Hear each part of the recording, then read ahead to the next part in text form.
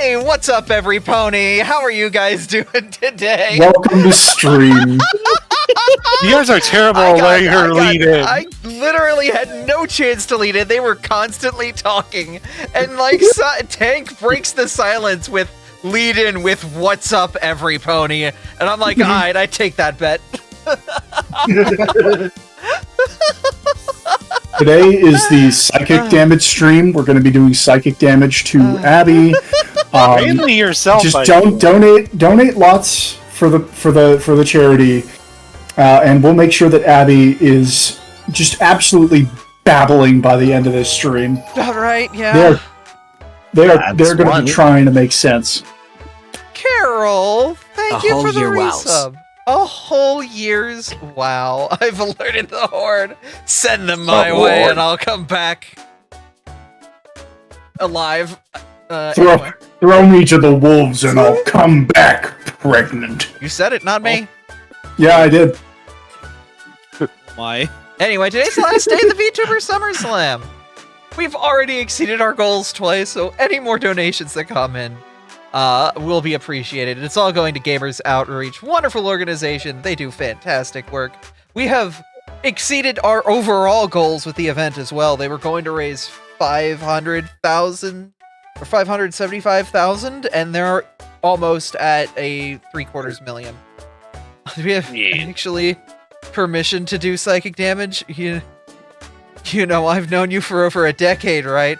There's a reason you can turn me into my Sonic OC, okay? Look.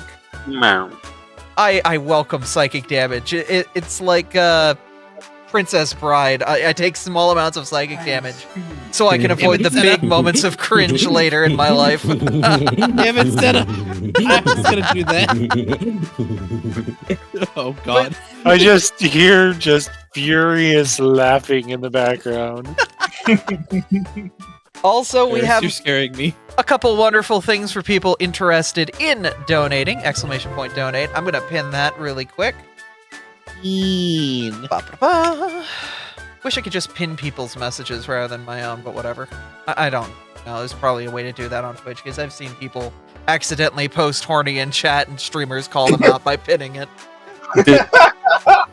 Yeah, I know that you definitely can pin other people's messages. Yep. Yeah, it's you have to have mod view on. Ah, I see. Right, the thing nobody uses. What do you mean nobody? Okay. I've definitely used mod view in the past. I just use /commands. I find it so much faster because mod view is slow as balls on most browsers. Uh-huh. Well, anyway, today we start between two bears. We help them evolve, I guess, but... You helped one of them evolve. Yeah. You helped one of them find their true calling. And then we thought the one on the left was the one that had evolved before, but it was actually the other way around. Yep. They swapped voices. Yep. Everyone loves watching a cub turn all the way into a bear. Correct. Ah, yes, Moving the on. biological process. Cacnea, Yeah. no. Yeah, that Teddy Urso was like, I no longer want to be baby. I want to be butter. Little did they know that there's one stage further beyond in their future. I no longer want to be baby. I want to be strong like bitch that fight bear in forest. Oh, that's what they called me back in college. Bitch that fights bear in forests? Yeah. No, just bitch. Yeah. Yeah. Damn. Womp womp. All right. Womp womp. So, Abby, how's Final Fantasy going? It's big. It's wonderful. It's $15. I got Pictomancer to 90, so I can start doing MSQ with it. I'm probably gonna do MSQ off stream now that I've got Picto at 90. But we've got money, and you know what we're gonna do with that money? We got $15 from Senna going to Gamers Outreach, helping extend our amazing charity drive so far.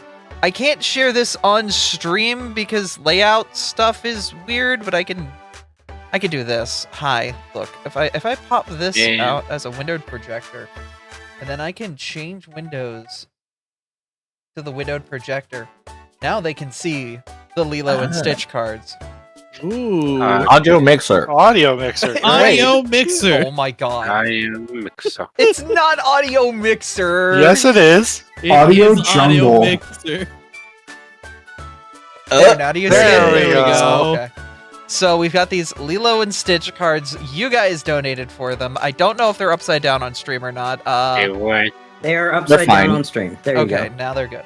We're gonna open them up and see what's inside. They were literally in the discount box at the GameStop. Ignore how hairy my keyboard is. I cleaned it 2 weeks ago and it got this bad this quick. I have Have you two ever heard of a cats. Swiffer, Abby? I have, and I rubbed it against this. I took every key off of the damn thing and cleaned within the cracks, and I'm that's how sorry. quickly it gets nasty. I love how you said I rubbed it against this. I imagine you picking up the keyboard and rubbing it against the Swiffer. Anyway, we've got these fucking Lilo and Stitch packs. Abby needs to get one of those like USB vacuums. All right, so does anyone know the card trick to Cyber Shell? No. No. Okay. I sort of know I've- the card trick. I think it's 4. I think the card trick is 4. There's only 3.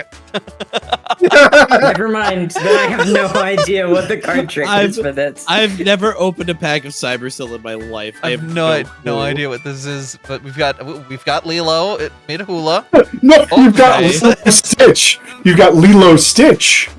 Lilo Stitch. Yep. We've got. Surfing. Yeah, that's And Lilo we've got- Stitch. Can you keep them on the right side at all? Oh my god. And we've Yeah, got there's more more Lilo Stitch. Oh. So It's our those- common, these were our commons, and apparently this is our rare?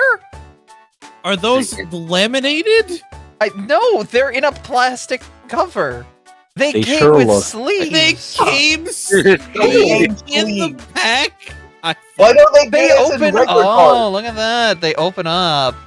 Wait, am I supposed to like use it as a filter or something for like my family pictures? What? It's so fancy looking, but I'm just like, why? What the hell is this? Oh, I have to scan a code to unlock the cell. When Oh. Oh, it's basically a physical NFT. Thanks, I hate it. Oh god, I bought NFTs! You bought an amiibo. Congratulations. They were on discount! Yeah. I can't No, believe it's I not bought discount. apes! That's why they were on discount. I fucking All bought of- apes! All of the GameStop's apes gone. This is stupidest card. I'm gonna give them out for Abracon. Everybody who comes to my house gets a fucking Lilo and Stitch card. Mizu, you get the right now, pick. man. You're the only one here who will be. It's fine. I still can't believe I'm banned from Abercon. No, you're not. I fully believe you're banned from Abracon. What Yeah. okay, what crime did Tank commit? Serving mushroom stew. There was a lot of it left over, yeah. To get through it. You Mushrooms didn't get stew, through it? We That's did- fair. Yeah. Because not That's everybody fair. liked pineapple it. on pizza. Last time I left my leftovers with that too long, I got food poisoning. Yeah. Not good. Yeah. Sana said there's a message she wanted to read on for Oh. donation.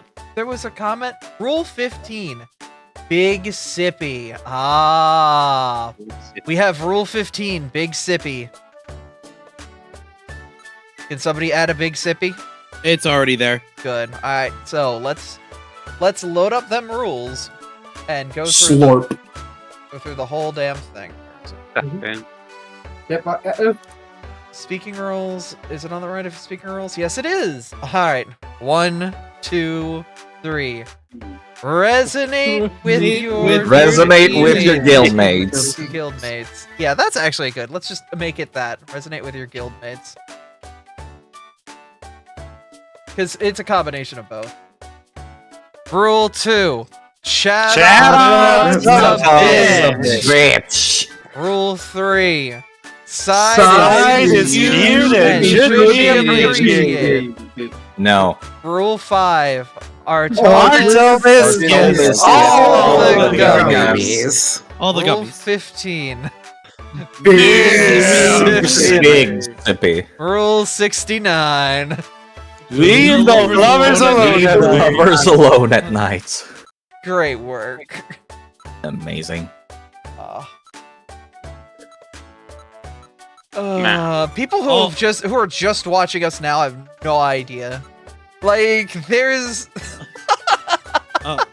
Fittingly, Guild Rule 69 is rule number 1 of Abby's house. no. What is it? I have What a is rule it? board. I have a rule board in my living room. It has been since modified multiple times by people with mischievous intentions. Are you sure?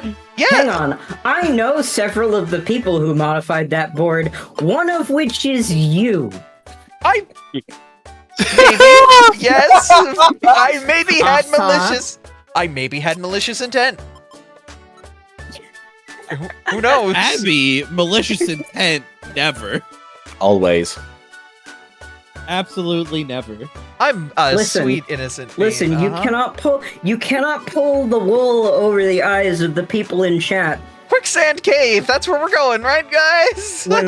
When one of at least one of us knows you this well. True. You've been Don't on my lie to 80. me. Don't lie to me. You've seen my 80. Like any Back good when politician, those were a changing the thing. subjects. You've Yeah, seen she's my pretty good AD. at that. What's your point? Good friends share each other's AD Twitters. Oh, that AD. My brain. Yeah, the fucking problem. IT brain. Fucking IT No, brain. I'm I heard not sharing ID your and it's like, Active Directory. why are you sharing your Active Directories? I don't understand. Excuse me, I would need to extend trust to you. Good friends respect the boundaries of each other and know when not to share their AD. Uh-huh. Also true. Well, you know, it's not like you're gonna find it by accident. You're gonna have to go look for it. And not only that, they're usually... Oh! Look! We have finally united the side effects into one creature! I have become dragon. Ignore this one right here! That's remnants. It's a hidden boss fight like you're gonna have to go Roxas. fight. It's Data Roxas. Data It's side Data. down. There you go. And let's bring the new side with us. Can't believe we're gonna have to fight Data Side in 3 chapters. Listen, you gotta do it if you want to get that good ending. Actually, you know what? Let's bring Nina along. It's been a while since Nina's been with us. Are you sure you want to bring Nina, the poison type, to a place dominated by ground types? Never mind. Nina goes back into the box. Right, you Probably a good idea. Maybe I should come along then if it's ground type. No, wait, not Nina, the leader. There's also rock types there too. So yeah. What's with this sassy lost child? So grass types would be good. Ice types would be good. So you're saying I should bring birds? We just said rocks. I'm saying if you have I'm a hearing Weavile. birds. Hey, if you want to take me, I'm not going to say no. There. We Or just a said rocks. A Guess Dexter what? would. Ice is weak too. A Dexter would work. Yeah. This isn't weak to rock. Yes, it is. Yes, it No, it is. isn't. Yes, it is. Ice is Yes, weak to it- fucking everything and resists nothing. It's terrible. Ice sucks. Wait, ice doesn't even resist water? I thought ice resisted water. No, Nope. water resists ice. Ice resists ice, and that is it. We get fuck all. I am a fucking sham of a professor. Oh my God, we heard it here first. Mizu, you're sham. Sham of Sham. a professor. I didn't know that ice was weak to fucking rocks. Ice is bad. I Ice knew is it was not bad. against I them. didn't realize it was that bad. Good God. Alright, I'll take a Well, power it's band. not good. Listen, Sai, ice- you're Yes? thick. What should I True. give you? No denying. Anything physical? I've got Power power band. band. Yeah. defense scarf, whatever the weakest defense of your current Dragonite is. Which should be special. You would think, but for instance, Novotel, Staraptor. You would think that the Staraptor would be a physical attacker in this. Oh god, is it not? Oh, It's a God. mixed attacker. Of course it is. The special attack is always within 1 point of the physical. Pokemon challenge: make flying types of the region not suck. Impossible. Look at how thick he is. I mean, they're not bad in this. I'm just saying, like, for one reason, I can just have the special attacks and it's perfectly fine. I can't. I It will do can't. just I can't juice a Wonder Gummy. No. Just gotta juice it up. Sad. It's too wonderful. It's also a Wonder Gummy, not a Wonder Gummy. I know. I wanted to see what would happen if I juiced the joke one. You would wander around like Spinda does. Huh? It really should let you actually, like, turn the joke bad items into good stuff. A lot of apples. I mean, yeah. Alright. And make cider. What else?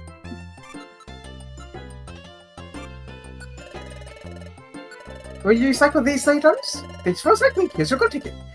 Okay, please select the color. Red, blue, or yellow? Just making sure. You intend to share your OBS screen to us, right? Oh. I forgot. Yeah, I had to make sure because Yeah, it's 'cause kind of hard to see. Capture's being weird, yeah. Sorry. I forgot that I was sharing that left screen. Yellow for Dawn Trail. Okay. And Trial and Pictomancer. Okay, yellow then. Is it a win? Is it not? Nah, So No. is it a win or not? that's right.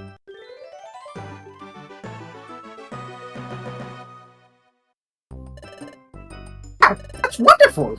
That's so great. Why not take your prize? Still swap.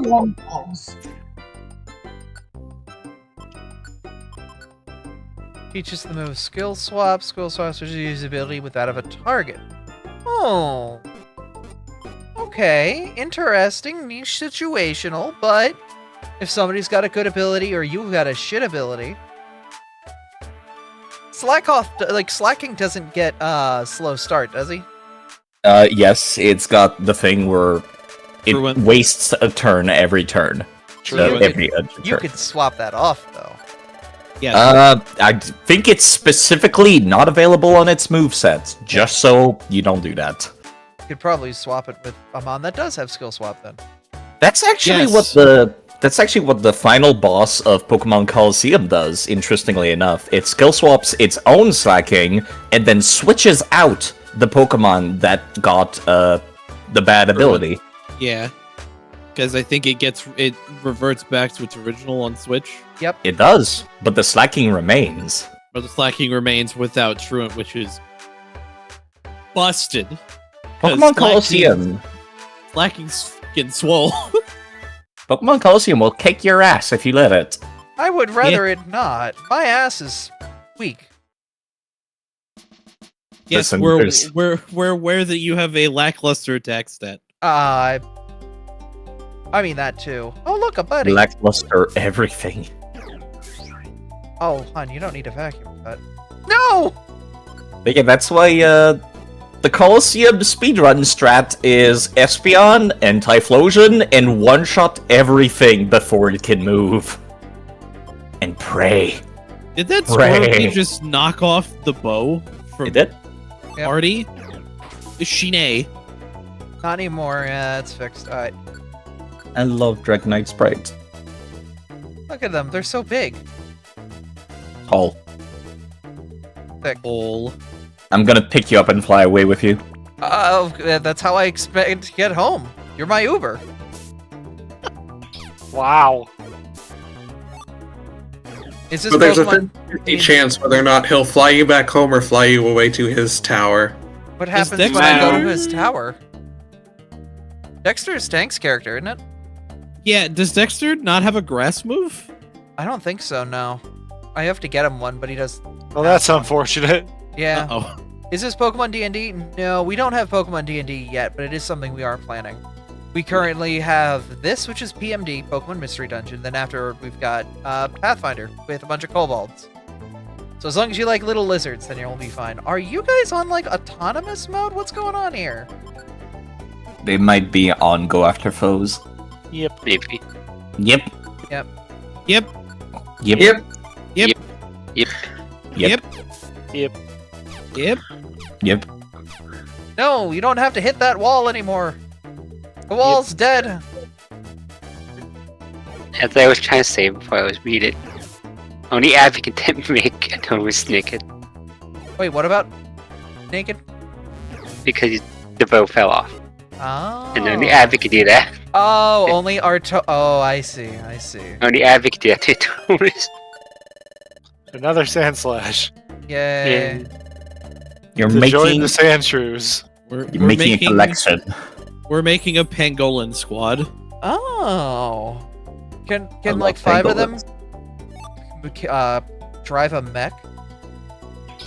Mecca. More attacks would have been appreciated, Dex. Oh my god, Dexter. I mean, probably, but I don't know if we want. I don't. There are a number of ways that reference could go, and I'm scared that I don't know which way it is. So many sand slashes. They're very friendly. They are. I'm sorry I have to beat their snot in. They probably deserved it.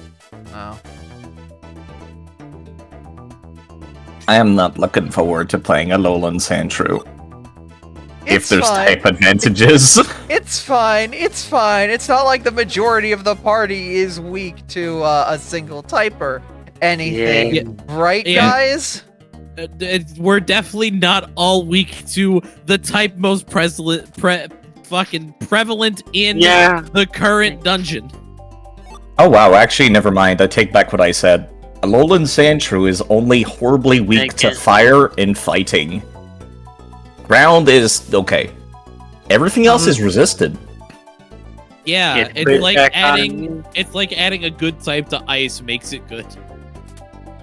Abby, nobody is holding their Again, items yeah. anymore because of the trip trap. Yeah. You know? Yeah, I know. And I that's just- another item that was dropped, I think. Don't worry, I got them No. all back. No, they picked him up. Okay.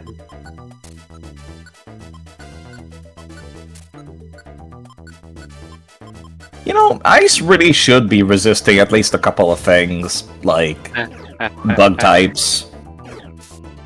At the very least. I always think that bug is weak to ice, and it never is, and it makes me cry inside every time. Insects do not like the winter. Oh no! They really speaking should of, be. Speaking of insects, That are, like Mama, that are horribly weak to ice. yeah, Just like electric and rock. I always feel for that. I will say I may try and do a cameo system for people who want to submit characters to the campaign. You know, that's It a might great be idea. might be a fun way to do it, since the village can have a hodgepodge of different characters. But Probably wouldn't yeah, have- our current campaign is full. Oh, look at that. Abby? Yeah? Brian. Brian? Who's- Brian. Brian. Oh god. Brian. Oh god. Look, we might have accidentally abandoned a man a couple times in an infinite Concern? timeline loop. Oh no. concern? Look, there might have been There might have been a Pelipper that the party just decided to use for purposes and then leave in a time hole. Me. Look, we needed to get the Bidoof from Mystery Dungeon to a time gear that was on a floating rock, and none of us wanted to risk it. So Yeah, we so you sent think- the Pelipper. the Pelipper Uh-huh. put the Bidoof in its mouth. Pelipper said, The Bidoof rode the Pelipper, and it all worked out in the end. It totally did. The question that comes up. It definitely did not result in throwing the Pelipper in a time hole. Definitely not. If you look in chat, there is a live reaction to that entire conversation of everything turned out fine. Listen, there's only like one follow-up question to that, and it's was the Pelipper aware of the consequences? No, Probably not. absolutely not. Then you're a terrible person. You're the victim. Listen, You my are party, my terrible players person. during my campaign were little shits. Look, we really weren't great at being good. We weren't great at being good. We couldn't even decide what our age was half the time. We fluctuated between as trainers between the ages of 13 and 30. So y'all were playing chaotic stupid. Got it. The classic. Three of my players had specifically written into their backstories that they were actually evil agents for Team Rocket. Like, yeah. Oh my god. Three of them. I was just a dude. I was just a dude. I was just Horrocks, the dude, and I had a punch boy, and I had a cat, and I had a dog, and I had a girl with a big head of hair. Abby was Shinra to Brother, Buddy, and Riku.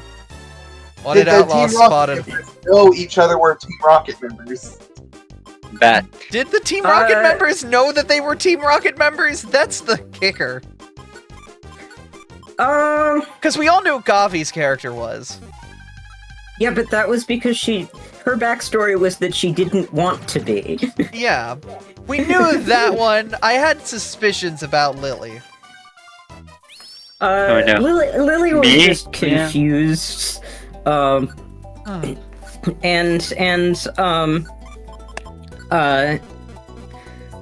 other one was what was his name? Left early. I don't remember character name. Oh, player. that was Henry. There we are. Yep.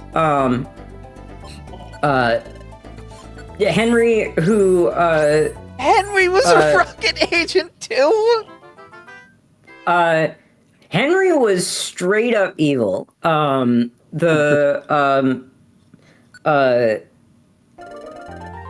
Had me specifically spill some beans during character construction on how evil characters were going to be named so that he could be evil.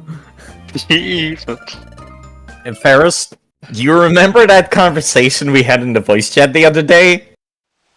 You'll need to be more specific. Oh my god! The one where I was just like, let's not like take actions that will actively be evil towards other party members. Do you see why I brought up that conversation now? After this. Man, I completely understand. I would just also, that was on the back of, I just said I was going to be a character player. I'm here to play a character. And then everyone jumped immediately to, so you're gonna murder everyone in the party. Yeah! Eris, what conversation did we just have? I would do that. We just had a conversation about stranding somebody in a time loop. Just a little bit. Don't worry about it. Don't worry about it. He's fine. He's fine. I'm sure of it. I'm telling you not to worry about it. Just makes me worry even more. The barbarian is the most trustworthy person right now. I had a case of critical dumbass, yes, but to be fair, that was in character. A case? Listen. There is a sentient creature that is unable to die and is outside the stream of time currently. Hi, Cat. Listen, I created the wiki page for you guys because no player characters were taking notes on the timey-wimey. And you kept forgetting what the plot was. Look! We found the plot, Joey. Did we? Nope, they never found the plot, and I just sort of eventually gave up. I thought I was really close to the plot sometimes. Yeah, that's like if you want a peek behind the covers, that's because behind the scenes I was rewriting it to stick it in front of you. How many times did we just so happen to walk into a problem of way before we were supposed to? Session 2 and forever after. That was a good. So yeah, I had a plot. I had a plot that was like I had this whole thing. There was gonna be like tie-ins with the Mewtwo movie, and then Jirachi was gonna get involved. I had an entire subplot prepared with a character where we were gonna have a special plot beat where they died temporarily. Like there was gonna be moments. I had shit planned, and you broke it by session 2. I want you to know that the plot by session 2. Our session 1 was literally us getting our mons from the professor. That was session 0, thank you. Oh, right. Our session 1 was us in Hoenn. You know how you have your starter town, and then you go north to like the first branching pathway? That was literally that journey. Was just session 1. Hold on. You're telling me that your session 1 went leave Littleroot Town, hit up Oldale, fight your rival up on Route 103, go back to the professor to get your Pokedex, and then session 2, when you're supposed to hook a left onto Route 102 to start heading toward Petalburg, is when everything went off the fucking rails? Yup. They managed to break it that fucking fast. Specifically, we went north, and it turns out that there was major plot device north that we weren't supposed to see for a few badges. And I also I can't even communicate to you how I did the DM thing of, are you sure you want to do that? I can't technically say no, but the plot is over here, you guys, and you were like, nah, I just want to fuck off this way, and everything imploded. We did go west.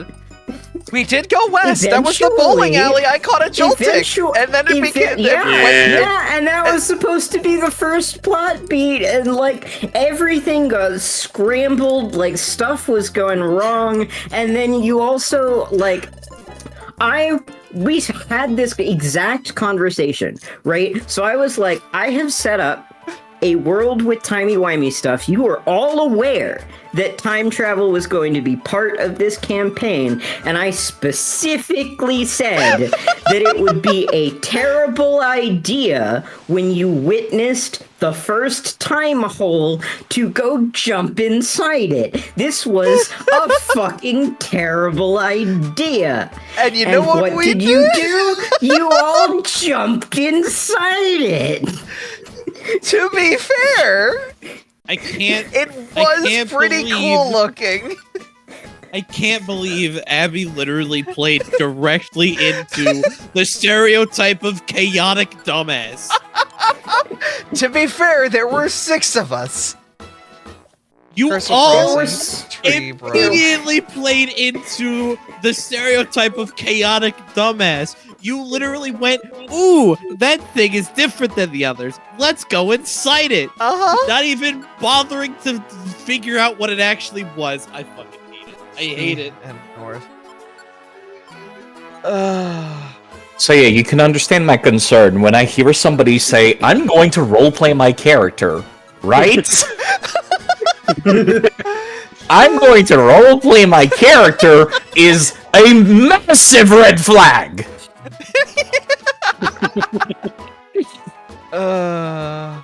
I wouldn't say red. I wouldn't call it a red flag. I would say yellow.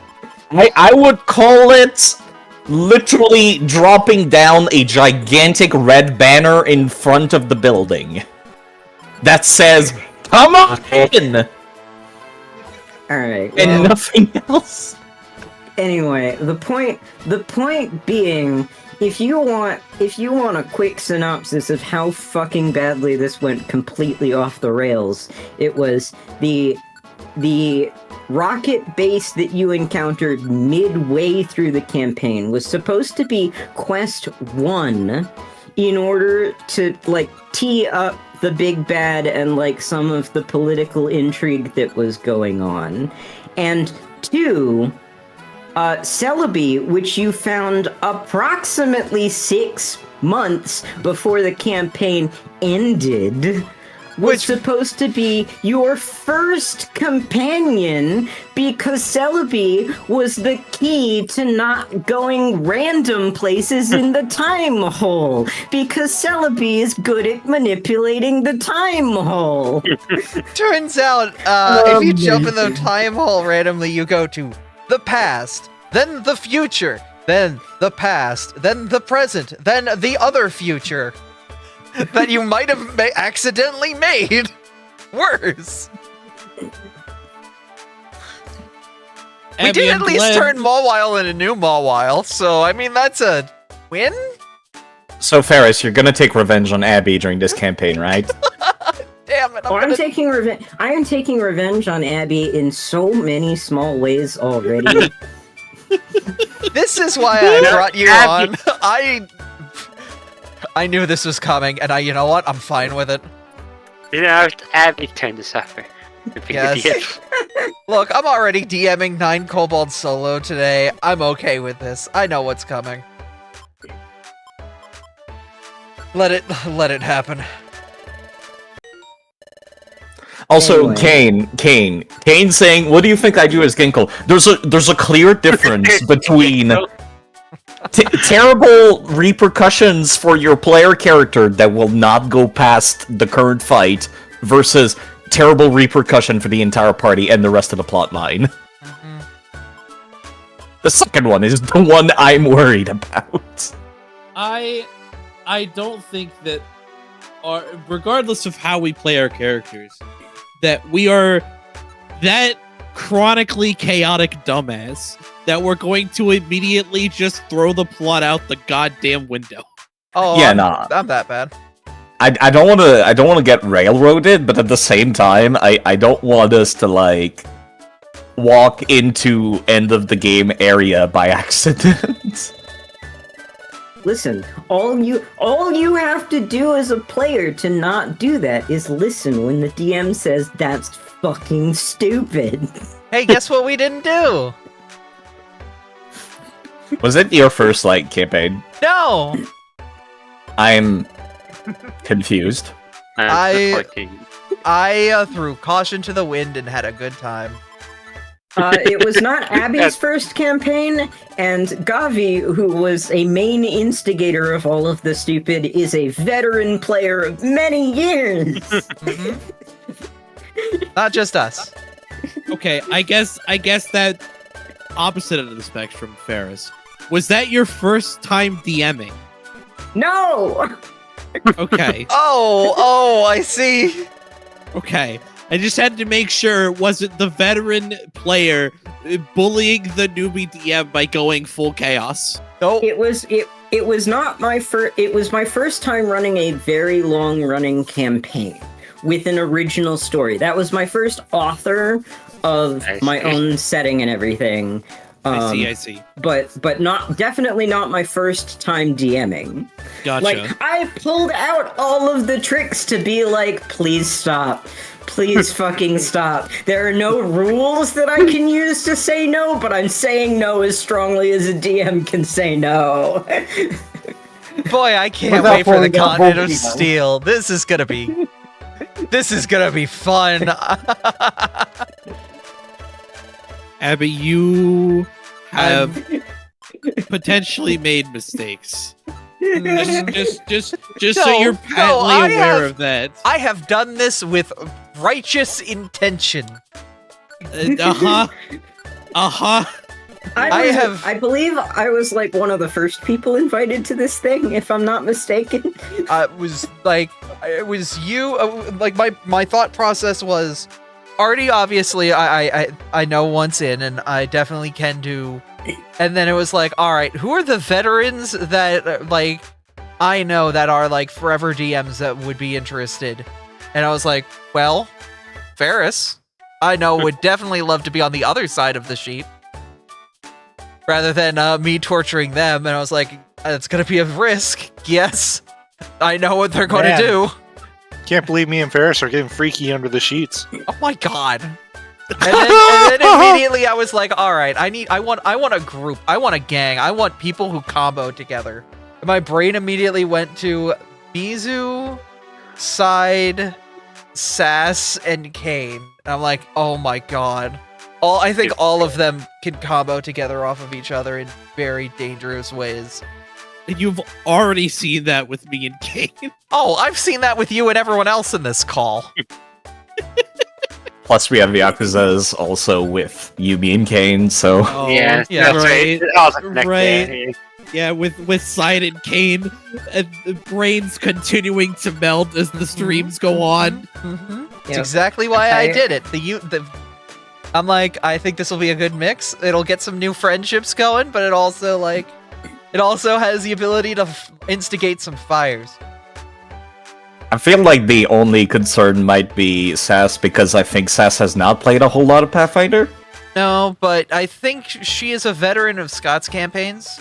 Even though she's normally been handed a sheet, she's not really been one to build one. But I think they'll be fine. Yeah. Just remember, it's Pathfinder. There's a lot of times where a player is going to be like, hey, can I do this? And there's an actual rule set for it. You cannot just... Or rather, I probably should not just hand it to them for free. Yep. I'm going to bring 6 more golden seeds because I'm not taking the time to level up a single shroomish to survive this dungeon. Like, if you're telling me if I say I want to craft an alchemical potion and I don't have alchemical crafting, you should tell me no.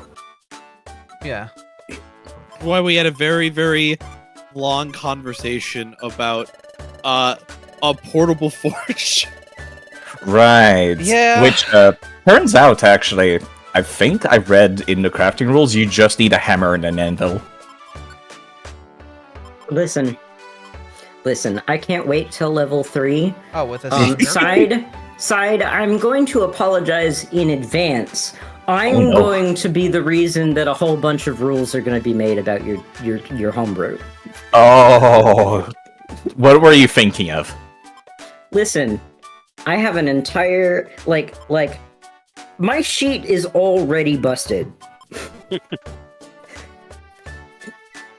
I'm waiting for the point where Ferris just goes, I have a plan. Okay, what's your plan? Don't worry, I got a plan. Oh yeah, no, that's always the best. In the mix. I am looking at the syndical line of that homebrew right now. Time for the nerves. It's not in the Cyndaquil line. It's in the intersection of that with everything else I took. Yep. Artie, can you defend this shroomish before it dies? I recall you messaged me. I recall you messaged me and you were like, Side, does the thing about unarmed attacks affect my summoned creature? And I'm like, no. No. Correct. If I ask you, here, I'm gonna shoot myself in the foot for the rest of the campaign a little bit, but like the correct answer to me rules lawyering just about anything is no. That's probably wise. Abby already gave me a thing that's going to explode. Uh-huh. That's the thing I'm worried about is, Abby, are you going to be able to say no, even if it will make us sad? No. We'll see. Because I like when cool things happen too. That's the problem. I also like the explosion you guys can make. Abby let me homebrew because Pathfinder doesn't have it. Mage Hand Ledgermane. There is actually Mage Hand Ledgermane. What are you talking about? I couldn't find it in the rulebook. Anyway. It's like a dedication. Oh, okay. Oh, well, I stole it as a feat, because I got it from Abby. Let me just go find it for you, actually. It should not take too long.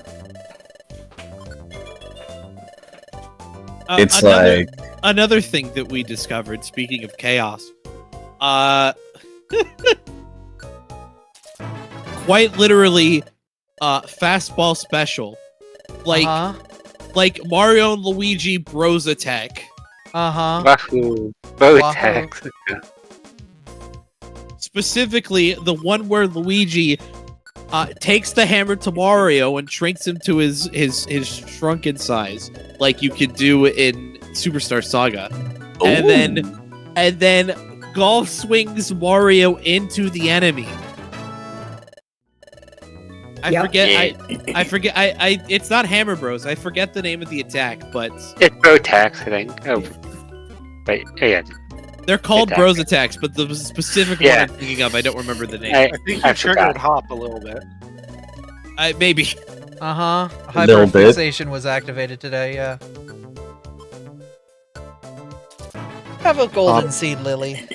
I'm actually super excited that they're bringing out a new Superstar or a new Mario and Luigi game that feels like it's a return to the insanity of Superstar Saga.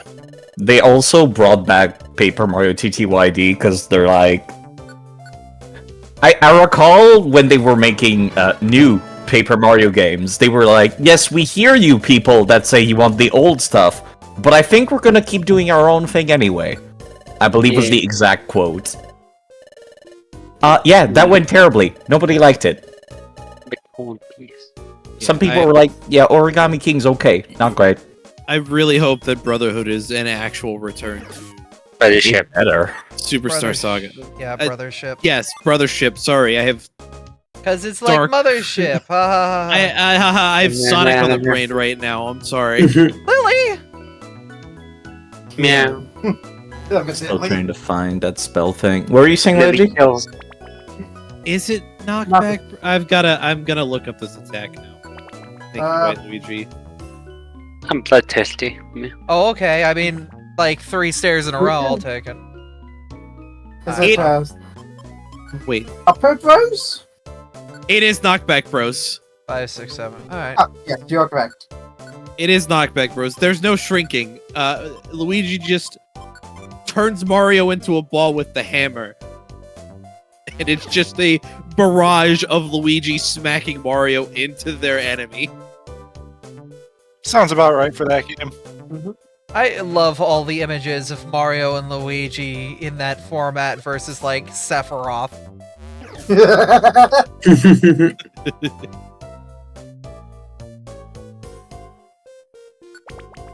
Just calls down Doom. They hit it with a hammer at the right moment. How?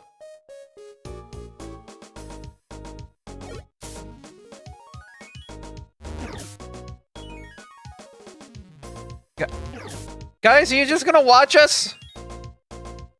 Yeah. Yeah? Yeah.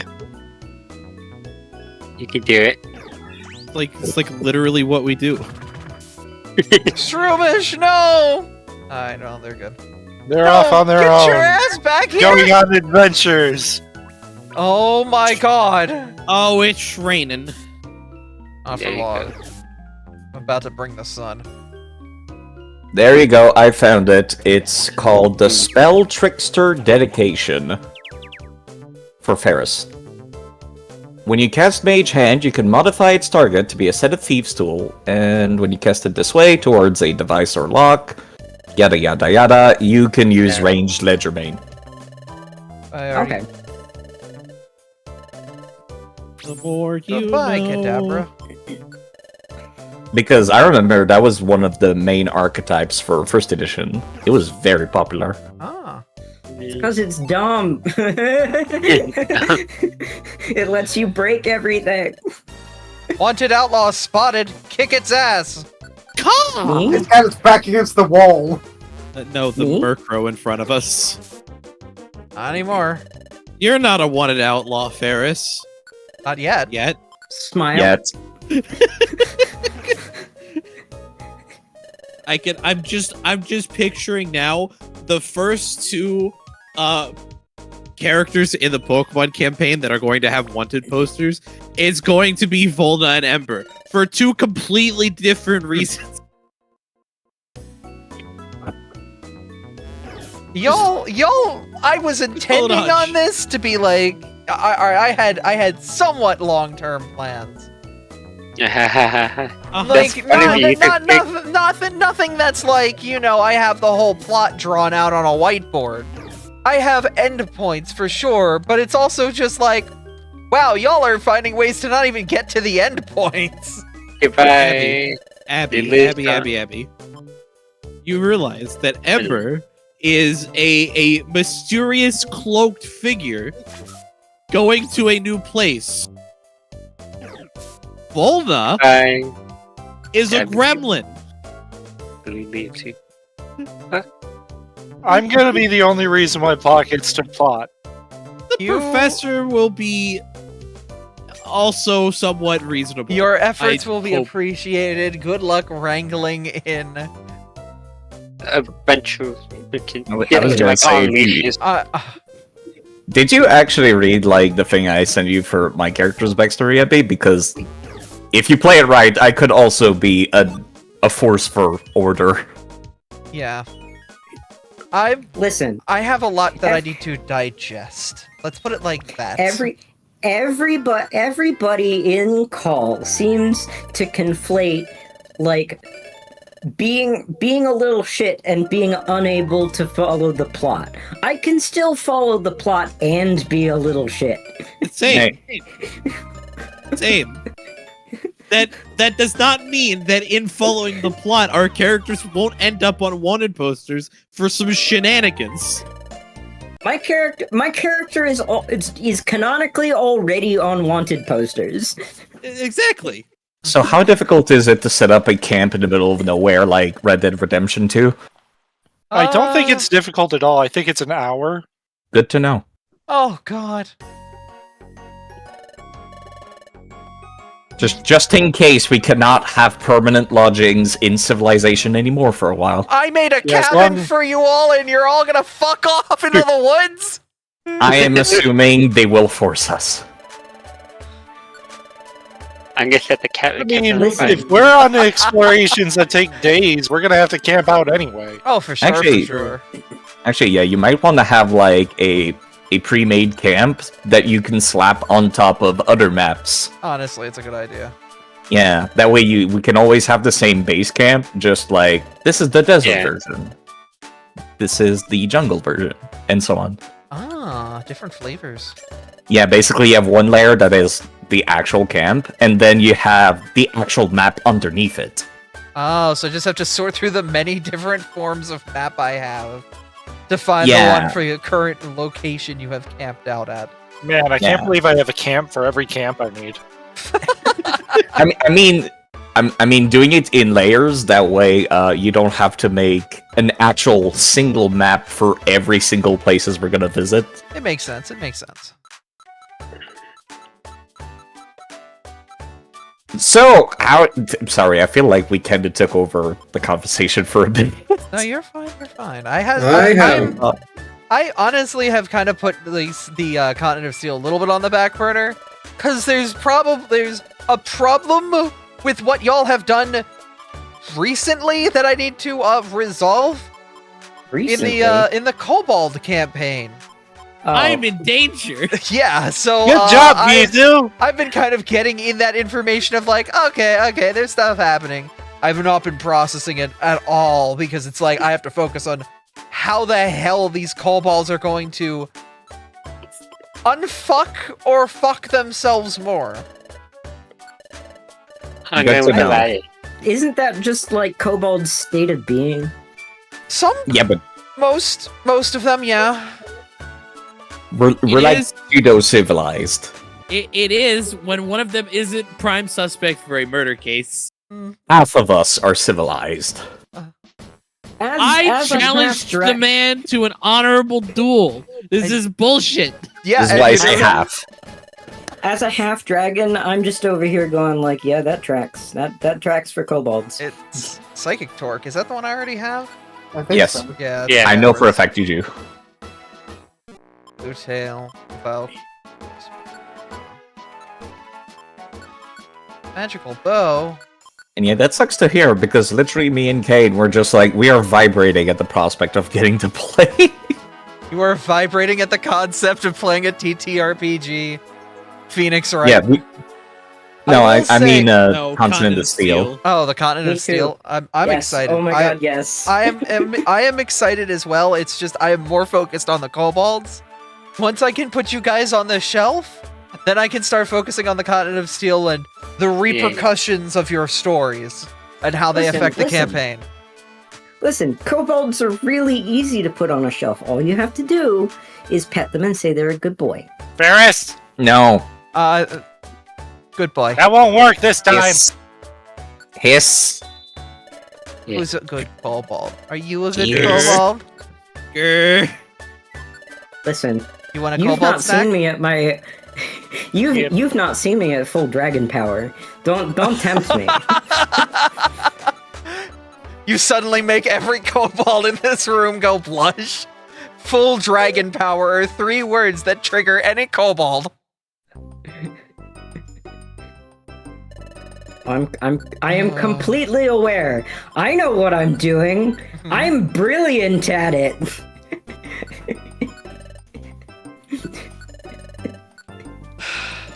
And the entire room goes completely silent. This is great. This is great. No, here's the thing though. I don't want played to a put my kobold foot in my mouth. I played a kobold in my Pathfinder 1E campaign. Like 100%. That was her thing. Was like, ah shit, a dragon. You know? It was like right down her alley. I know that song and dance. I may personally not be a kobold or dragon affiliate, but I already know. Yeah, I have done the Not latter with two. that attitude. You have a Kobold OC, yeah. you're a I have a- Kobold affiliate. True. Yeah. But Don't worry about that. If you want to be, I can turn you into one. oh, I already have my Poro. I have Poro when I need to use her. When I need to have a kobold moment. You know, it's kind of funny. I was thinking about writing Snafu as being anti-dragons, interestingly enough. Oh, contradictory to the case. Yeah, I was thinking like, what's the word I'm looking for? You know how not going against stereotypes, but more like leaning more on what makes kobolds different from dragons, and saying that that is their strength. Kind of like,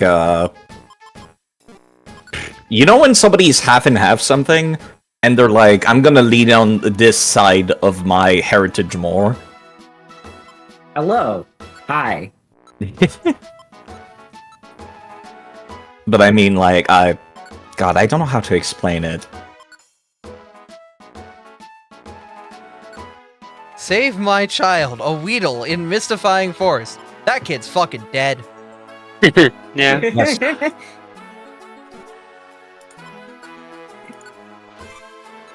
Try. The long and There's still a short of it chance. is, I want to go Super Saiyan against dragons. And I want that to be the big crux of Snafu's story. When you see a dragon, you can say, I can take them, and then actually quantify it with in a fight. Yes. Mm. And that shit's not for level 20, which literally has a feat called Golden Form, and I love that. Aw. Donation? Oh no, that's Jack. Hi, Jack. Howdy. Hello. Thank you for the raid. Thank you for the raid.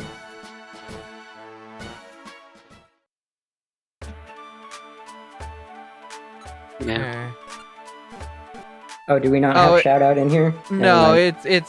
it's a different command now, but it does automatically like at their stream. Be like, hey, Yippee. yippee! Yippee! I need to take Yippee! my hoodie off. I am overheated.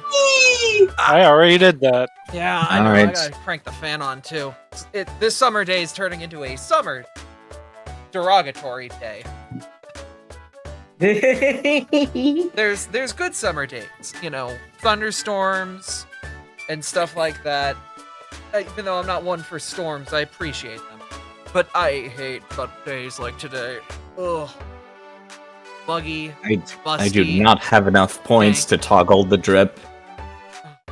Not that type of drip. Alright. There's a redeem for hoodie off. It's just too expensive. Ah, there it is on screen now. Ah, I'm naked. Alright. Thank you for the nudity. Okay. How dare you get my girlfriend naked in front of me? How dare I get naked? Damn. I must be pure in chess. That's bullshit. What are you, a nun? No. I am all of me. I'm not none. Hashtag no comment. See, I pulled it around to a Shadow the Hedgehog joke. I hope you're happy with me. I am very happy. Mystifying Forest. just No restrictions printed. on any, so. Meanwhile, I'll be thinking about a dream of absolution now. 'Cause that's much more catchy. Yeah. Thanks, Jack. We will take good care of your beans. Yep, I have no idea why I turned into a Baja Blast for oh, I see why. It just did not know how to handle things.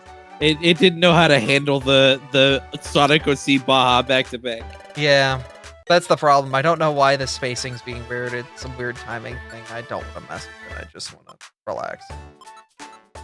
Alright, who haven't we taken along in a while with? I think Shoal we took along last time. Mystifying Forest. What is that, type-wise? Ooh, take me! Probably, Take me! Probably bugs and grass types, I would imagine. Take me So- to Mystifying Forest. So, yeah, Bale would be good. I think that I'd be pretty good too. Yeah? Bale and Nova Talon. There you go. We did it. We found the squad.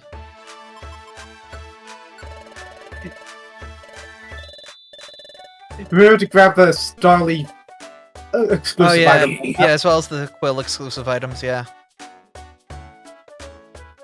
You can't take partners to Mystifying Forest yet? Oh. Wait, what? What? I I don't thought we did the mission think there. so. Yeah. So I thought it was I unlocked. think we can.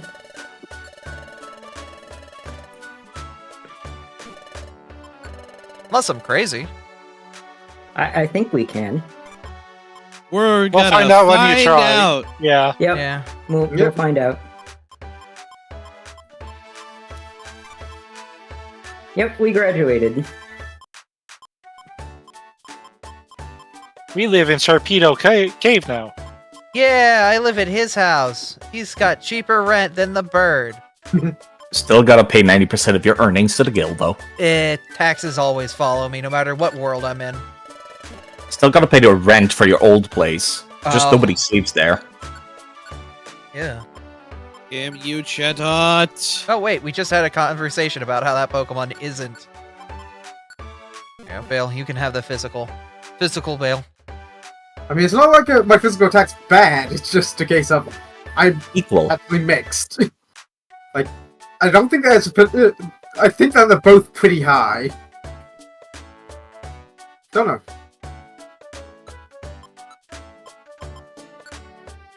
Yeah, this is where you get the starters, isn't it?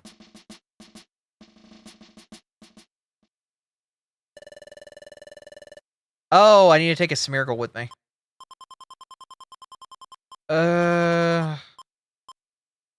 Nova, sorry. Well, oh well. Maybe next time. Yeah. Oh man, it's this music. I love Mystifying Forest. Okay, 11, 12, 13. 11 is Smeargle, so we just go. Yeah, that's very close, clustered set of missions. Yeah, that's how it is, though. Usually they're all the same. But doof. Doof. Flygon! Fly Girl! Freya! Beautiful. Oh, why'd you have to do that to me? Well, sorry, partner. Rat! Rat down. Rat was cute though, yeah, so. Why are you just abusing things, Abby? It came at me! It came at me and wiggled its tail at me! Actually, wait a minute, I might be the bad guy here. Psychic and... It lost Sketch PP?! Yeah, PP trap gets rid of all PP. Oh my god. It now has no moves. You sketched Double Edge? That's actually not that bad. Until it accidentally recoils itself to death. Yeah. With its whole 30 HP. It might. Given that I think that percentage, it's based on how much damage they deal. It still might. Yeah. Yo, we've got a girl rat! Yes, I want girl rat. No, go home. Girl rat, girl rat, girl rat. Bye, girl.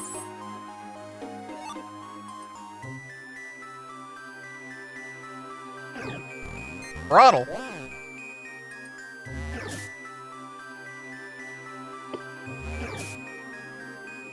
Alright, we take it. Bear!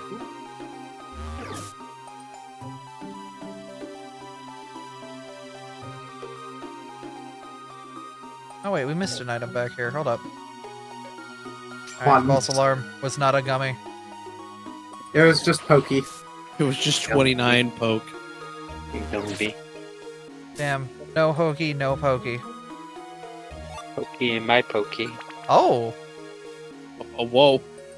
Oh ho? Oh! Ho ho! Oh, Wow, you Oh, crit. ho. You didn't do diddly. Hey Bale, could you possibly, like, have the Samir goal between you and... No? Oh, never mind. The rank and file is too strong. No, stop splashing in Spludge! No! Your food My item. apples They- became grimy! yeah.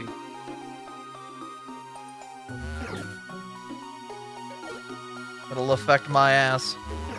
It's a good thing you have the thing that lets you hit dark types. Also, Munchlax would like to join. Alright, well, guild's full. Go back home. Do not eat the perfect apples. You will Thank die. you very much. Oh, I see what you did there. poison Why type. not?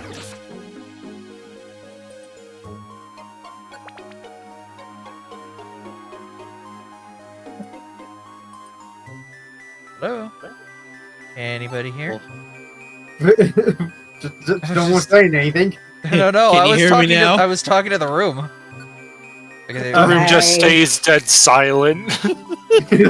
I've been talking too much. I thought I'd shut up for a little bit. Oh, you're fine. Yeah, me and Ferris moved to DMs to talk about the tabletop thing. Shenanigans?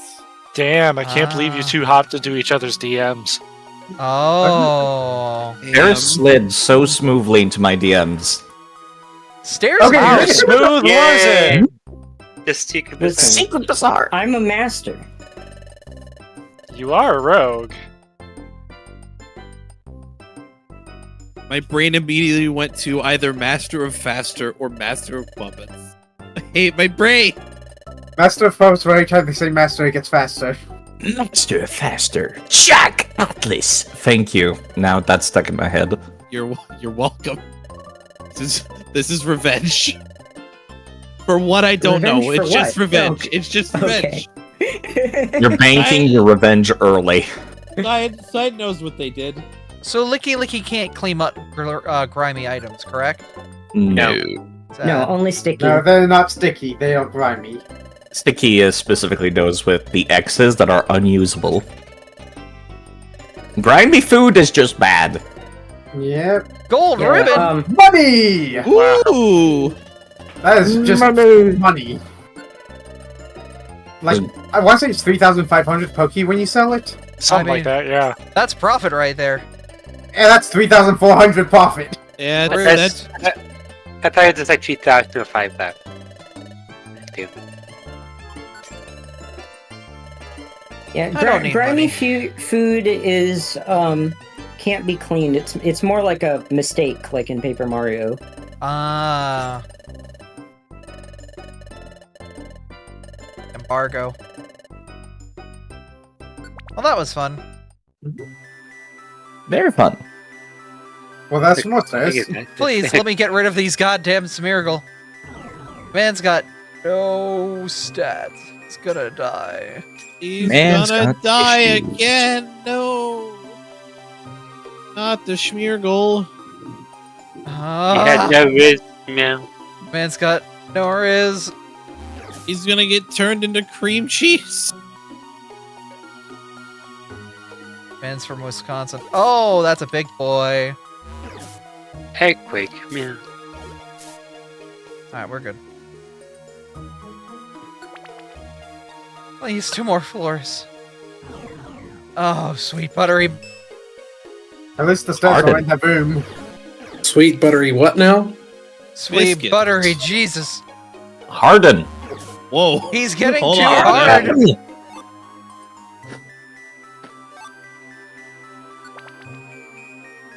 Can't believe he got that hard. Oh, okay. I guess this is just a room. Yeah, Is just it one Aryan? singular room. Big room. He gave, Sometimes, he gave me deodorant. sometimes a room is just a room. He did more damage to himself than he did the enemy. Yeah, that's why I said that hilarious. he might die if he keeps using takedown. Double edge. Double edge. Same thing. It's Yeah. a normal type move with recoil. Yeah. Bayleaf, stop it. I Oh love Bailey. my god!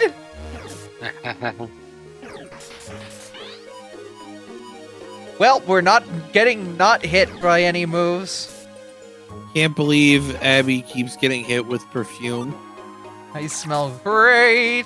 Nope, now I'm sticky. God damn it. Damn it, That was Abby. Oh no! It stuck to him. You know what? That's okay. Do you not have the IQ skill Trap Avoider on Artie yet? No, he doesn't have it yet. Ugh. People are really dumb in this party. The AI in PMD is like the fact that you have to earn the AI not using moves that don't have PP. You know, in retrospect, given that we're playing as feral animals, that kind of makes sense, but also pretty annoying. We're feral animals that set up a society. Yeah, I There's, mean, there's good reason why, that is not nearly as much of a thing in the later games. Yeah, but also, you have, like, maybe 30 Pokemon in one town per Golden continent. Chamber. You still not have your thing yet? You don't have your thing yet? No. Do you have a troll You orb? cannot. You really need that IQ skill, honestly. God.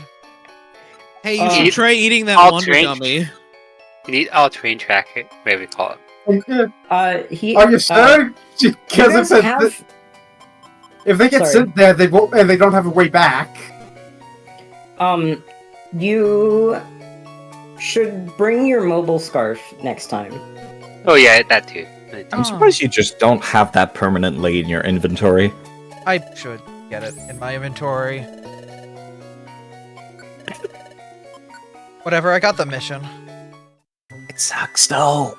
It is... What? You got them surrounded! Do the we? whole Yes. squad pulled up like, "Ayo, let's go." Okay. That's Turn on my fire. Sunkern! Turn on my fire. Fire! Fire! You have to Go do. start burning. Artie? This is like that bit in your Kingmaker campaign Go. where, like... There was like 9 goblins all in a platoon, and they thought they were hot shit using shields and spears, and then, like, Crispy just fireballed them. Pretty much, yeah. They had a whole phalanx set up and we just blew them up. Anyway, They were like, throw the blast seed or eat No. the blast seed. It's throw, right? eat. It's eat. It's eat. Blast and seed it's is one eat. POW. You one can towel do range. both, It will not actually. work. Do not do it. Seed, you You can could do both. you could try Do it. not- I just said do not do it! No, I thought you could throw it and it would... You could try it. It No. doesn't work. It works. If you throw it, it doesn't explode. It makes them eat it. And then they explode in front of them. That's only if they. Hang on. Wait a second. No, I know Blast Seed blows up when you throw at them. Blows up. I am like 90% certain it does I'm not. very certain. I do it all the time. I'm going to look it up. So they can Try it right catch now. it. So they can catch it, but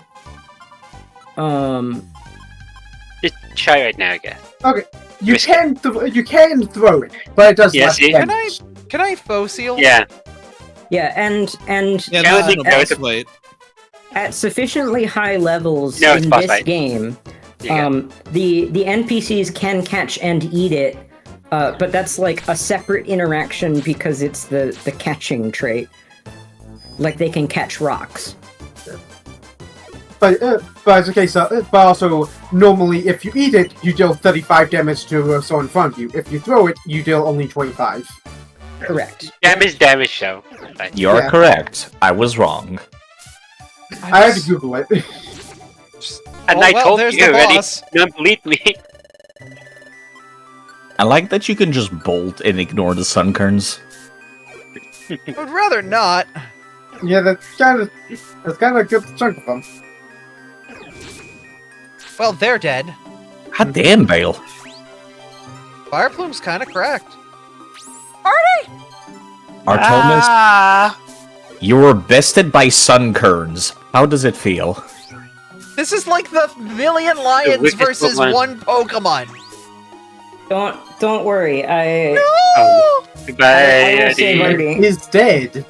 He's dead Oh. now. I Oh no, I did not He's- save Artie. He's dead, Jim. This is one lion versus 100 babies. I still expect the lion to win, and yet... Not gonna have to watch that though. How could I do it? Vale, I've lost my puppy. Don't Oh. worry, we'll get him back. Gummy. I gotta get him. I gotta get back to him. I gotta give him his gummy. You can bring him back No, home a that's mine. snack. What item was? This is rescue. mustard Weedle. flavored. Right. This is the dead Weedle. Then you're free. Then you're free. Find Weedle and just leave the dungeon. So it didn't game over, Pokemaster, because we've graduated from the guild. Yeah. Yep. Yeah. The rules have changed, so now only the leader, which is currently Abby, and the leader can be switched to anyone, game overs. Post game, baby. Post game, yeah. Playing the real game now. This is the. End of the world as we know it. Yes. And I feel fine. I don't. I'm dead. I'm gonna bring you back through whatever wacky science I can find.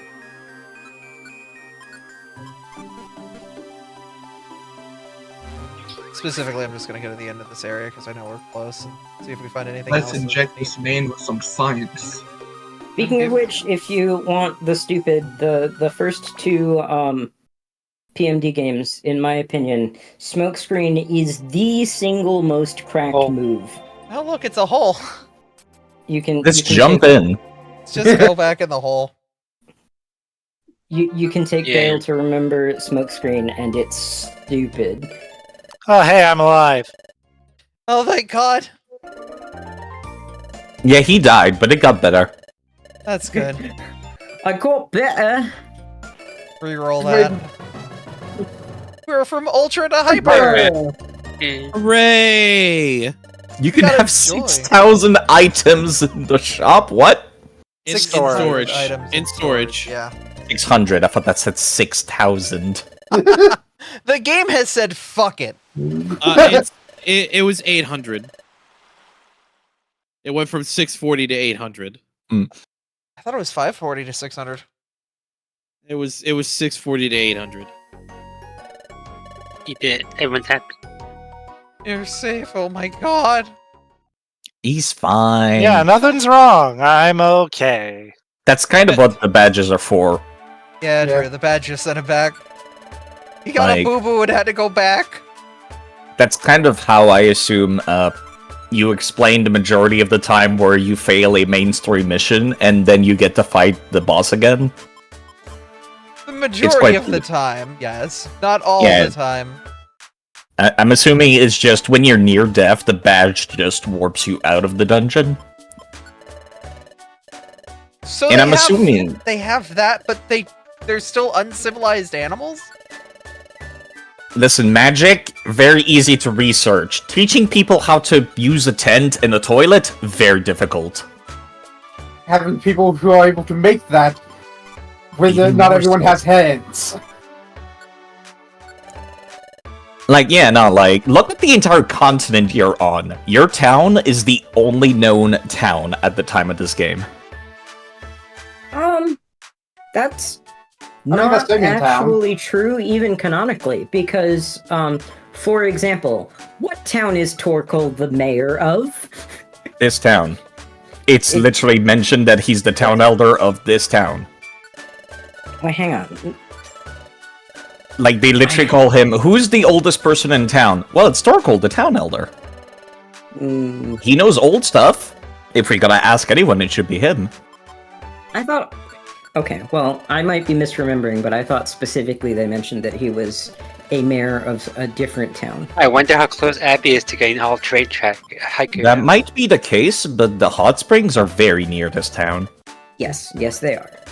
I'm assuming there's, like, civilized Pokemon in other places, but, like, nowhere near this level. This is... Yeah, I just... I'm sure that there are asides, in the text somewhere that like mention that Pokemon live in other places. Yeah. I mean, at the very minimum, we have the Saman Village. Possibly in the manga, actually. I forgot the manga was a source of canon information. Yeah. Had lots of things. And that probably can't be. Nope, I looked it up. Apparently, Torkel is the elder of this town, Treasure Town. Okay, I'm just remembering a thing wrong then. Torkel is the town elder and the wisest of all Pokemon in Treasure Town, usually found relaxing at the hot spring. Which makes sense, because it's very near here.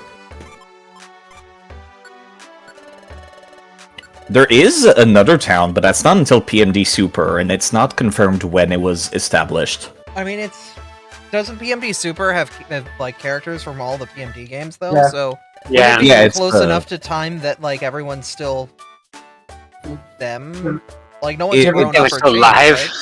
right? Yeah, Swallow is still Swallow. It's implied it's been some time between each games, and they all take place, I think, chronologically. So, like, the events of this game definitively take place before Gates. I'm fairly certain. Yeah, but this game itself takes place after the events of Red Blue. Yeah. Yes. So, we know that Red Blue's town exists. We know that Gates' town has to, in some form, exist. Yeah, because the player's town in Gates is separate from the other town. Like your guild headquarters. Yeah, Paradise is separate. But that also means, in Super, do you go back to any towns from any previous PMD games? Or is that spoiler territory? No. You do not. Okay, so Treasure Town just doesn't up and leave, though, but is it on the map? It is not. Okay. So maybe it could just be other unmarked civilizations that are just, no, we didn't put them on the map. That's possible. Yeah. That's kind of why I made... I doubt Treasure Town is just gone because it's not on somebody's map. That would be like having a map of like the US and you've zoomed out enough and it's like, oh, my town disappeared. Guess I'm gone. Yeah, you the gold gummy now, I guess. No. Yeah, that's what I was gonna do. What's up? What's up, Ferris? So remember, person who did really excessive Pokemon canon homework, you guys elected not to get involved in the Pokemon Civil War. That had map implications. I don't know if anybody in the campaign noticed. Yeah. We were kind of dealing with a bigger fish to fry. Literally time stopping. There's like, there's this civil war here, but there's also the multiverse collapse. I feel like one takes priority over the other. Well, let me put it this way. That choice, under the political intrigue that I had set up, because between sessions, I had an entire... Listen, you don't even know how much work I put into this stupid world. I played out the political factions, and you are single-handedly the reason that Treasure Town did not exist. Oh! After you ignored that conflict. Yes! Wow, what else were we supposed to do? I would judge you, but I don't know the context. It was literally an end of the world disaster on the... Like, we had to. We had to. Wait. Are we talking about, like, you needed to take a week away to fix this Abby, problem, or you needed to don't forget literally getting let the a world start. We end? needed... Okay, In case that happens the plot again. thread for that one was I had them rescue a Bidoof. And the Bidoof was found in a quote-unquote mystery dungeon because I wanted to be very extremely pointed about the fact that they had traveled to the PMD universe. Context, remember, that I stated to my players that this campaign was explicitly written as a prequel to Explorers of Time. They rescued a Bidoof from a mystery dungeon, and Bidoof said to the party, hey, there's some shit going down in town. Our town was destroyed. We've been displaced. We need to find a new place to go. Can you help? And they were like, nope, and fucked off. Whoa. Excuse. Also, where did Artie go? He's not in the... Where did Art... I am judging you very harshly. He disappeared because he actually disappeared. Artie, you're back on the team. You can join me at my side again. First off. Second off, Ferris! That was not me. That was VTube Studio. Oh, I thought that was you leaving because you faded. No. Exposing Abby. Oh, that was... I thought that was just you being very cute. Look. You've been exposed, Abby. I'm not exposed. I have reasoning Yes, you behind are. this. Sure We you were do. literally sent to this world with time gears to put back in place. Our logic was, and this was before I had played this game or knew what its plot was, take the time gears, put them back where they were. The same folly the main character makes in this game. And I was under the assumption that putting the time gears back in place would fix Treasure Town. And then after that, we could possibly deal with it as long as we aren't whisked away to our next adventure. That's fine. That is I'm not just saying my DM style is very world focused, and I set out the choice and all the consequences that I played out in my DM downtime, and you made the objectively wrong choice not to travel at all with Bidoof, who's asking the party for help. We were left And you just left him stranded alone. there without supplies from Celebi. And you're telling me you didn't want to go towards the civilized people for more supplies? We had a conversation about this because this was a world that we walked into. We knew they didn't know what humans were. We're like, if we show up, we're gonna cause problems because we're You humans. show up, they're gonna be like, man, that's a weird looking Monferno. Where's your fire? Do we think we had that thought? We didn't. Clearly not.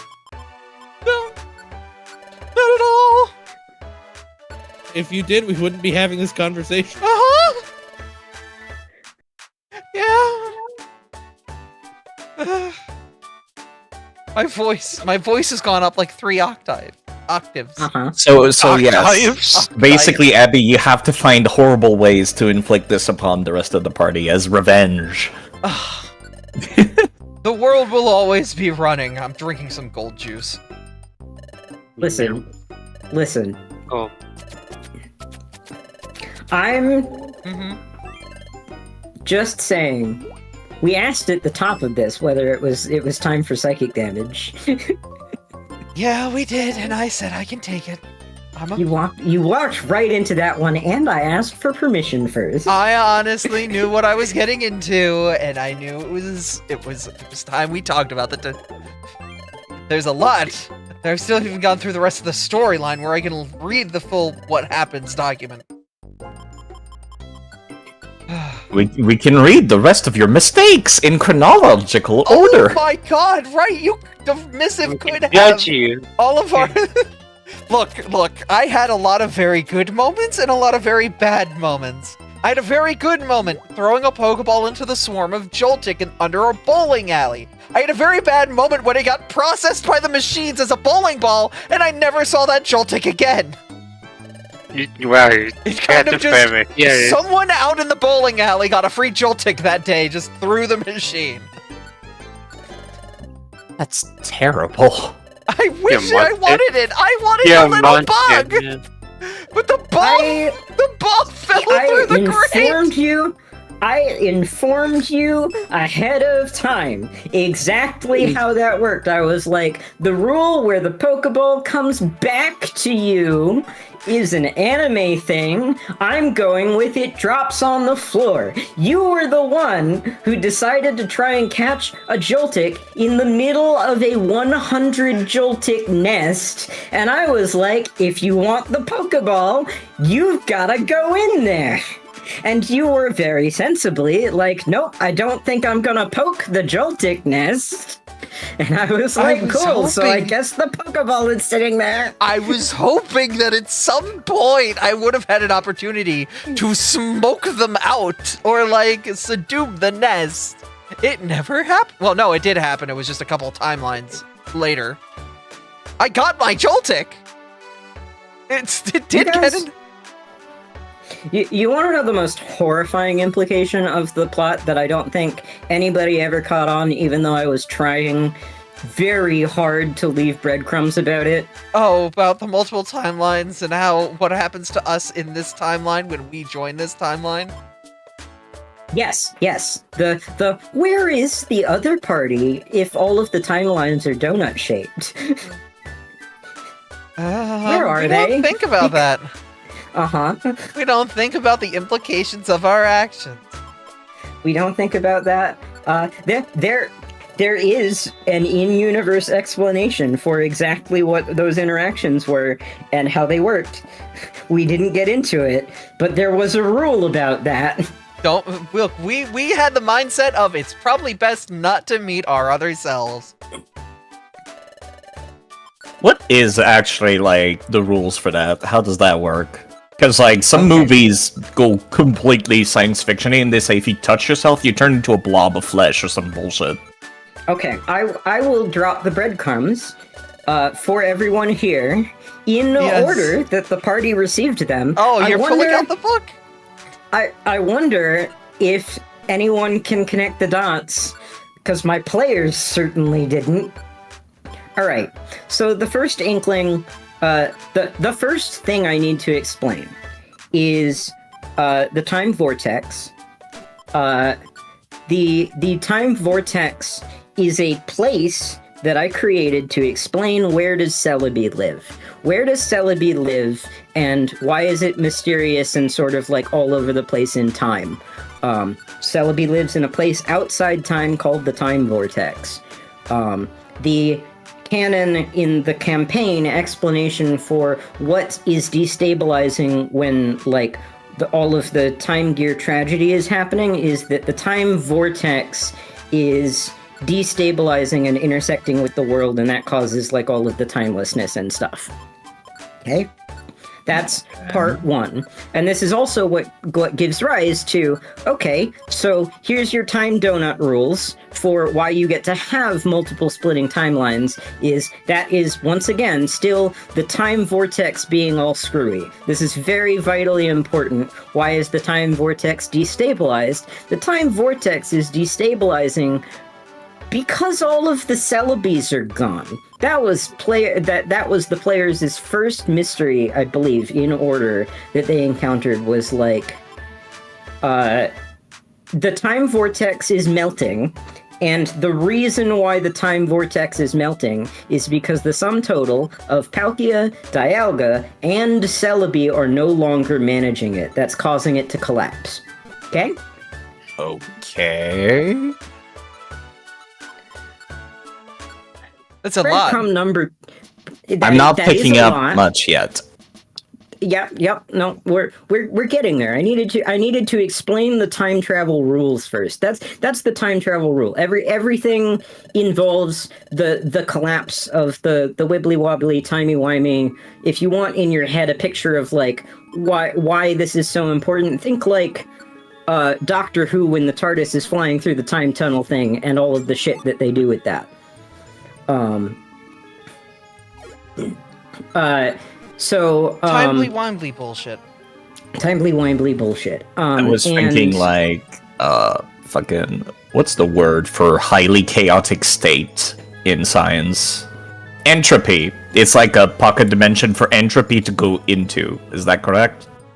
Sort of. It doesn't actually matter all that much. I just needed to describe it for all of the rest of the stuff to make sense. So, Okay. Second thing that happens in order. Hang on, I'm going to make sure. I'm actually going to go to my freaking journal and make sure that I'm doing this right, because I don't remember if we met Darkrai first or if we met Mesprit first. Actually, you might know. Did we meet Darkrai or Mesprit first? No, we met Darkrai first in our campaign, because remember, Darkrai showed up to taunt us. Okay, that was in the wrong order, but alright. So, we met Darkrai. Darkrai is, of course, the big bad, #spoilers, that you saw in the wrong order, who is master of a horrible shadow domain that he has been concocting of all of the places sucked up by the time vortex. The players did actually figure that part out, that Darkrai's dark dimension is like stitched together with all the places whose time is stopped. That's breadcrumb number 2. Breadcrumb number 3 is that we met a version of the Lake Trio from one of the timelines. Abby, would you like to explain what the Lake Trio told the party about why there were only 3 of them? All of them were dead! Everyone! All of the other versions of them gone, because Darkrai killed them. Type advantage, I Specifically, can what see did it. Darkrai do?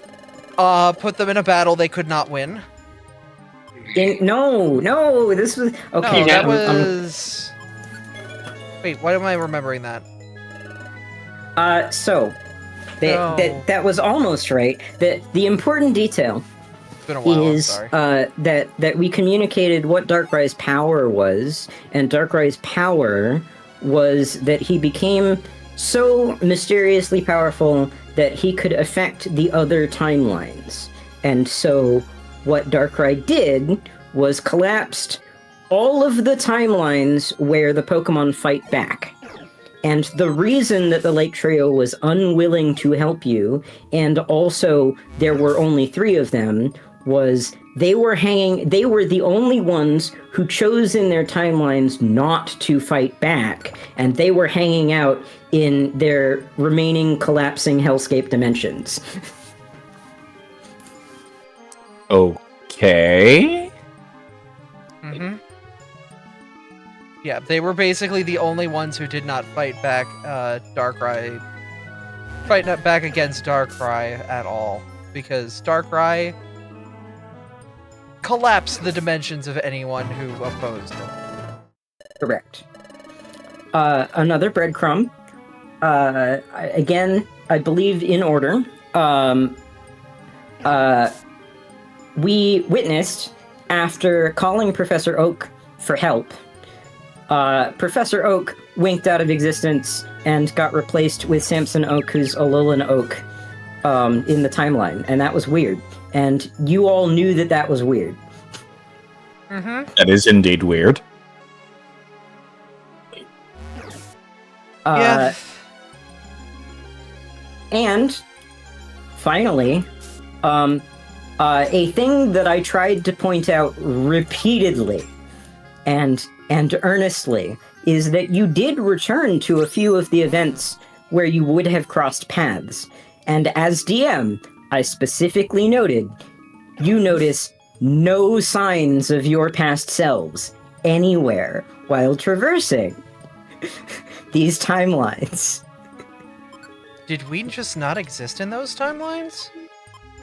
Correct. Those were timelines where you were fighting Darkrai. As soon as you leave them... Oh, sorry. I missed one very vitally important detail. I communicated to the players, very specifically, how Professor Oak got lost, which is that they left him alone in the time vortex. With Celebi! And took the time gear with you. The one thing that I told you, and had several plot moments about how the time gear is the thing protecting you from Darkrai's influence. To be fair, yeah, that one's on us, because we thought Celebi would be enough to protect him. Celebi, when we found them, was captured by Darkrai. Every single other Celebi in existence is dead, and you thought you would be fine? We thought the shiny one would be special. Turns out it wasn't. It's just a different color. Uh-huh. Anyway, there's a reason Darkrai sent you after the time gears, is because he can't touch them. He figured that out. I did do a PMD D&D game.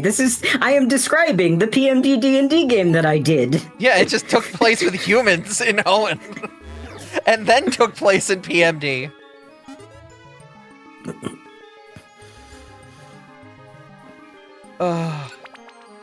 Anyway. How did you put up with us for 3 years of this? That's what I'm wondering now. A lot of venting and making peace with the fact that I took my very carefully written fan fiction that went in a completely different direction than how the campaign went, and quietly sticking it directly into the garbage.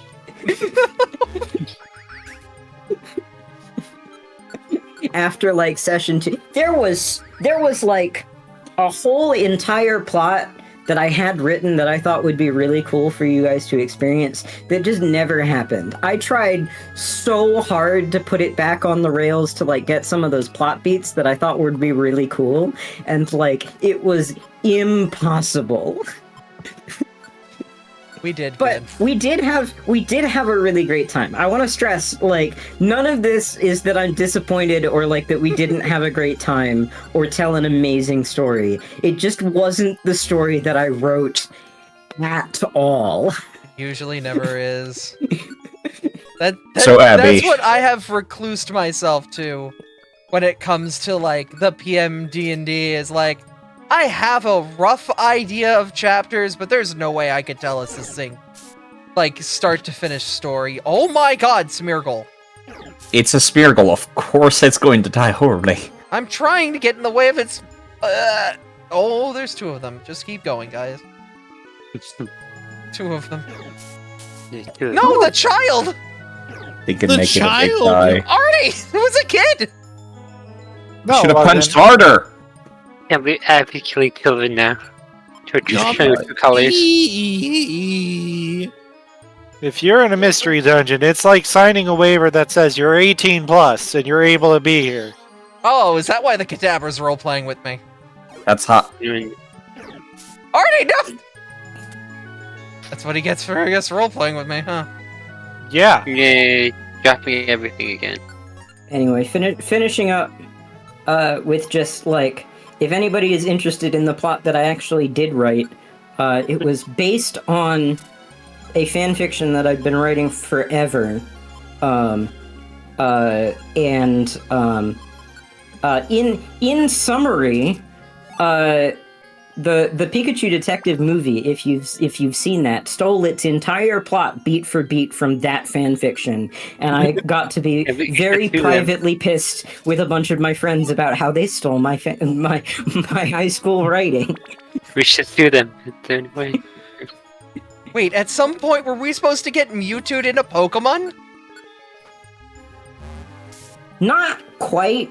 There was a whole fucking thing. It didn't happen. None of it happened. I wonder why. I'm sorry if I knew. I probably would have been still discovering some feelings about myself, but The strings of fate have been severed. This timeline is no longer. Really. This is literally actually what happens in an Elder Scroll game, where you kill an important character for the plot, and then you're just like, I'm gonna keep playing, fuck it. And this is exactly why, starting with Oblivion and onwards, Elder Scrolls games are just like, yeah, these people are immortal. You cannot put them. Stop trying to kill this one, please. They just collapse to their knees and they're unkillable. I just want to remind everyone, including the players who played in my campaign, alright? The very first quest I gave you was like your introductory quest. It was child has lost his Pokemon in the forest, go find the Pokemon. That was your like tutorial introduction to D&D, because I knew some of our players were new. Okay? What? Tell me, please. What was the very second quest I ever gave you? That was the old woman, right? Incorrect. The very second quest, the very second one that I ever fucking gave you was, please investigate the rocket base because psychic Pokemon are going missing all across the region. And we just, like, half never did that. Like, we only came back to that plot after jumping in the time hole, fucking around in the past and coming back. Yeah. You should probably just eat that apple. Just saying, like, I tried to put the plot back on the rails. It never happened. At some point, you just look at the rail train and just say, "Alright, that's just scrap metal now." Yep. That was what I did. Like you heard me describe a whole entire adventure that we went off and did, but like that was after like sitting down and sighing and going, well, let me rewrite a whole bunch of shit in this world, because like the journal that with all the plot beats I wanted to execute is like just like put that one in the garbage. Yep.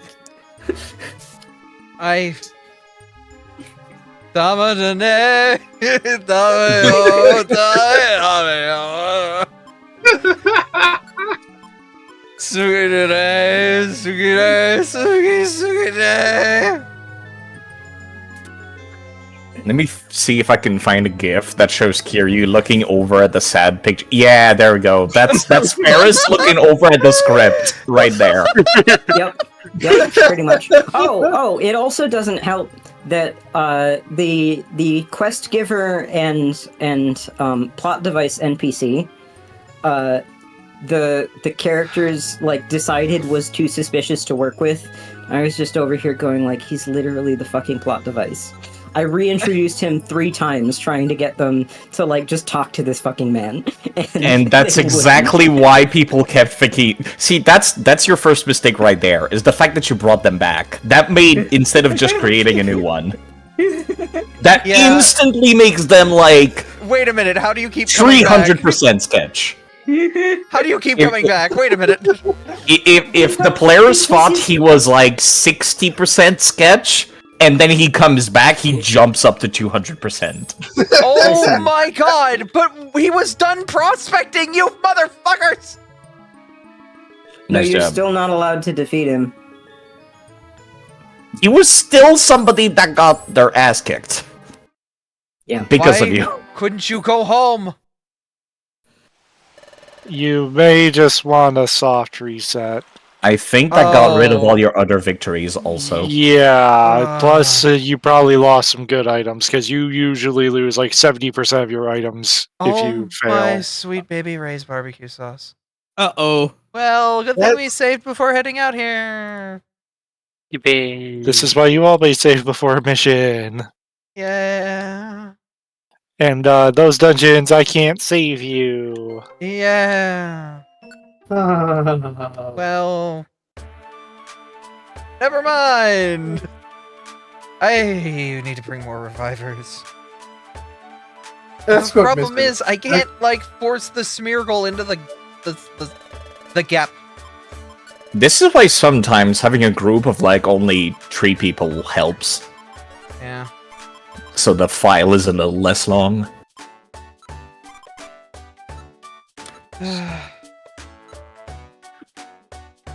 Need to reduce the amount of items I have too. Oh, I was muted the whole fucking time. I was about to say, sorry. Welcome back, Ferris. You're fine. Welcome back. If you would like a hot tip, there actually is a way that you can force them into a safe position. What you do is you need a corridor. You walk into the corridor until everybody is single file, and then you turn around, pushing everyone until you are in front of the client. As long as you keep walking, because game mechanics, they have to follow you in that order. Yeah, but the problem is you get to like one round, one big room, and a fight starts, and because fights take turns, they go back to their natural positions. In this game, at least. Yes, but you can pull this trick again.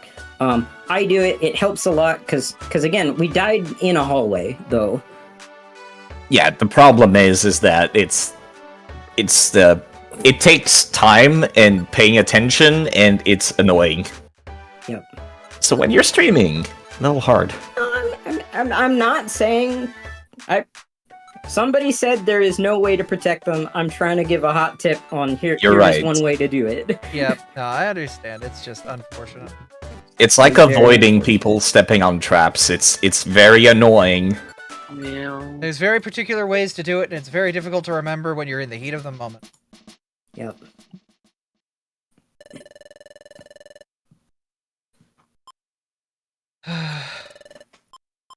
Ooh, that's actually a Kiryu GIF I have not seen yet, because that's the game I need to play next.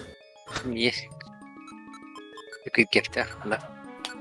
I love that GIF though. It shows Kiryu being like, I'm a good sports person. I applaud the person that won, but I was really wanting to win. That's a good bit. The Ooh, drama. Learn to bite. Is Artie's model doing alright? Webcam capture being weird. Yeah, it does that sometimes. The tail is wagging. That's good enough. Honestly, he's a good boy. He just needs pets. The good boys. Yeah. Reset the Ryalu with some pets. Yeah. Where's your reset button, I don't know. Oh.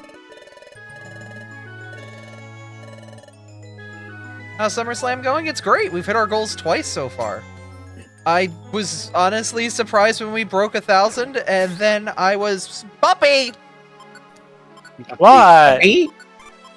Then Species swap? No! Wait, hold on. That'd actually be a cool picture idea. Wait, Abby as a Rilu and Artie as an Abra? Yeah. Oh, Or Lucario, Abby. maybe. The Something to think about in the future. Oh, I like for those sure. kinds of pictures. I think Anyway, they're cool. no, we broke our 1,000 goal, and then we broke our 1,500 goal. Y'all have been fantastic. Please donate. The link is pinned. Yep, link is pinned in chat. If you do $15, you can get a Pokemon card pack, except it's not Pokemon, it's Lilo and Stitch. It's Lilo and Stitch NFTs. You can open some Lilo and Stitch NFTs. For $5, you can add a rule to our guild's rule selection. We have numbers 1, 2, 3, 5, 15, and 69 taken, so any other number out of infinite is free. And yeah, you can support charity. That's a very good reason just to donate in general. Garanta. Yeah, and there's another thing on the board too. I forget what it is. It hit you with a big shot. Oh yeah, I forgot I turned on the big shot for people who want to hit me with a big shot. Just in case you wanted to hit her with a big shot. Now's your chance to hit me with a big shot. Big shot. The biggest of shots. Yeah. Why?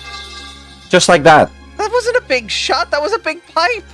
That wasn't a big shot. That was a whole pipe. Exactly, but it's like that. It's not exactly the same, but it gives you a pretty good idea. Y'all are doing a very good job of marching behind me this time. Oh, I'm in space. This one too. Now's your chance to shoot Abby. I'm sleepless in Seattle. Gotta shoot Abby with the slime gun. Why? Oh my god, I love the slime gun. No, I don't need infinite knockback slime gun. I Like use that. blaster. Everyone else used that to cheese Yakuza 0. Come up to Mr. Shakedown, yeah, and you just see him and you're like, nah, I ain't dealing with this. I love that the slime gun literally says it's not gonna work on strong enemies, and then it's like the best thing for Mr. Shakedown. Yeah, I'm still mad about that last shakedown fight from last night. Literally had him down to like 1/10 of his second health bar. I'm playing as Majima in breaker stance. I realize that I'm low on health, so I'm stuck in like the snapshot pose. Yeah. And because it's still technically an attack animation, I can't pause, so I get my shit rocked and I lose 100 million. Oh my god. Found a pretty cool Lucario Abra fusion. Oh, from Infinite Fusion? Nice. Yeah, you can post it on the Discord if you want, or, you know, whatever. Oh, yummy. Yeah, real quick, we got a $5 donation from Montaru, the Spirit of Water. Big shot. SummerSlam has been a lot of fun. Sorry I didn't notice you on the list until the final day. Oh, you're fine. And a reward to hit you with a big shot. Alright, well, I'm gonna get hit with a big shot. Here comes a big shot. Oh, no, I'm getting scared. No, God. Yes! Yes! Gave it a blade. Amazing. God. Corbin, that timing was incredible. Great work. It's an Abby Artie stuff. Oh, he's got tummy and underwear. My God. Hun, our fusion has yellow underwear. He's got mustard undies. Oh my God. That, for some reason, just sounds worse. Do not word it like the mustard undies, please. I'm toning out of this conversation He's again. got a case of the Mundies. Alright, that's it. I need to step away for like 10 minutes anyways, so... Oh, look at his little baby! Oh, he looks so upset.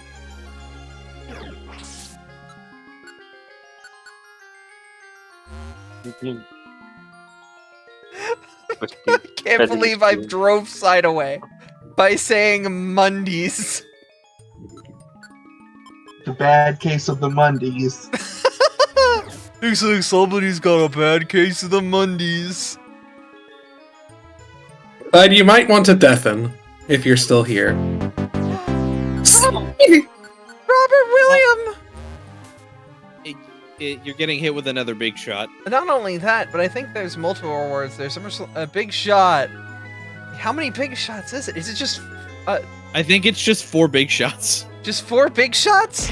Oh. The only reward that's showing in the reader is hit Abby with a big shot. Big shot. All right. Well, here's 1. This is his big shot. 2. And the comment is just 4. Ah! No! No, they're coming! Ah! No! Ah! Oh. They approach. They approach. I can't believe... Can we get a clip of that? That was beautiful. Smeared across the screen like you won solitaire. God.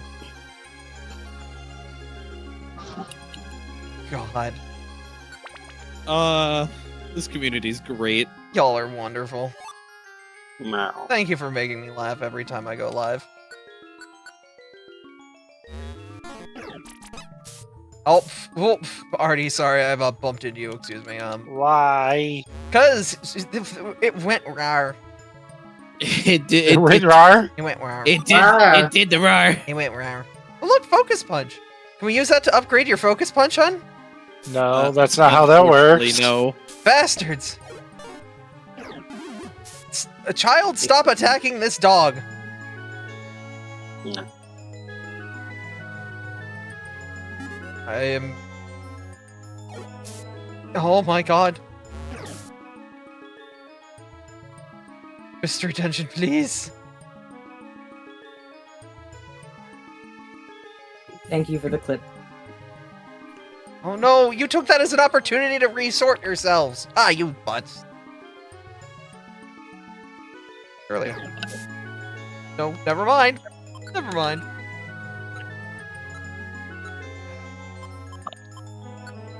Here, fill my belly. No, oh! Okay. There's. We'll take it, we'll take it. I wasn't expecting that. Alright, we've got, escape, healing. Yeah, we'll take a free heal. Yeah. Your TTS is busted, is it?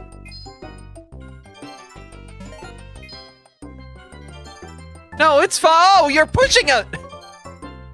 Oh my god! Oh my The God. Abby beam pushes the big shot. Yeah, no, it's working fine.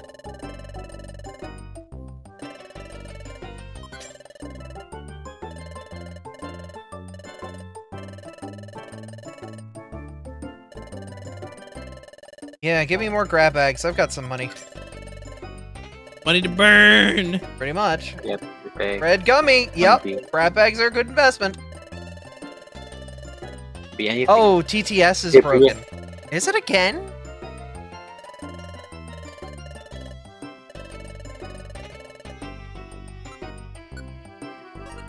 Has to be about. What did y'all do to break TTS again? Text to speech hasn't turned. Oh my god. Alright, let me see real quick. Yes, monster. Get started. Log in with Twitch. Log in off. Blah blah blah. Up to be with the people. Yeah, pretty much.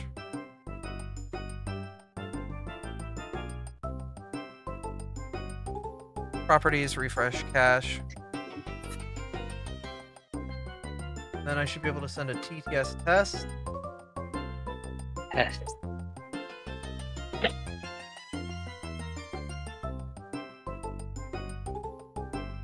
This is a test message. Okay, the test message worked.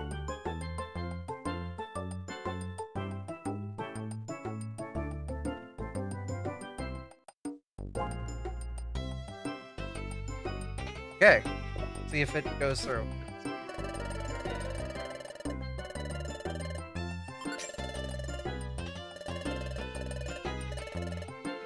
Ooh, a free reviver. Yeah, we'll take that. Okay, the Twitch connector's being paired. Strange. What the heck is going on? And now TTS Monster is saying, something went wrong, please try and contact us. Aww. Yeah. Well then. Interesting. Definitely not at all concerning. Yeah, that's weird. Wonder what happened there. We're kind of on a chill day today, so I'm okay taking time to get this fixed. Test. That worked! Okay, now it works. It was because of the Stream Elements connector broke. Nah.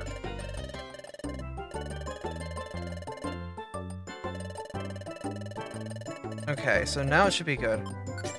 Abby is a beautiful Abra and must be loved. Also, your friend sounds like the voice actor of Kirito from Sword Art Online Abridged.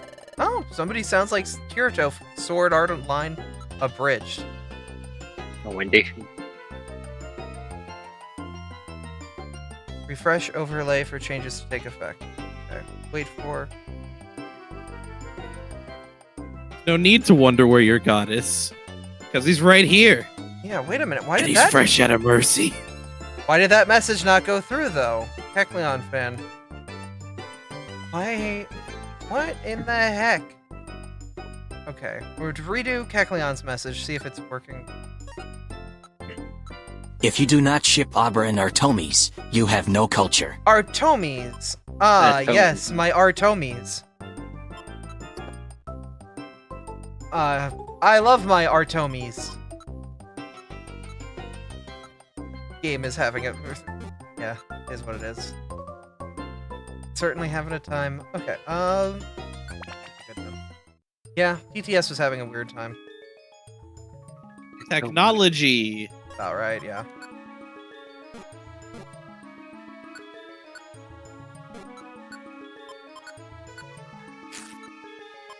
Okay, mission objectives 12, 13, 14.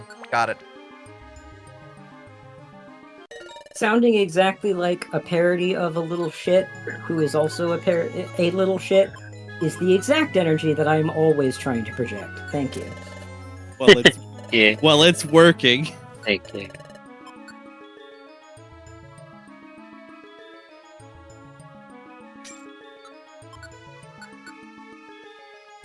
What happens after If you ship SDX? Abra All and we get dating TTS, sims what go the to hell credits. is wrong with you? Hyper beam.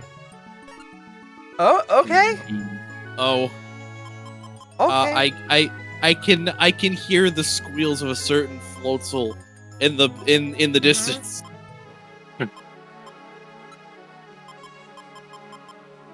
Oh, goodness. Alright, what do I get rid of? Yeah. Some iron thorns, that's fine. Oh, hey. That's a golden apple. Yep, it's the one for the mission. Yeah. Ooh, should be our apple and a gold gummy. I will do the stun Pokemon. I also want to real talk for a second. I hope nobody here thinks that I'm actually a little shit in real life. I'm trying. I am No. trying No. to perform amusingly for the benefit of chat. You are I'm a you are I'm a performing sweetie. the bit properly. I applaud you. I'm, You're I'm a right on sweetie in point real with the bit. We understand how streaming works. We play up certain parts for the bit of the fact that we're on stream. I'm just pointing it out very on purpose since I am being actively needled, and I'm going to say it and then return to the bit. Thank you very much. Yep.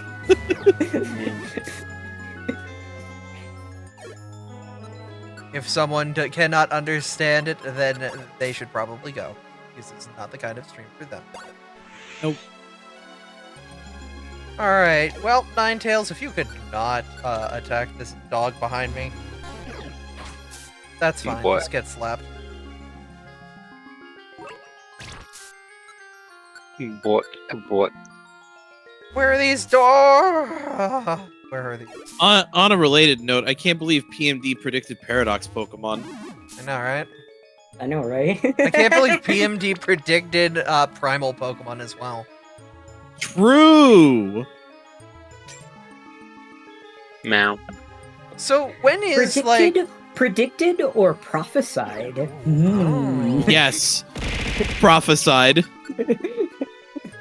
Is that when you kill a prophet? No. Prophesied? No, No. that's not a martyr.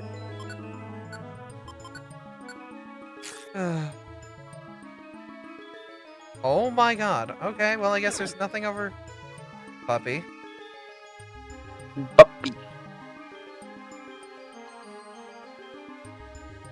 Oh my god! What is this stupid layout? Awful. That is an Absolute awful layout. dog water. I give this layout a 1 out of 5 stars. I give this layout a 0 out of 5 stars. Don't you hit me with some rocks, you big bee. Big B. You gotta believe. The bee. I'm on fire! Oh, girl! Yeah. Yeah. Hell yeah. Girl fox, girl fox, girl fox.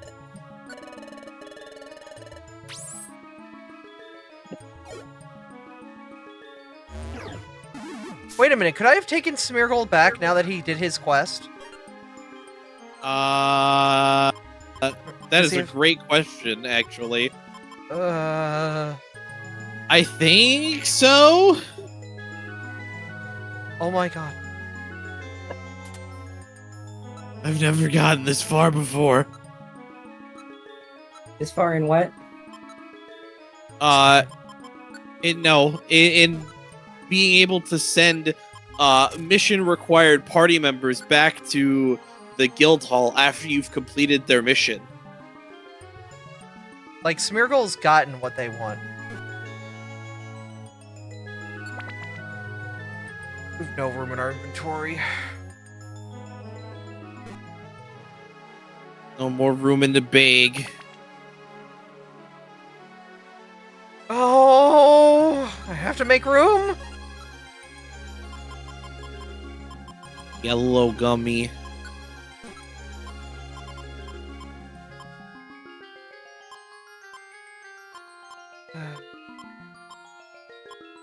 Just use one of the max elixirs, maybe?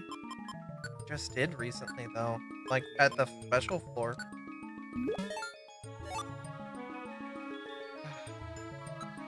Please, please be done soon. 19, 2 more.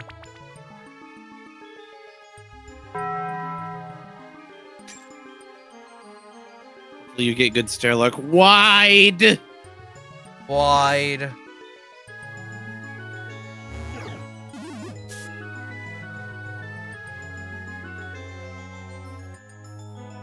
Okay, Berry, boy! Don't you dare. Bad girl.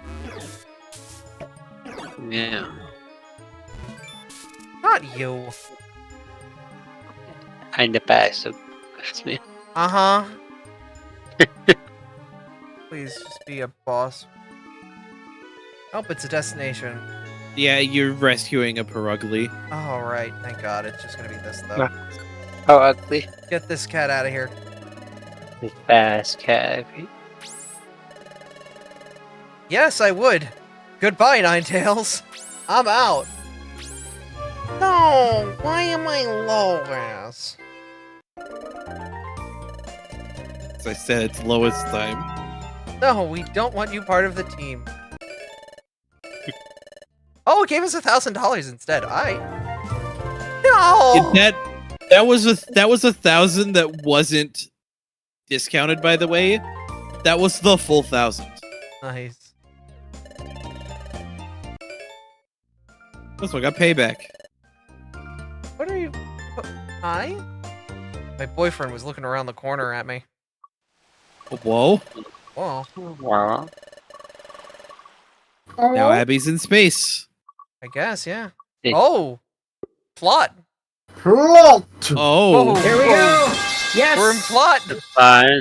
Kids, we're in plot. I need to get all hands on deck. Alright, Hands on deck. do we know who's available for this plot? I mean, The next morning.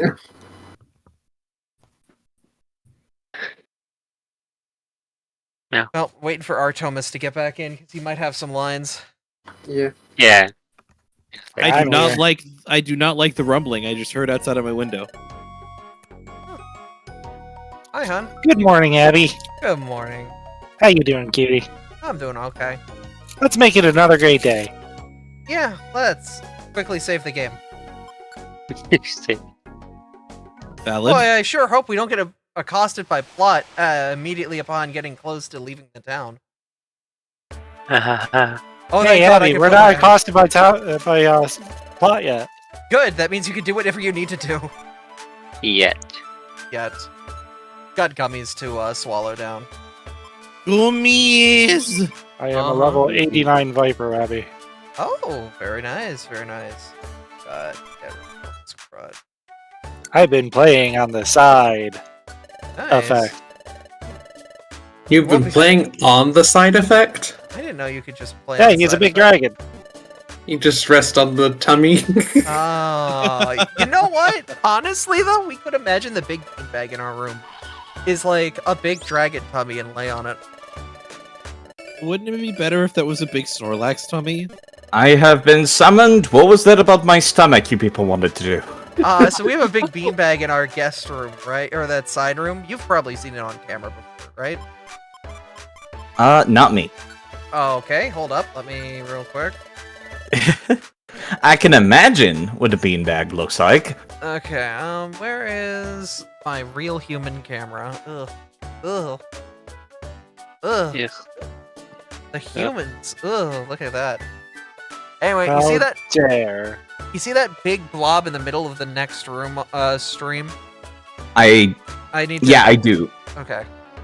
Yeah, that whole thing is a beanbag. Artie, do you want to just go flop on it if you're okay showing your human face? That's massive. That's yeah. the Show the scale of it. Hi, that's a 6 foot tall man.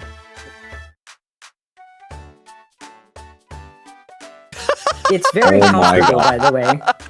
Oh my god, that is huge. Yep. Flop. It is a very comfortable beanbag. It is. It is. Yeah, that Dragonite is not fitting through your door frames, if that's a Dragonite. We had to squeeze him up. We considered taking him taking the beanbag from the outside in. I'm like, the moment this touches any grass, it's impossible to clean. I have to go inside with it. I had to be responsible about it. Abby, responsible? I know, right? Speaking of responsible, hun, were you doing a thing? Just like how responsibly you stepped into that portal. You want? Yes, I would. Oh, look at blue gummy. Ooh, blue gummy. Those are my favorite that I can't have. Mine. Well, no, this one's actually the big beanbag. It is. Mine. Let's save really quick. My contractually obligated gummy. Yeah.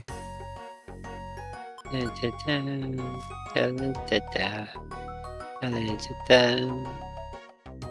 I need to take my estrogen really quick about that time. Girl pills. Girl pills. The pills that give me M&Ms. girls. The Feminems. Ah, my tit tax. Exactly. The titty Skittles. I found a TikTok the other day that had a bunch of other words for it, and I can't remember any of them for the life of me. Alright, that's all I'm gonna do. Yeah. Alright. Just needed a moment. Needed some water. Alright. Water. Bottle water. Alright, we've got a ton of gummies. Let us see if we're gonna be forced to. Next time on Bottom Gear. Alright. It's James Mayo from Bottom Gear. Bottom Gear. Oh my god, no plot until wow. Nothing? Is it at the is the plot at to the beach? Maybe. We'll see. Yeah. We'll see. There's plot all over the place. You just gotta find it. Plot is happening today, but we are holding off on that. I want the gold gummy. Freya's Give me the streams are a lemonade. fun time. I want the lemonade. Give me the lemonade. Where's my burrito? Where's my burrito? Wouldn't it be like a orange juice or something? Or like gold juice? Or like chicken broth? Chicken broth's kind of gold. Oh. More so than lemonade is. I don't like the idea of drinking the golden juice. That's like They're in a the golden chicken shower. broth. Ah! No, it's kiwi juice. It's kiwi juice is what it is. Kiwi. Golden kiwis exist. Kiwi. Oh. Anyway, Artie, I'm gonna feed you the dragon gummy. Hell yeah. I know there's a little dragon inside your heart. Hell yeah. Someone gets Let me out. I mean, It's also Rule 5. Artemis does get all the gummies. Except for the contractually obligated blue gummies that go to members of the Moithia. Only because we signed that contract. Oh, that's why I said that's why I said contractually obligated. You lucky son of a bitch. You're goddamn right I'm a lucky son of a bitch. They were good at negotiations, you know? Hey, they do my bidding, they get some gummy. It's what we call reprimand. You do the work, you don't get shirked. Don't shirk the work, you hear? It may have been an old rule, but it's still a rule. Except no one's donated for it. It's not a guild rule anymore. Yeah. Damn it! Not anymore. Well, shirk work then, I don't care. Shirk work does not feel like it's in the same vein of something good. Right, so here's the thing, right? Rule number 1 is resonate with your guild mates, which implies that you're working with them. Does it? Does it? How? Well, no, I may have befriended an Illuminese and it knows Illuminate, so that's close enough, right? No. No. Not Damn. at all. Man. Alright, Locke, have your blue gummy. Hell yeah. Whoa, calm down there, Chief. I'm gonna be smarter when I'm shooting my bubble gun. Got a good feeling about it. Oh, yeah, hell I got a yeah. good one. I got a good feeling. got PP PP. saver. Yay. And a double IQ increase. Damn, he's so smart. Yellow gummy goes to me, though, because I want my mustard. That's why That's the fair, gold I don't gummy like is- mustard anyway. That's Give why me the gold gummy is... Like, Abby just walks The gold is just honey mustard flavored. That's why the gold... No, that's why the gold gummy is lemonade, because the yellow gummy is mustard. I get it now. Good. I got a good feeling about this. Wait, give you the IQ skill. It's a puree, too. It is actually mustard. Look, if this was mustard, I would walk up to it, lift it off of whatever it is standing on, and just pour it down my face. Damn. If And I was would just sigh. If I was turned into a Pokemon, and I saw something like mustard when this civilization eats nothing but fucking apples and berries, you know what I would do? You'd give it the good munch. You double it and give it to the next person. No! Mine! Well, Abby, it's time. We need to start talking about vegetarian cuisine now, because I doubt that's gonna change in the future. Ooh, Bob. And we will ask, Ooh. Abby, what's the meal we're eating? Waddle. It is Just like I asked the other day, Abby, what's the replacement for letter in the universe? It will come up.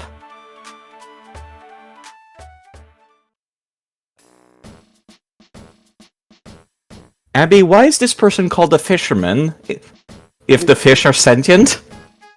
Well, because he, oh, look, this wants me to prospect with an Abra. Look at that! Holy shit, wait a minute! Wait a minute! Wow. 2 of them? 2! I don't know.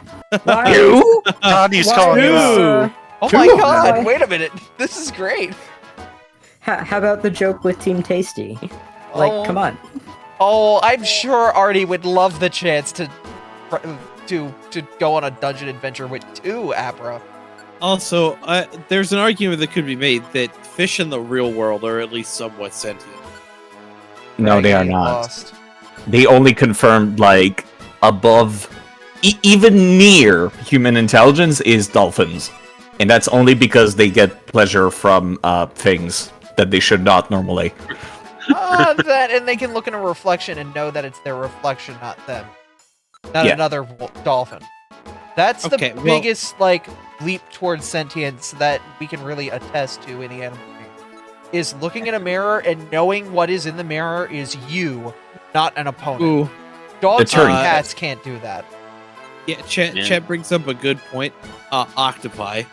Yeah. Octopi is another one of cuttlefish. those animals. And cuttlefish. Which Honestly, the cephalopods? Yeah, sapiens, pardon me.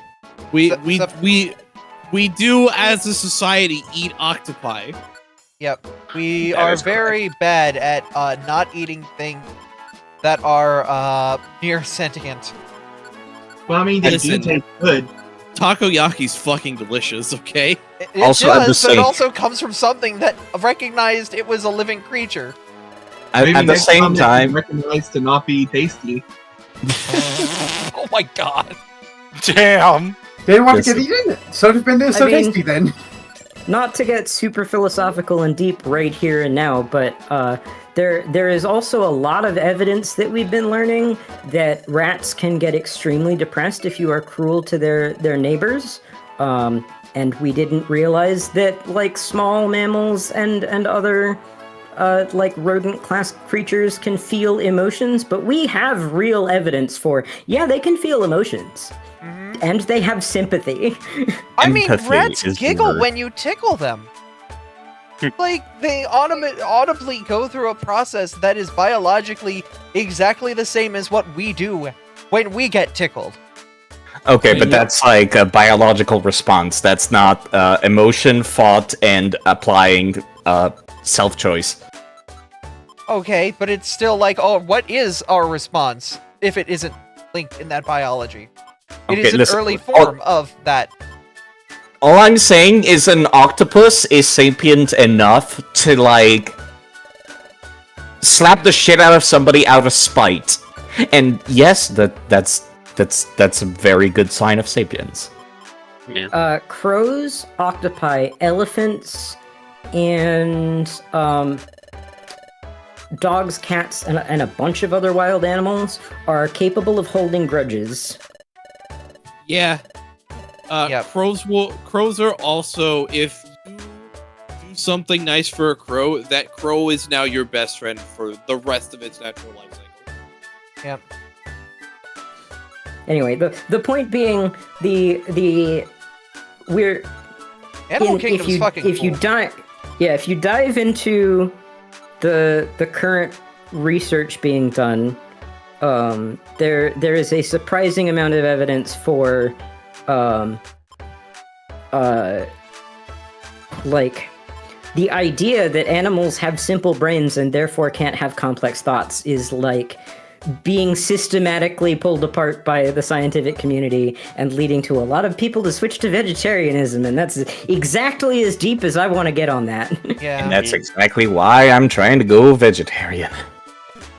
Honestly, it's overall just better for the environment too. The It mass is. Better for raising your of health. Animals, well, yeah, but also the mass raising of animals is very important. But still, It's the whole unethical. conversation stemmed from me finding a giant jug of mustard in the Spinda Cafe and drowning myself in it. Mustard comes from a seed. It does. This ain't even a Mustard- meat convo. Mustard does in fact come from a combination of ground mustard seeds and vinegar, which is why it basically never expires. Yeah, it's great. See? Okay. What? Yeah, I know where my... Magnum. Abby just loves having seed. Oh, Okay. Oh my.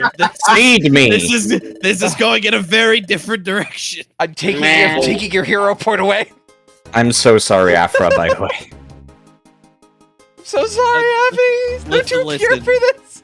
Listen, you can't take my hero point away. I earned that fair and square by Yeah, catching but a turtle catching in a a video turtle- game. Because you went to the right place to catch turtles.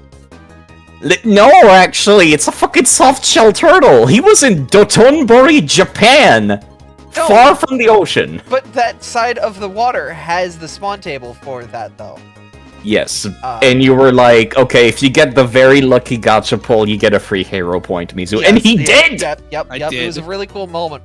Somebody should have clipped that so they could post it whenever we mention it. You fucking That way went- you... Oh, that- you that- didn't clip that? Man, that never even happened. That's a shame. Maybe Sorry, y'all it should just doesn't- go... didn't happen. Maybe you should go and Thank watch you, Abra. Corey Mizu's stream. Wait, did you Yeah. guys enter the goddamn stream together with me? I did. Yeah. I I've been didn't. sitting. Yeah. It I've just- been trying to I join did. backstage for the longest time. Okay. You need to auto allow people backstage, Abby. It This says, is- it has the toggled on that says auto add guests from backstage. auto push guest to live. Both of those are on. I'm gonna toggle them both just to make sure. It also may have been I forgot to click the join button. Yeah, that would help. Oh, well, that would do it. Yeah. I'm double guessing myself. I apologize, Abby. It's fine. I will take a partial blame for not being in the stream together. Okay. I'll just cry forever. Mine says waiting for the host to guide you backstage. Guide you backstage? What do you mean? I gave you the invite. It doesn't say anything on my side that I can do anything with y'all. It says you have to allow us in because it's a very bad system. Oh my god. Okay. There it is. Now Hello. it is. Speaking of, Ferris wants to start streaming again, so if you could go and follow them. Yeah. Correct. So they can have. Yes. Please. They're doing an affiliate push soon and would really like your follow. Yep. I'm going on vacation. I'm going on vacation next week, so it's not starting next week. But I have been quietly putting together stream assets for like the third time in my life. Abby has seen some of the preview. I have seen secrets. This is like, I don't know. I keep telling myself I'm gonna do it, but I have a whole bunch of free time right now, and I'm like, fine, I actually need to do it. Stop saying it, just do it! Yep. Follow Ferris so you can guilt trip them into doing it this time for real. Exactly, that's how my daily art started. I basically set up my daily art to be a system in which I guilt trip myself into doing it every day, to force myself to be better at doing it. And you know what? It worked! I'm almost at 1,000. I guilt tripped myself into being an artist. The Yakuza streams were guilt tripping myself into having a somewhat consistent stream schedule. Yeah, so if you think that I'm funny as shit, which I don't know why you would, but I don't know why you would. I mean you are though, so like the fuck. Self-deprecating humor. My psychologist keeps telling me I need to stop that. How dare you say my friend's not funny? I'm gonna keep doing it anyway because it's funny as a bit. Yeah, see, that's the thing that's great is if you don't need to worry about it that hard because your viewers will make you stop eventually. Because that was also my bit. And then people were like, "Side, I feel really bad whenever you self-deprecate. Please stop." It makes me self-deprecate myself, and then I'm guilt-tripped into not self-deprecating. The cycle ends finally. It's like a double negative making zero. It doesn't make sense, but it works. Here's one of the things though, like real talk, not for the bit. One of the things that I do with that is like self-deprecating humor is one of the few like not punching in any direction humor that you can do. Like, I don't want to do humor at other people's expense, but if I do humor at my expense, then it's in good fun. See, my trick to that is I make fun of the characters in game as if I was talking to them. Mm-hmm. So it's a good way to do it. Yeah, that way no one's gonna get offended because you're talking to a fictional character. Yeah. Like, goddamn, Kiryu's a stupid idiot in the Yakuza games. Yeah? Yeah. Then that should offend no one, because Kiryu is a stupid idiot in the Yakuza game. He is a dumb himbo. He's so dense! Let's be honest. Almost every soap opera, drama, and most video game plot lines in their entirety would all be solved if two people just fucking talked to each other and just said what they actually felt. Yep. It's a little difficult when $1 million is missing and the crime people are like, it's not about the money, it's about the honor, but we need that money back though. We've trapped the Trevor. And it sounds like I'm spoiling Yakuza, but I'm not, because that's like reading the back of a DVD box. Abby, did you unlink Miracle Eye and Psychic? I don't know. That was done when you stepped on the PP0 trap. They automatically the unlinks link any move broke. that's 0. The link broke because of PP0. Oh my god. Interesting. Time for a trip to Electivire after this dungeon to fix Why it. are you keeping Miracle Eye? You literally have the item to hit dark types. Because I want to get super effective. It doesn't. I don't think it It's makes already it super effective against like 6 things. Yeah, it needs to be 7. It doesn't make it super effective. It makes it 1 times effective. What? Actually, yeah, that's true. It doesn't. I'm good. I'm gaming. Have the stairs, I I guess. can't believe Oh, you've shit. lucked your way to the fucking stairs. Out of every block it could have put me on. Abby, what the fuck? What the fuck? Oh no, he's hot. Hey, Oh, Abby. damn Hey, right Abby. he is. Anyway. When I come over to your house, can I just take you to the lotto and have you buy me like 6 scratch-offs? Because Sure. the fucking luck that you have had the entire time that we've been here, it's just not fair. If you want to, It's just sure. not fair. Sure. Take my luck. I am like 70% bit right now. 30% actually though. Should I go see if Only 70. It's alright. should I go see if 30% I can get a honest. Ludicolo real quick? If you do that, I will I don't know what I will do. I will flip out. Like actually IRL. if you do, I will show up to your house in approximately 3 days' time with a metal baseball bat, primed and ready to go. Abby, this new Dragonite body does not have a concussion yet. Let's please not give it one. Oh.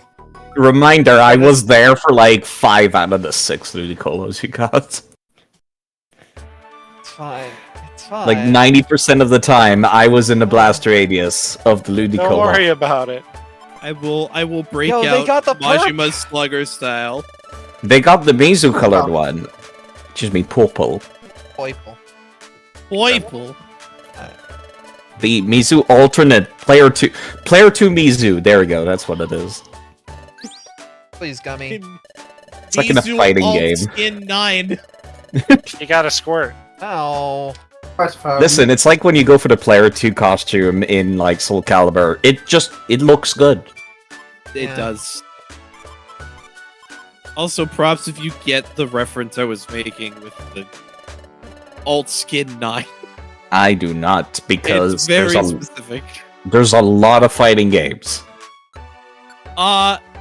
It is... What is the name of that creator?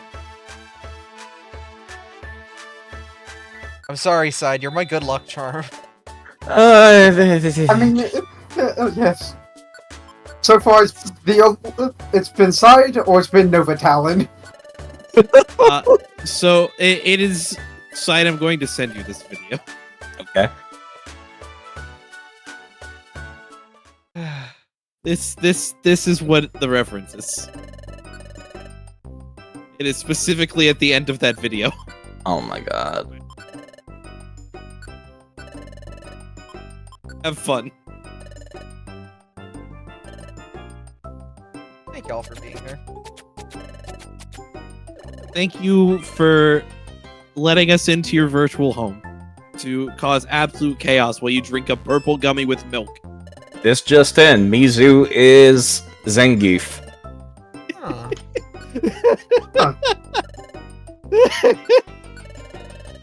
Very specific. Damn, you got big. Please tell me you're gonna get like Titan Wrestler, by the way, for that. Cause small. If it's in the dedication that I'm taking, then probably. No, it's not. It's a skill feat for athletics.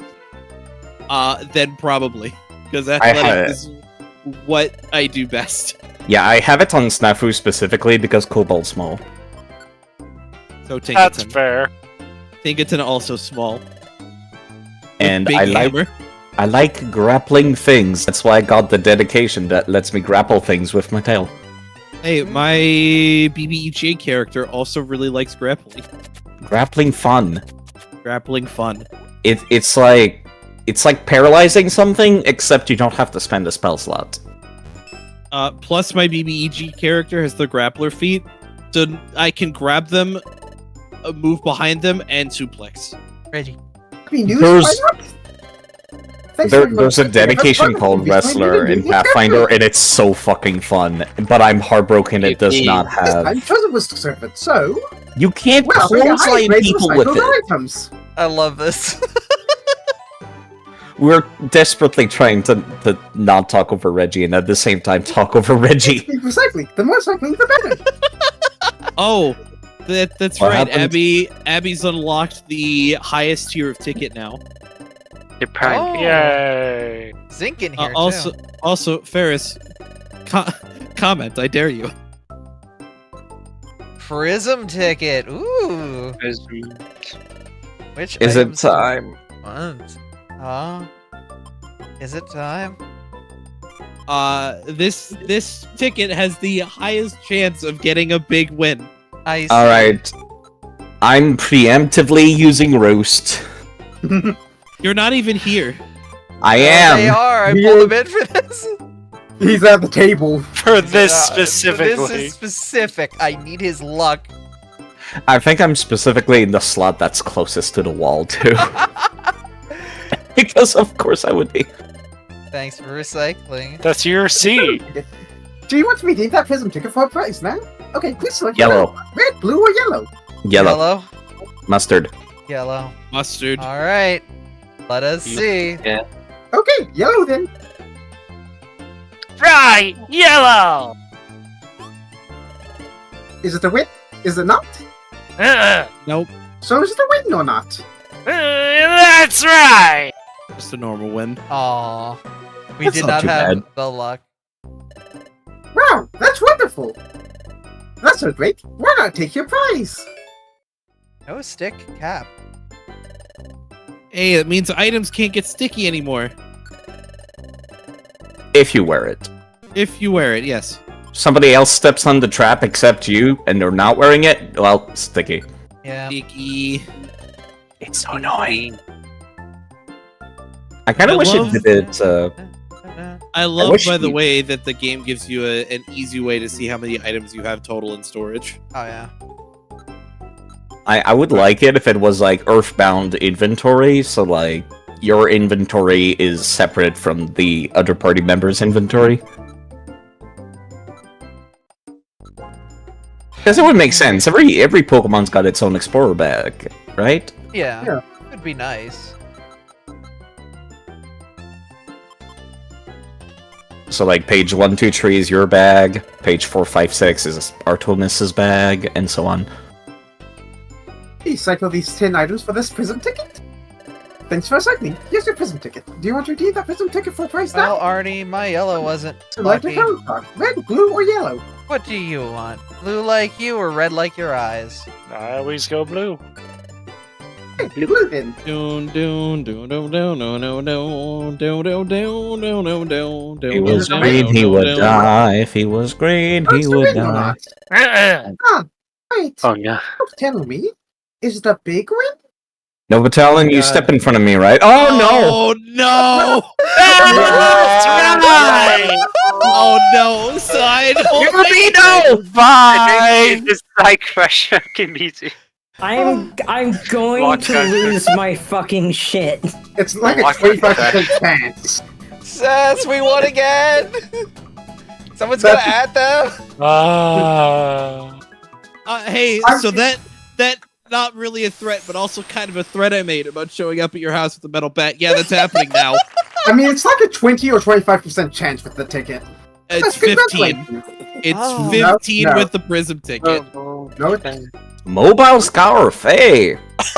You needed that. Sass's God. response!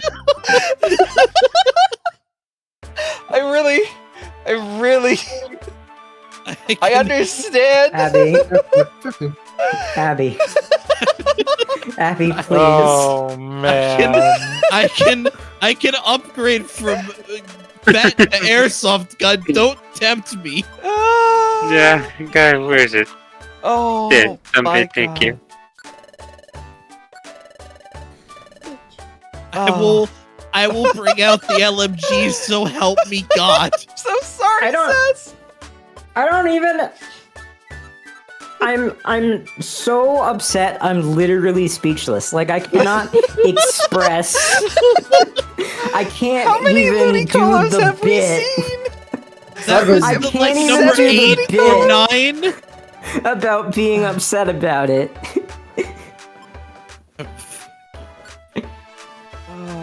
God damn.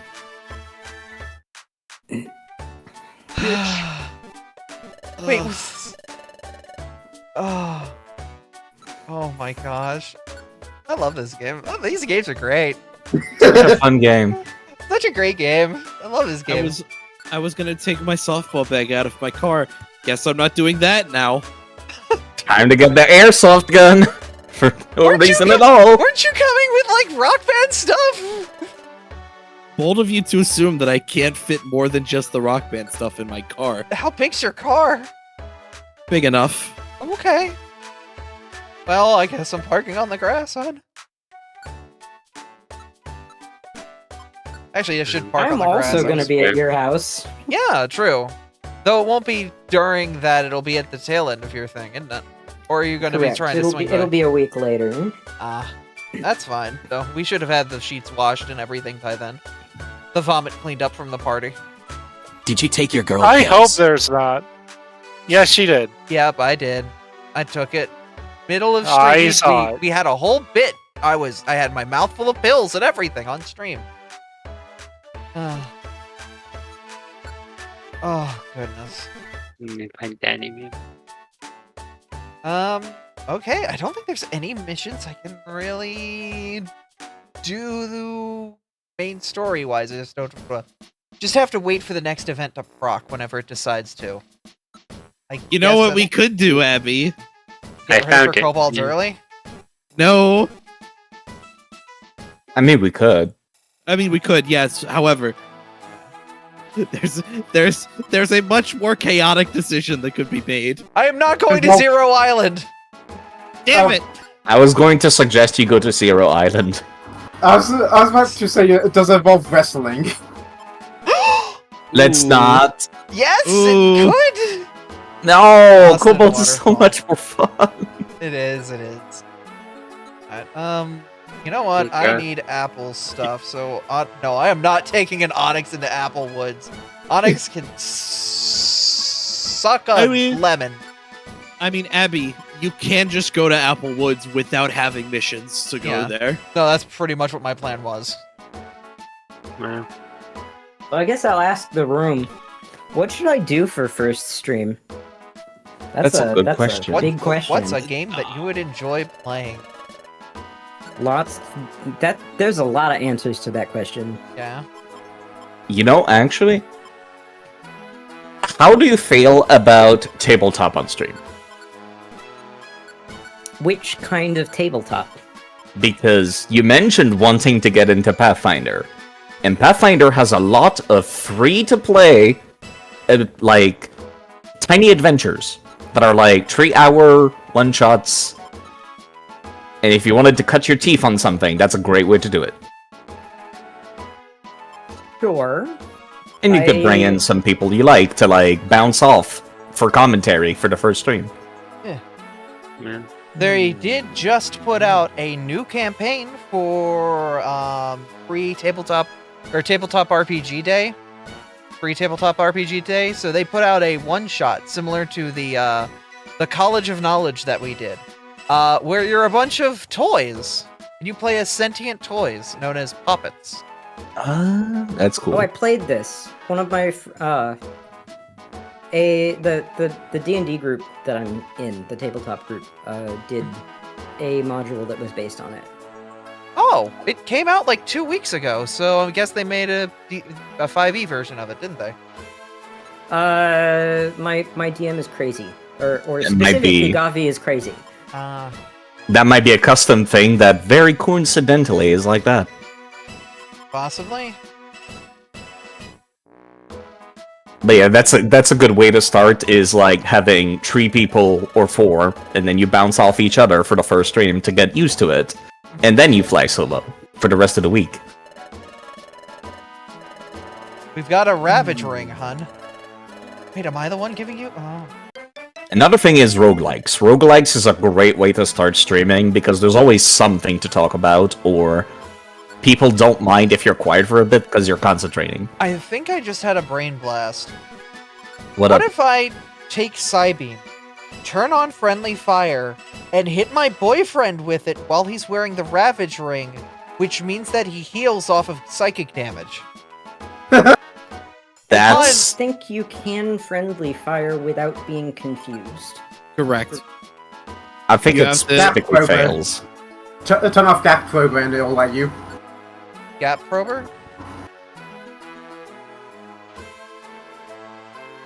It's worth a try. And this right here is exactly why you cannot target undead people with negative energy spells unless it's specifically to heal them. Yep. Every single spell in tabletop is always just like, your target must be a living creature. Do you want to know why I knew it was specifically Gap Prober? Because you tried. No, because in the Pokemon Tabletop RPG that I play on Saturdays, someone just picked up a Gap Prober. Or rather, someone just joined the party with it already because we just got a new member added. Interesting. And they came in at level 5, so they could actually have Gap Prober because it requires you to be at level 5. Course checker must be turned off, which that means I could turn course checker on.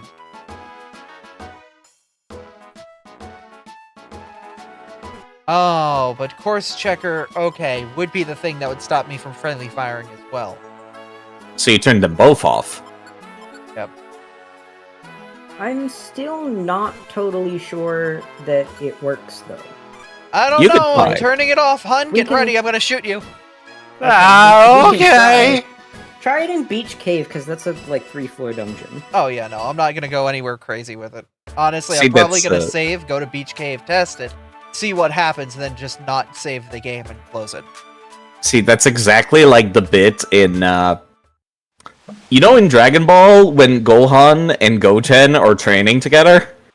Oh. And they're just like, I'm gonna need you to throw a rock at me. Throw it as hard as you can. Alright, hun. Ooh, You fail. might need Psybeam, because ranged. Right.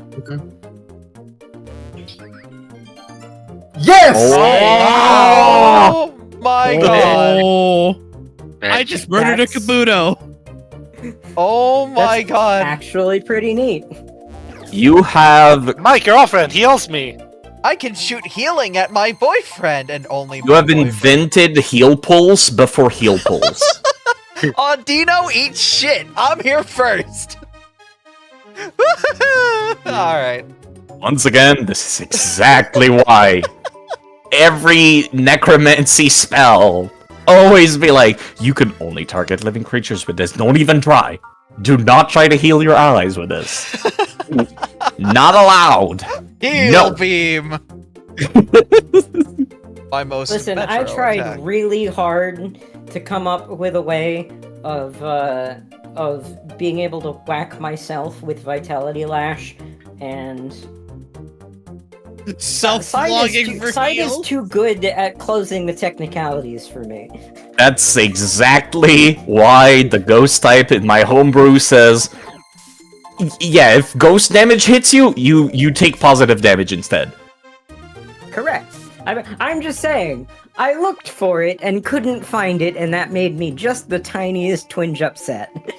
I knew Pathfinder was not perfect, so there might have been like a little thing, so I'm just like, yeah, I'm just gonna write this for ghost type people. I'm still gonna find plenty of ways to explode the rules, but just not that one. Why that word specifically? We're exploding the rulebook? Because it's Us to get fun open. to be like invulnerable master of everything. That's a fun power trip. Yeah, that's fair. That's valid. I get it. I need to find out like what combination of abilities that one anecdote I heard about worked at, where like somebody launched a dwarf into space, and they had immunity to fall damage, but they still dealt falling damage to the things they landed on, and they could choose where they landed. My god. And They thus just- dealt 1,000 damage to a You big bad evil literally guy. just made the dwarves into Helldivers! You did, yes. It's. I forget Steve- what combination did that.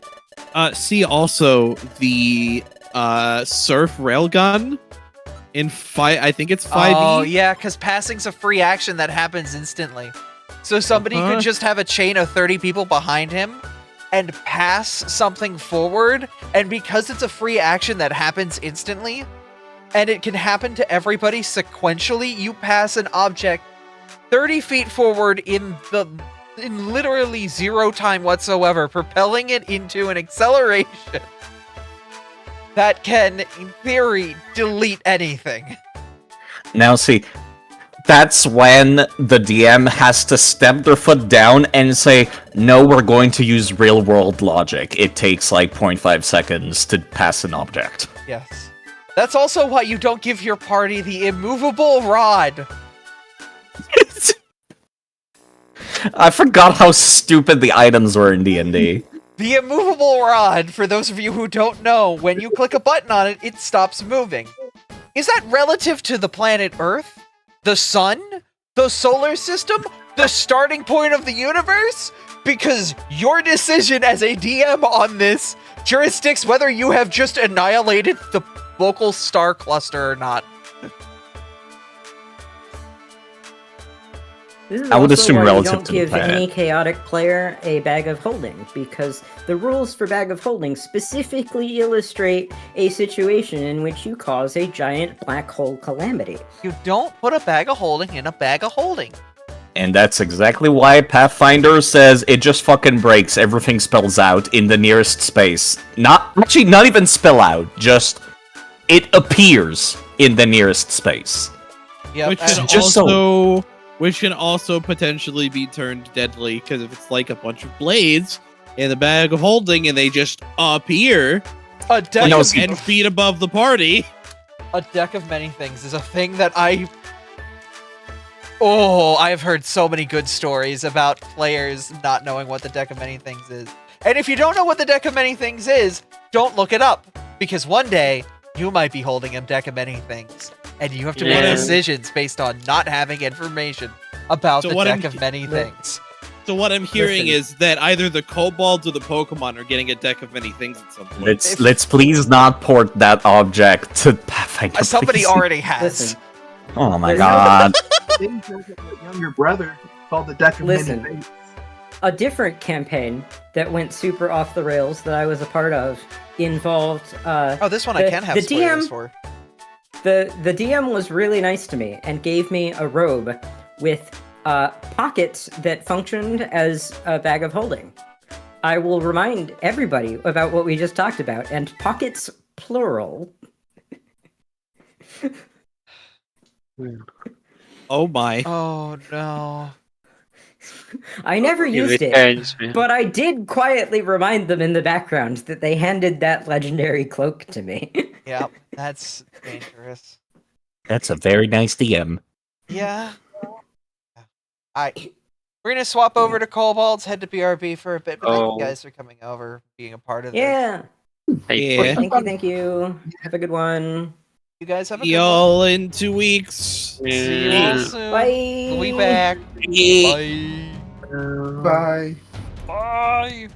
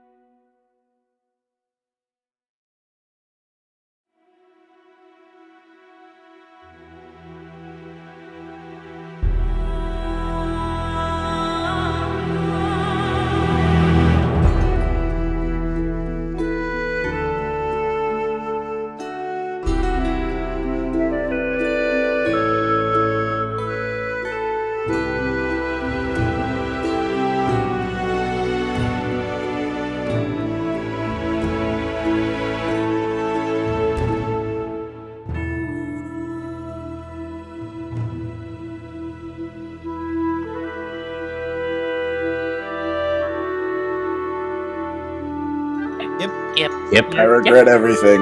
Yep. Howdy, friends. Yep. We're almost back with some kobolds. Yep. There's a lot of Yep. kobolds. Yep. A lot of kobolds. Yep. One DM. Uh-huh, 1 DM tonight, 9 kobolds. Yep.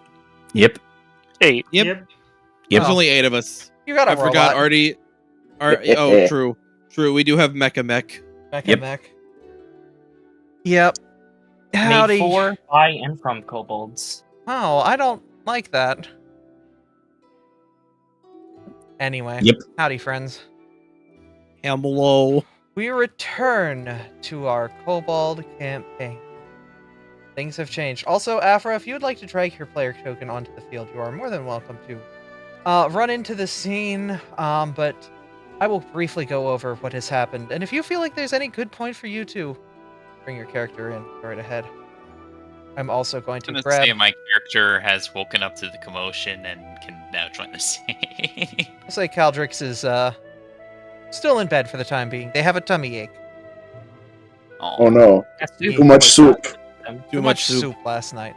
But as we stated last time on our campaign, what we had was, on summons, again, the K-9 unit has been formed. Strange things are happening in the sister country of, brain has completely shut off. It's gonna remember it midway. Let me look at my map real quick. Barnhold. The city itself has completely just disappeared. The main crew, the Friday Night Campaign Group of 6, has been sent to investigate what's going on at Barnhold. However, to the north, a new nation has been formed at Oleg's trading post. The town sends its second most competent squad of miscreants to ensure that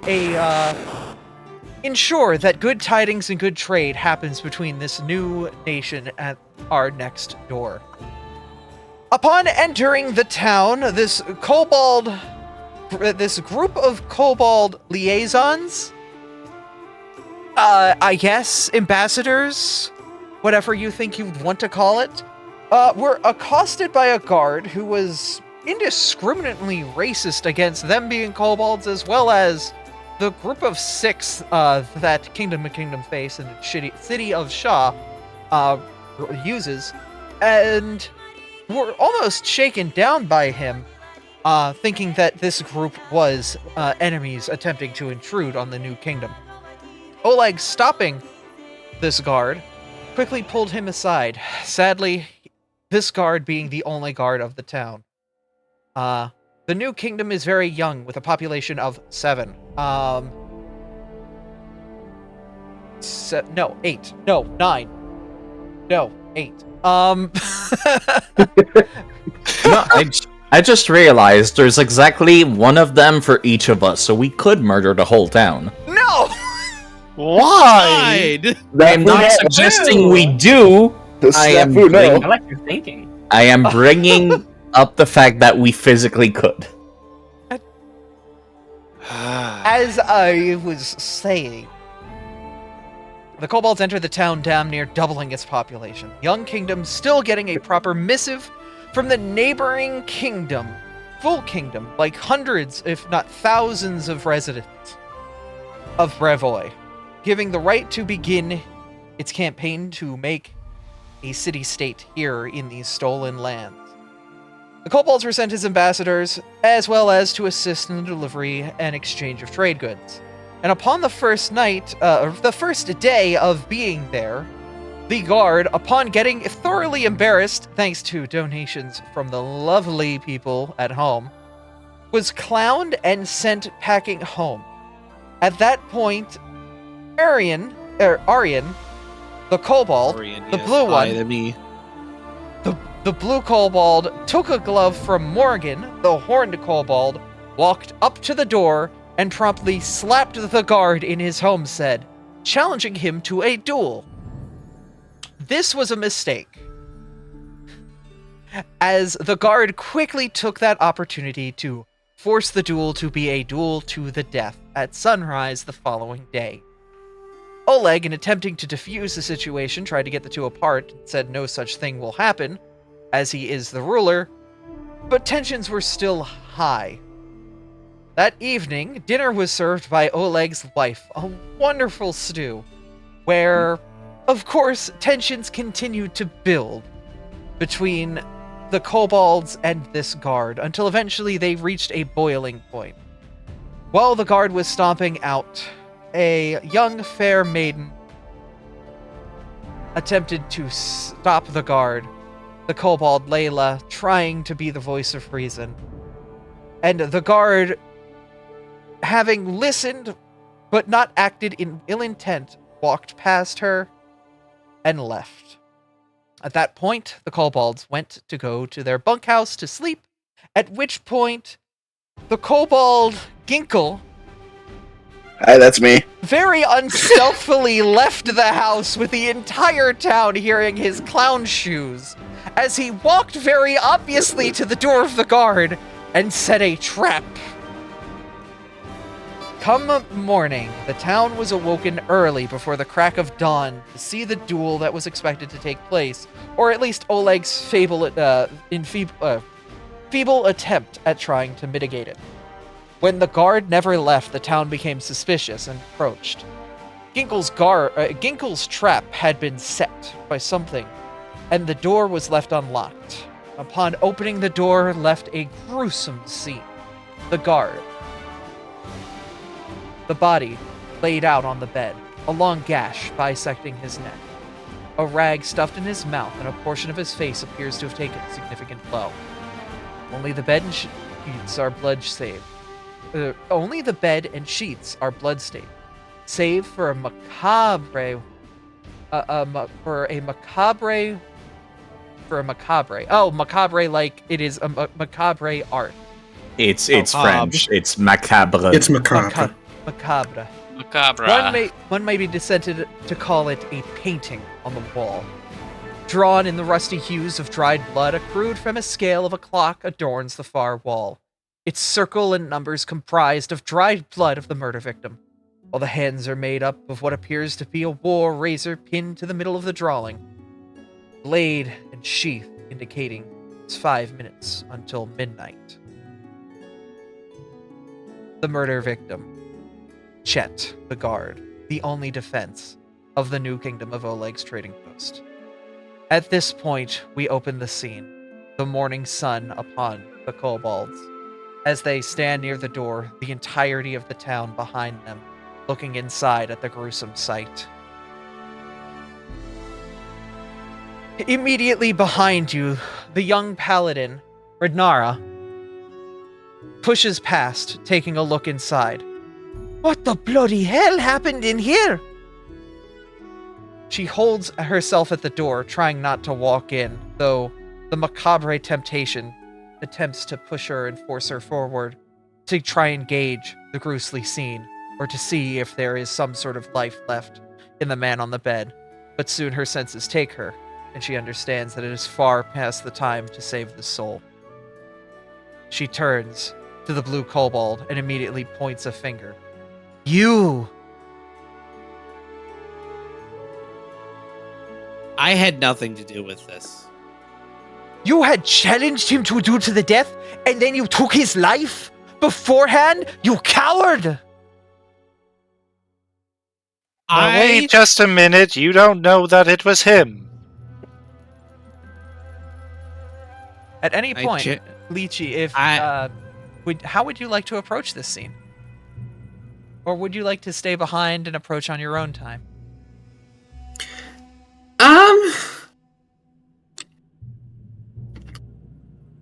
Lychee will be coming in bearing gifts of goodwill for the new kingdom. I went to the farmer's market the next town over, and they had some really good produce sales. Why is everyone gathered up all over here? As you round the corner, every head turns to you slowly.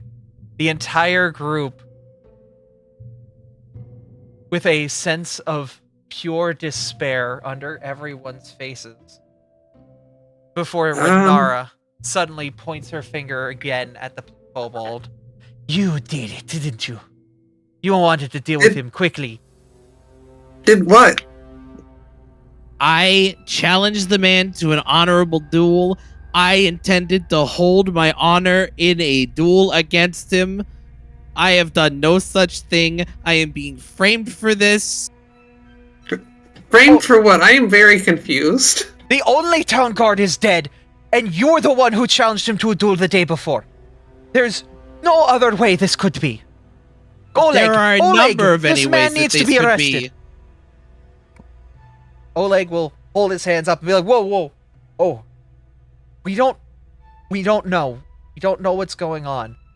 Rednara, you're a paladin, right? That's as close to a police force or anything as we have right now. Aside from, he looks down at the kobolds and their badges.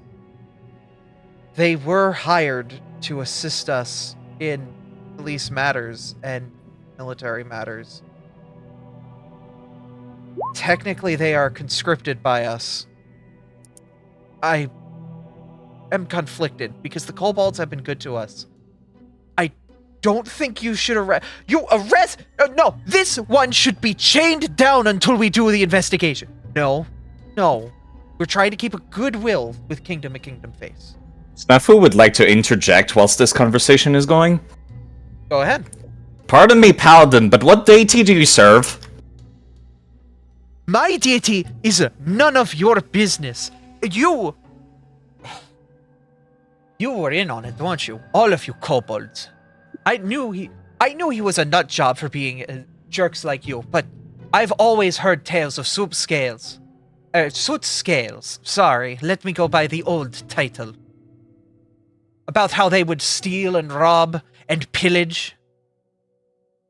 Have you gone back to And tell me, does your deity's teaching actually tell you to judge people by their species, let alone accuse them of crimes without proof? Snafu.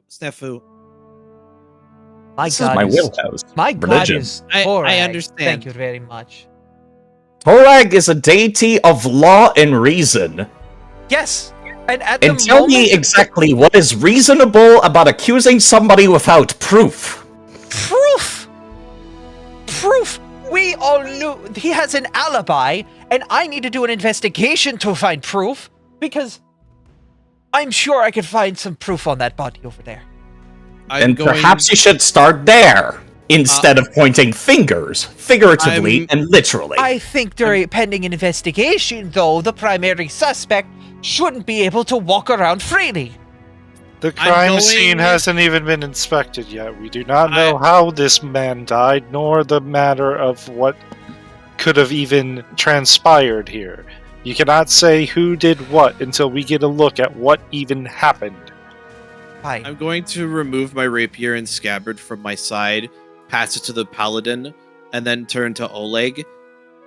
Sir, if you could take me to whatever holding cell that you have. Clearly, our paladin friend here isn't convinced of my innocence. I'm not taking you to a holding cell. We don't even have anything like that. The closest thing we could do is tie you to the ballista and aim you upward. Like... So be it. That's not what I'm going to do! No, this is ridiculous. How about this?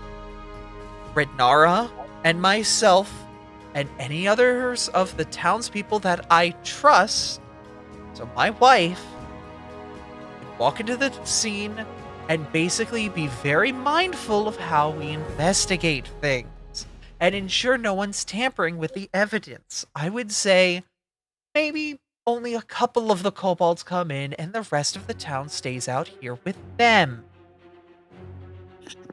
So there's going to be 3 of us inside. How about we take 3 kobolds in? And everyone I see takes a that look. as fair. Okay. Renara is steaming at this. Very much fighting back, but she will hold herself for now. I am willingly presenting my sheathed blade to Rednara to investigate. She will take it and stow it in her belt for the time being. Taking taking a little clip and clipping the hilt of the weapon to her belt specifically to make it so someone could not approach and pull it free with ease. Okay, fine. Pick 3 kobolds who you think would be good at figuring out who did it.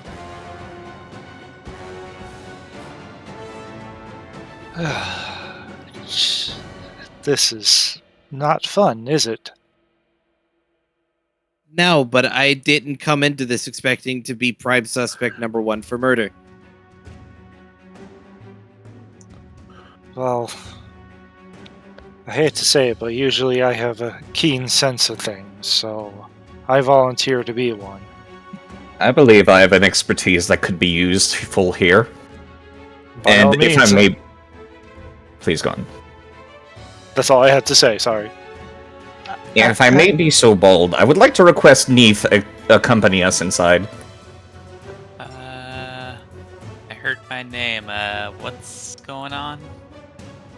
Exactly. We have a murder on our hands. Oh. I recall your expertise might be of use here. Alright. Sure. Okay. Even if I'm a little scared. So I think we all are. The dancer, the one in the hoodie. Who else is coming with? That was me. I wanted to go in as well. Okay. All right. The cute one. I am not. All right. Did any other This is kobolds have hardly the time or place for this. Ladies, please cover your noses. Alright. As you step inside, you see the scene as laid before you. What will you investigate first? I want to look at, like, the southwest section of the room, see if anything was disturbed over there. It seems like it seems like his belongings have been set out, but nothing really too crazy. His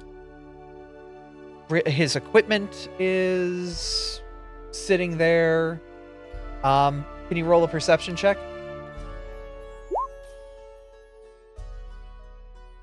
I am hero pointing that. Ooh. Yikes. Oh, that's much better. Okay. So, you see that his weapon is left on the table. So this man wasn't even armed when he was attacked. How does the room look? Does he look like he defended himself, or like... Roll perception. Ugh. Search for a I mean, struggle. I'm not sure I would call that perception, like, does it look like no furniture has been touched, just glancing around the room? No, the furniture has been left in relatively normal positions. Alright, then I will definitively take a look for signs of scuffle. Okay. So Snafu with a 13. You find 3 sets of footprints on the floor. You can, by looking at the door, you can tell that there wasn't even forced entry. The windows undisturbed and all closed. Doesn't look like they were, like, forced open or the locks picked. The door obviously unlocked, the key on the table. It was not forced entry. We should probably examine the body itself. Yeah, I was getting to that. Anybody who's in the room can investigate, so perception checks at any time. It's always good. Layla's gonna glance over the body and the bed area. Okay, I will allow medicine, perception, or any other relevant skill that you think would be good in this situation. Yeah, that's why I asked for Neef. If anyone can do forensics. Let's see, medicine. Yeah, before I touch the body, I'll let the forensics happen for sure. Since I am a Kyrsian, I can use my crafting as though it were a medicine check. So I'll go ahead and do that. What's your medicine, by the way? Whoa. Okay, that's a pretty good. Goddamn roll, by the way. Yeah. It is obvious to you that the victim died from a grotesque slash across the throat and the accompanied blood loss. The blow to the face appears to be done post-mortem. On further examination, the body reveals that the facial blow seems to have been centered around the left side of the jawbone, fracturing it in 2 places and dislocating it from the rest of the skull. If you want to roll an Arcana as to why it was done that way, go right ahead. Anybody can roll Arcana on this. I am trained in Arcana. Go for it. Anybody or just people in the room? People in the My I'm intelligence technically is trained as garbage. well, even though it's not high. My intelligence is garbage, though. Do you have higher than 5? Oh, that's a nat 20. Okay. Never The mind. reason this was done is to disable talking to the dead. Whoever did this knew that talking to the dead can be disabled by fracturing the jawbone and dislocating it. Whoever did this was smart. They knew what they were doing. Speaking of which, continuing on with the forensics investigation, it appears that the slash of the throat was made by a right-handed individual, beginning underneath the right earlobe and traversing the width of the neck, doing both the severing both the windpipe and the artery. Quick death. Finally, you turn the corpse over and notice a third. It appears to be a savage blow on the back of the head with a blunt object or a fist. It appears that the injury was done pre-mortem. So he was hit in the back of the head, possibly knocked out, slit the throat, then probably thrown aside afterwards. That's what it seems like to me with the 2 blunt injuries. I will also say, because you rolled so high, you can tell from the angle of the injury on the head, it was made by somebody at height with him. Oh. We can rule out a good chunk of the members of the town. We can also rule out every kobold. Ridnara looks over, walking over, and investigating the hit. I've seen 2 kobolds in a trench coat before. I'm not convinced. Oh, right. I'll just raise an eyebrow and not say anything. Did you mention that the murder weapon was in the room, visibly anywhere? Yes, remember the war razor pinned to the wall with the clock? I'd like to take a look at that. That will be perception, religion, or crime. And or arcane. I will allow arcane as well. I will also allow examining the painting as well, with just perception. Okay, Snafu. Looking at the clock face reminds you of a series of murders that took place in Barizia a few years ago. They were perpetuated by individuals known as the Skin Saw Man. Anything else I can glean from that? Not with that roll. Oh. So it just sounds familiar. I read about it in the paper. Okay. I like do to- think... Yes, please go on. You can also roll Arcana or Crime for this as well, or Perception. But you'll have to roll pretty damn good on your perceptions. I think I might have something that... Well, let's do this first. That seems pretty damn good. Okay. That's only a 17. With this, it is fairly obvious to tell that the blood on the painting came from the murder victim. A small wooden bowl lined with a faint pitanya of dried blood and a rag lie underneath the ghastly painting, hidden behind a standing table. War razor has a nail driven into the hinge that joins the blade and the sheath together. Upon examination, it appears the nail was driven into the wall with a single blow and has damaged the tang of the razor. Any attempts to remove the weapon would result in it breaking. The war razor itself is an exaggerated version of a barber's tool. It's a brittle but extremely sharp weapon. It's very easy to slip into a pocket or sleeve. It's favored by assassin and rogues alike for its ease of concealment and a keen edge. It is not a weapon that is used in direct combat due to its fragility.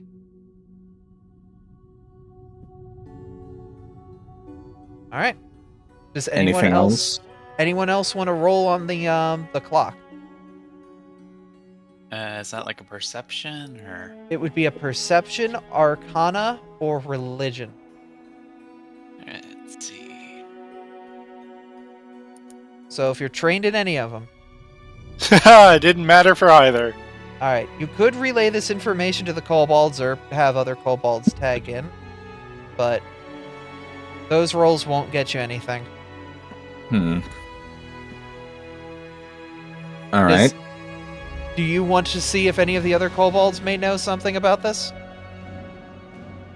You guys can take care of that. I think I wanted to take a little bit of a closer look at the murder weapon without removing it. Murder weapon is set to 5 minutes before midnight on the clock drawn on the wall. It is... More specifically, something that couldn't be seen with the naked eye. Oh? I put it in chat.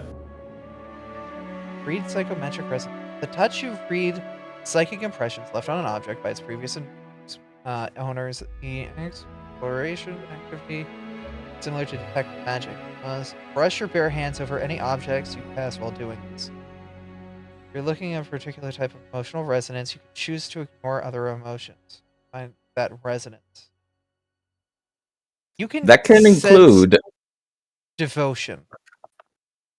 Devotion? Devotion. Nothing from the murder victim? Oh, from the victim? Yeah, that's specifically like one of the listed uses for it. I mean, you can feel the last remnants of his anger, his hatred. That's it. Devotion from the victim and hatred specifically from the victim. Yeah. That's interesting. There is a twinge of surprise as well. I think we can safely rule out most humans from the case as well. Or at the very least, not directly suspect them until something else comes up. I would like to brush my hands around vaguely over other objects in the room, looking for anything similar in emotion, whilst the rest are relaying the information to the other kobolds. You would not find anything that is of significance from trying to sense psychic resonance from any other objects in the room. Sorry. We have... Yeah, I didn't think so, but... Alright, just making sure. Any of the other kobolds want to step in while Layla is out? Ginkle will point to Mekamek and just say, "Continue defending," and then walk into the room. Okay. Yeah, I don't think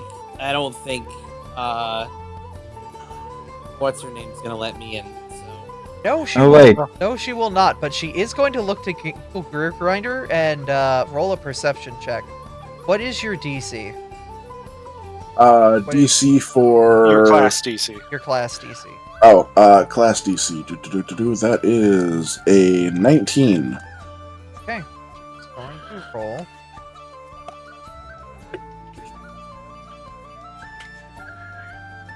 What was your number? 19. She walks over and approaches you before looking down at your cane. She eyes it very suspiciously. The murder weapon was concealed. Can I see your cane for a moment, old man? Yes, you may. And he is going to hand it over. She takes it, twists it, and slowly pulls the blade open, looking inside before closing it, and taking it and putting it on her side. I'll be holding on to this. Ma'am, if I may see that for a moment, I will It return is. it to you shortly. It is still his walking aid, miss. I will say a little curtly. I'll find you a stick if it's the only thing you want it for.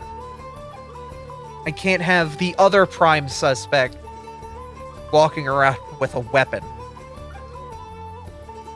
Ma'am, I have one question for you about that. What makes me a prime suspect? I saw you modifying the ballista above his house, claiming that you had set it to the set it in a safe way. Also, Everyone last night saw you set a trap in front of his door. If the specifics of my trap are in question, I can explain and I can demonstrate. Go right ahead. I would love to see it. And Ginkle will walk over to the open door, to the triggered trap that is in front of the door. My initial plan with this trap was going to be that on this day, before the duel, when the gentleman in question exited his abode, he would walk out of the door, triggering the trap. This trap is non-harmful and only restrains, and my hope was, with him restrained, we would have time to attempt to convince him and my grandson to set aside this folly of a duel. My cohorts have very strange ideas of diplomacy. I'm sorry.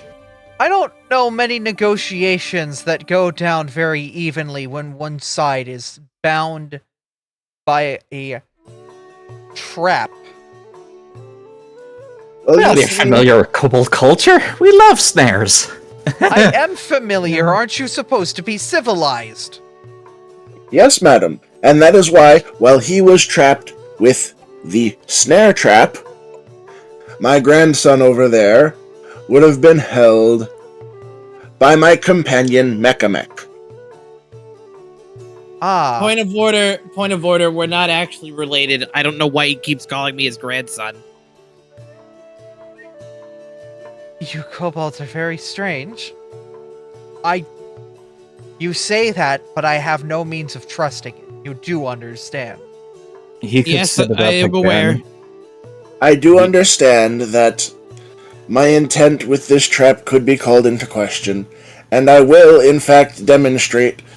If I have to roll a crafting check to reset the snare, Ginkle will set the snare and then walk into it himself. I'll have you roll a crafting check to see what happens, because if you roll incredibly low, that's not going to be good for you. I was on the wrong character sheet. I almost had Mekamek roll the crafting check. That would not have ended well. I want to see you set it Okay. up. Oh! Perfect. All right.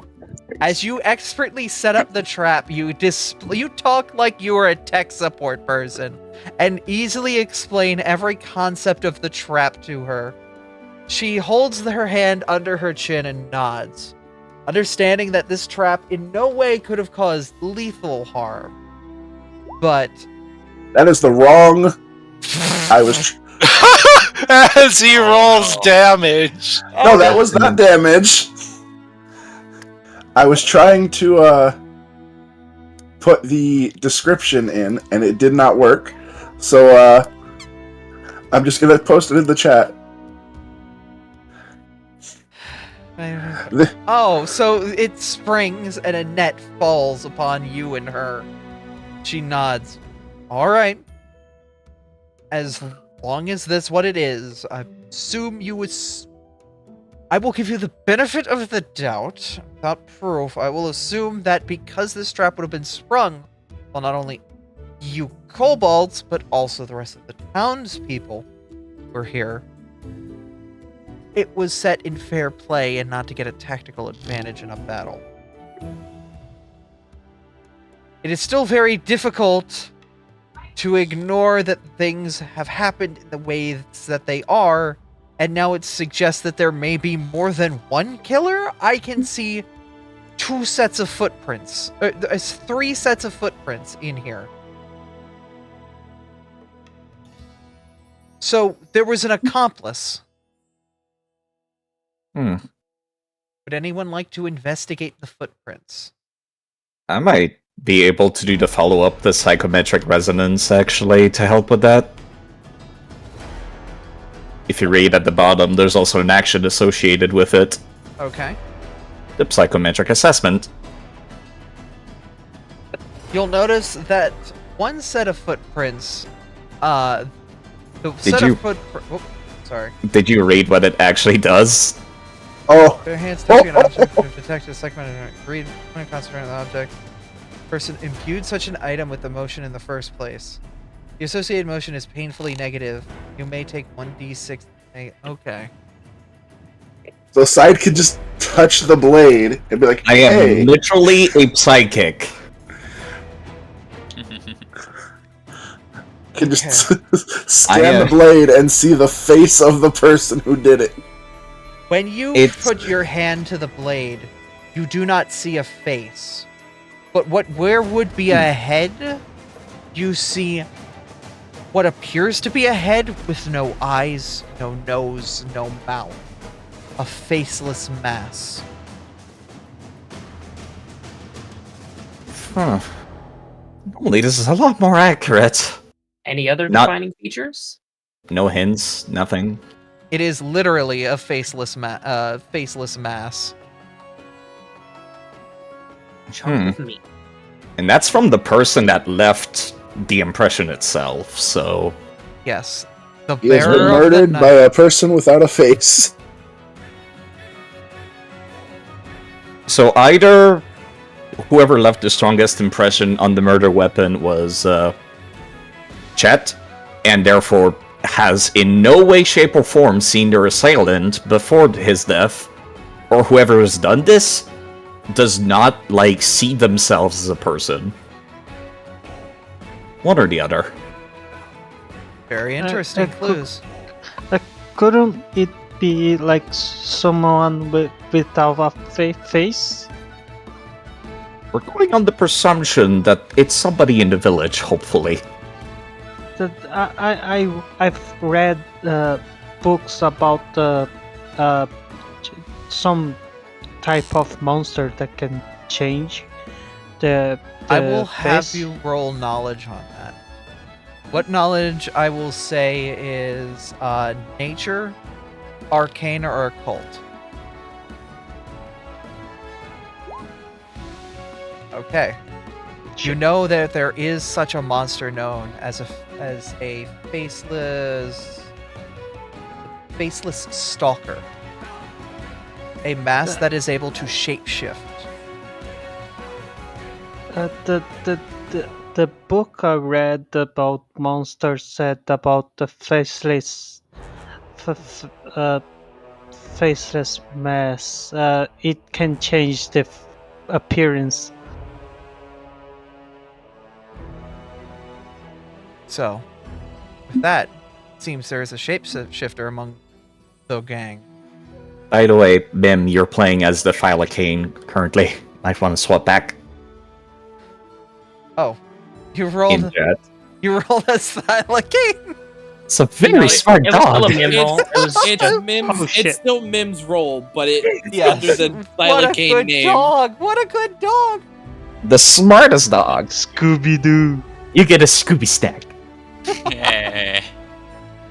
We're afraid for Rask. Oh no.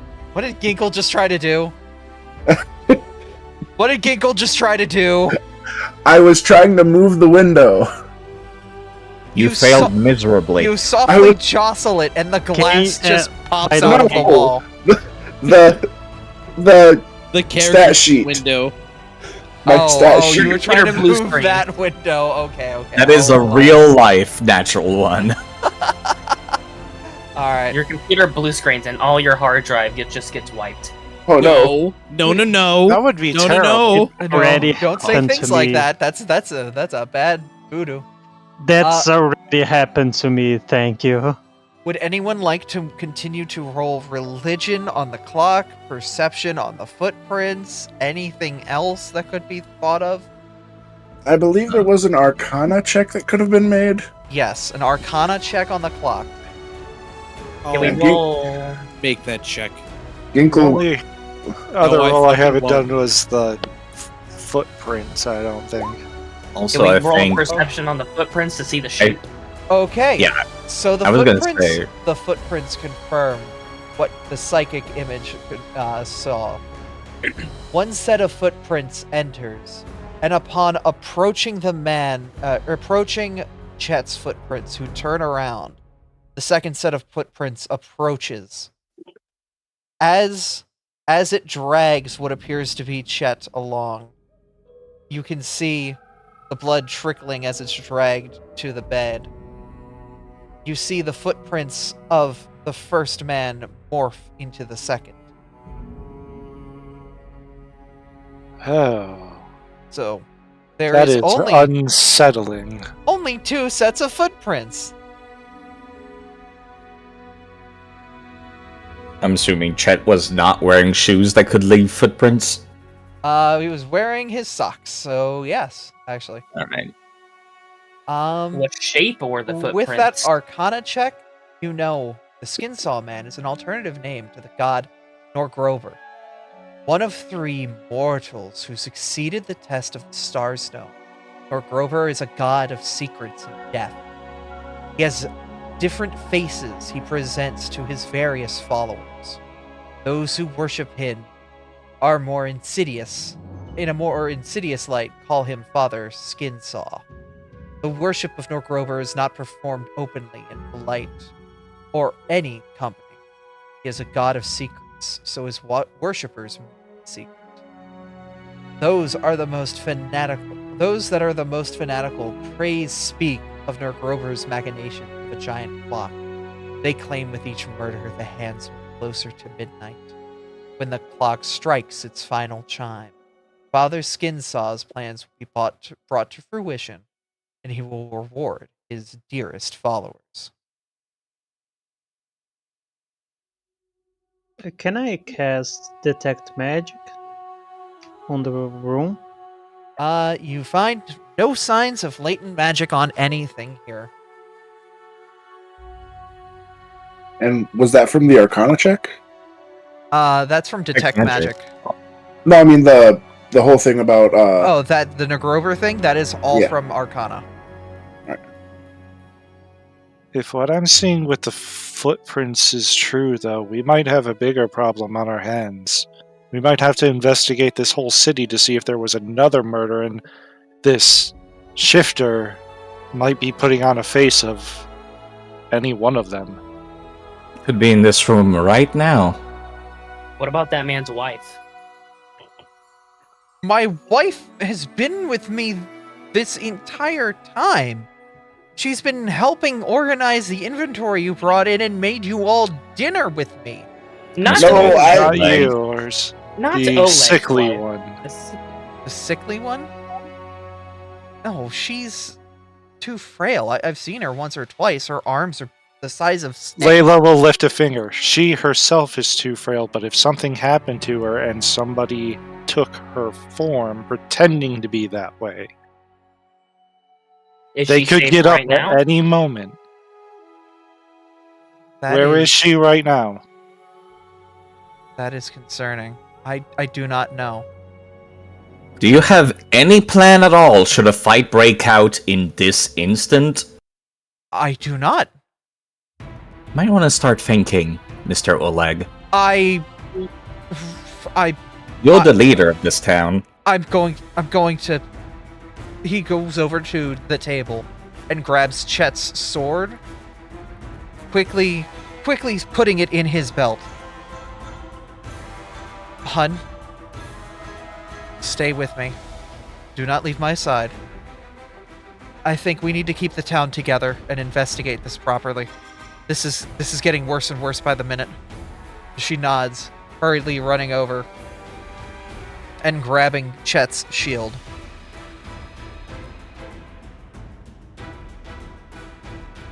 Rednara looks to the kobolds, looking at all of the evidence that is stacked against them, and is like, okay, I will, for the time being, will allow you to look into this hunch, but we can't go knocking down everyone's doors and just investigating. This needs to be thorough and done by the book. We need proper evidence if you want to walk into someone's house. You can't just barge in. We will follow your lead when it comes down to it. Can't we just ask Amanda to see? I mean, I think it would be a good idea, yes, but if his wife is as sickly as it does suggest, there could be a risk of infection. I don't know. I've never met someone as frail as what has been claimed, but I have heard stories of others that are that frail, so... You're standing right next to a professional. Oh, the green one. Why do you think I asked her to come along with us just now? Oh, all right. Well, in your medical professional opinion, if someone is highly susceptible to a disease or affliction, would it be best to keep them in quarantine, or could someone visit them? Should I roll medicine check to see if I know what kind of disease we're dealing with?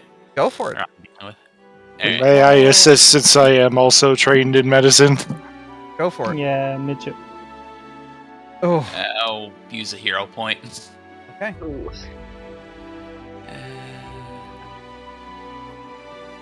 You know of various different types of fevers, coughs, illnesses. Even with the 21, there are a couple examples of local local afflictions, small scale plagues, that do knock someone's immune system down to the point where they become very susceptible to even being in the same room with somebody who could be seen as even the slightest bit infectious, even if they are not presenting such things. It is common knowledge to try to leave somebody like that alone as best one can. At least, and ensure if someone was to walk in, they would be sanitized. Go ahead.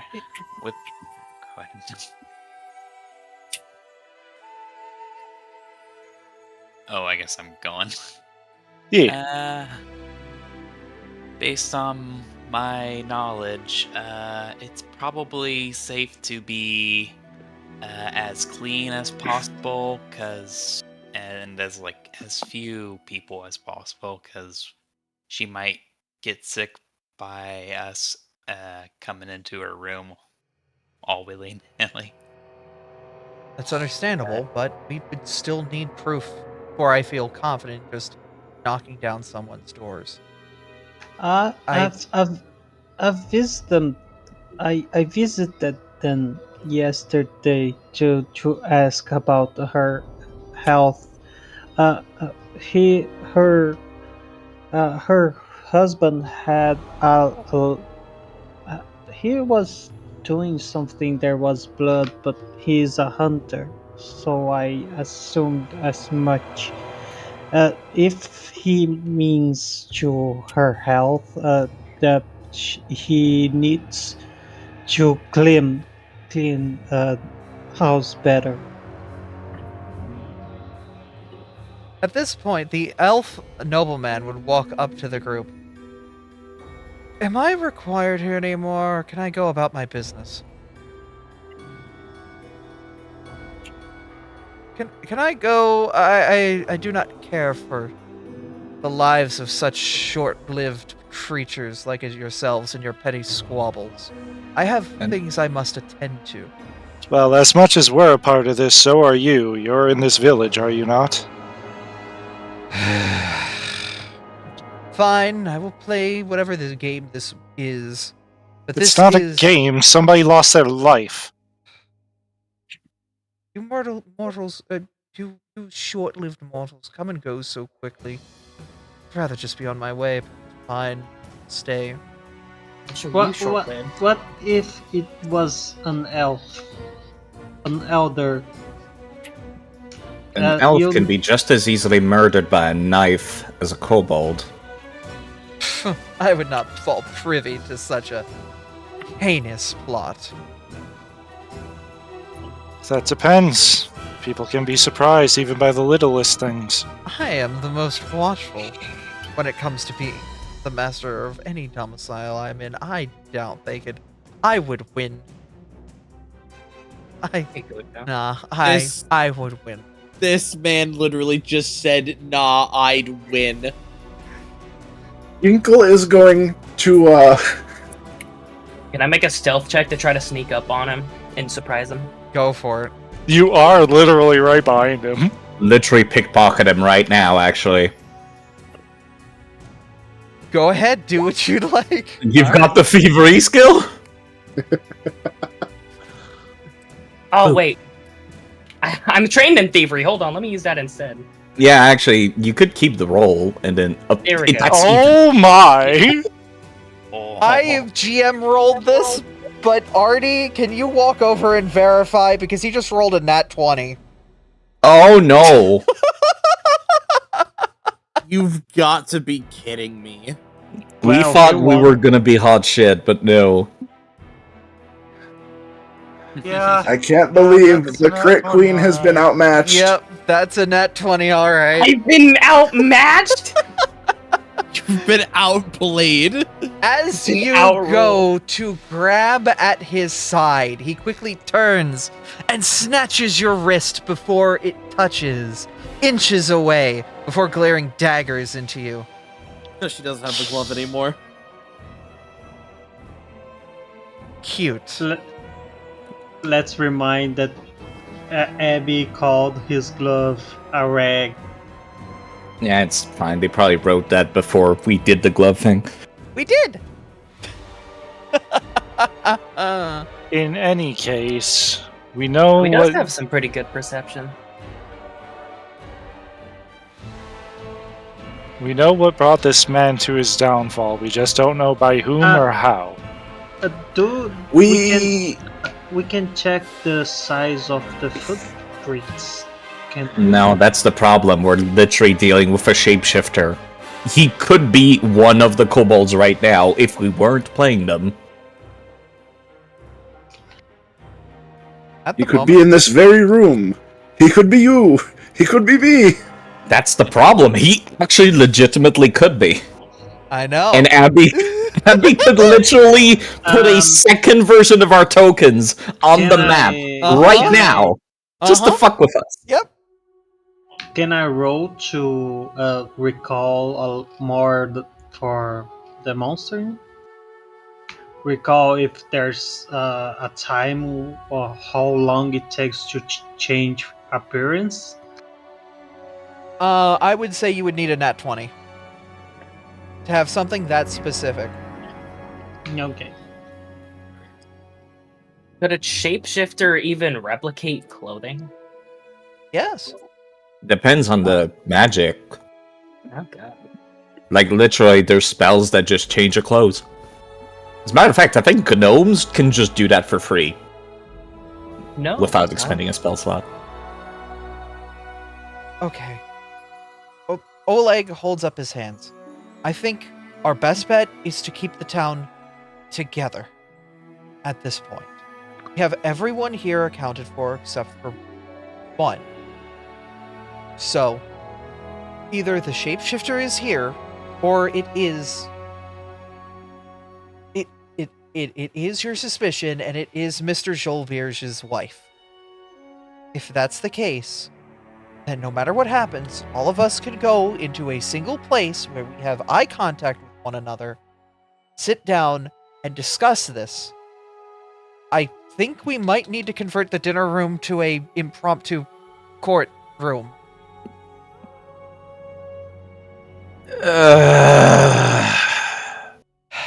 Abby, I just realized that you also, by giving us a dog, have made this into John Carpenter's The Thing.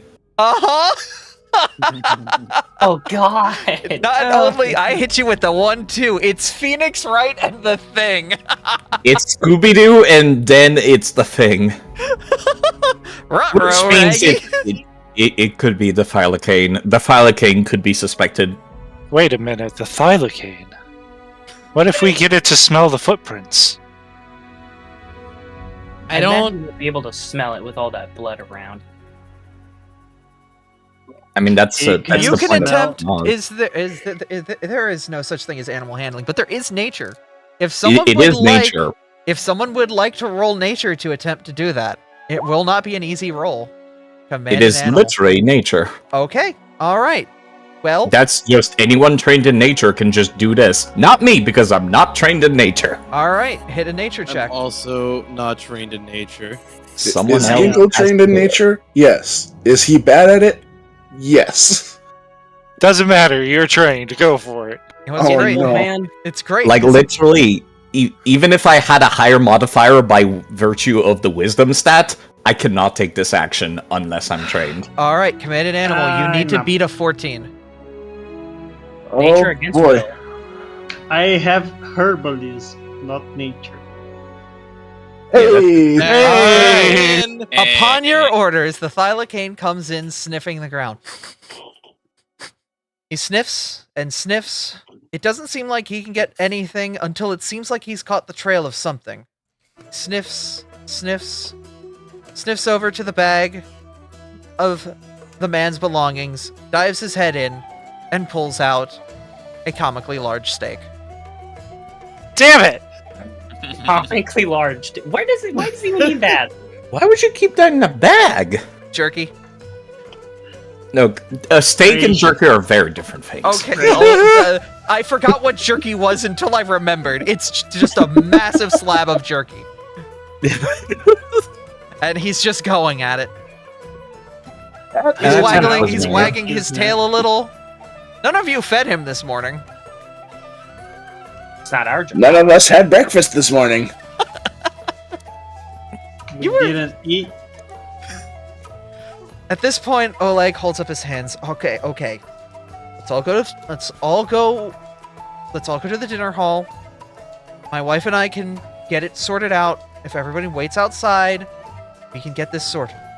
We'll go through, have everyone ask questions, figure things out, and we can figure out who did this. Are you ready? Ah. And Ready when you presto put mine. changeo, if I reveal the area. Also, my god, Afra, that is a gigantic slab of jerky, you're right. They exist. Up at the courtroom is... I almost dragged the body with. Up in the northeast. Well, yeah, he's still a suspect. He's dead! Listen, there's a reason why I did psychometric resonance. Have you played Phoenix wait. Wright Spirit of Justice? Everyone get out of the I room. am have to- under the chair. I Oh, have where'd to- I go? I have to move the tokens to the map layer. 1 second. Get your butts out of chairs, please. I don't know where I went. You went, like, flying off the map. Yeah, I saw tokens that. Get launched. No, you're just gone. I was deleted. You might be Layla's underneath just gone. somebody. Hold up. Everyone get into a chair. If you do, then somebody will probably show up. I'm just throwing you all in chairs for now. The bold jury. Where is the prime defendant's chair? That's where I need to be sitting. Welcome back, Layla. Probably up here. I don't have a chair for you, but that's fine. Prime defendant would probably go in the middle. No, that's the person currently being asked questions. Did I get rid of my... Where did Layla go? I'm right here. I came Right back. here. Oh, okay. I don't know where the other one went, but I spawned in a new me. Don't worry about it. Ah, duplicate you. She does have mirror image. Ah. I mean, makes it interesting. Is the Duplicate change- token sounds very dangerous given the current situation. Yeah. It's almost like that would make you suddenly a prime suspect. Okay. Why is Mizu standing when we have a robot in a chair? Okay. Fine. The robot stands to the side with the dog. Better. Alright. Wow. Amazing. Oleg takes a blacksmith's hammer and hits me over the head with a metal pipe. Bangs it on the table a couple times.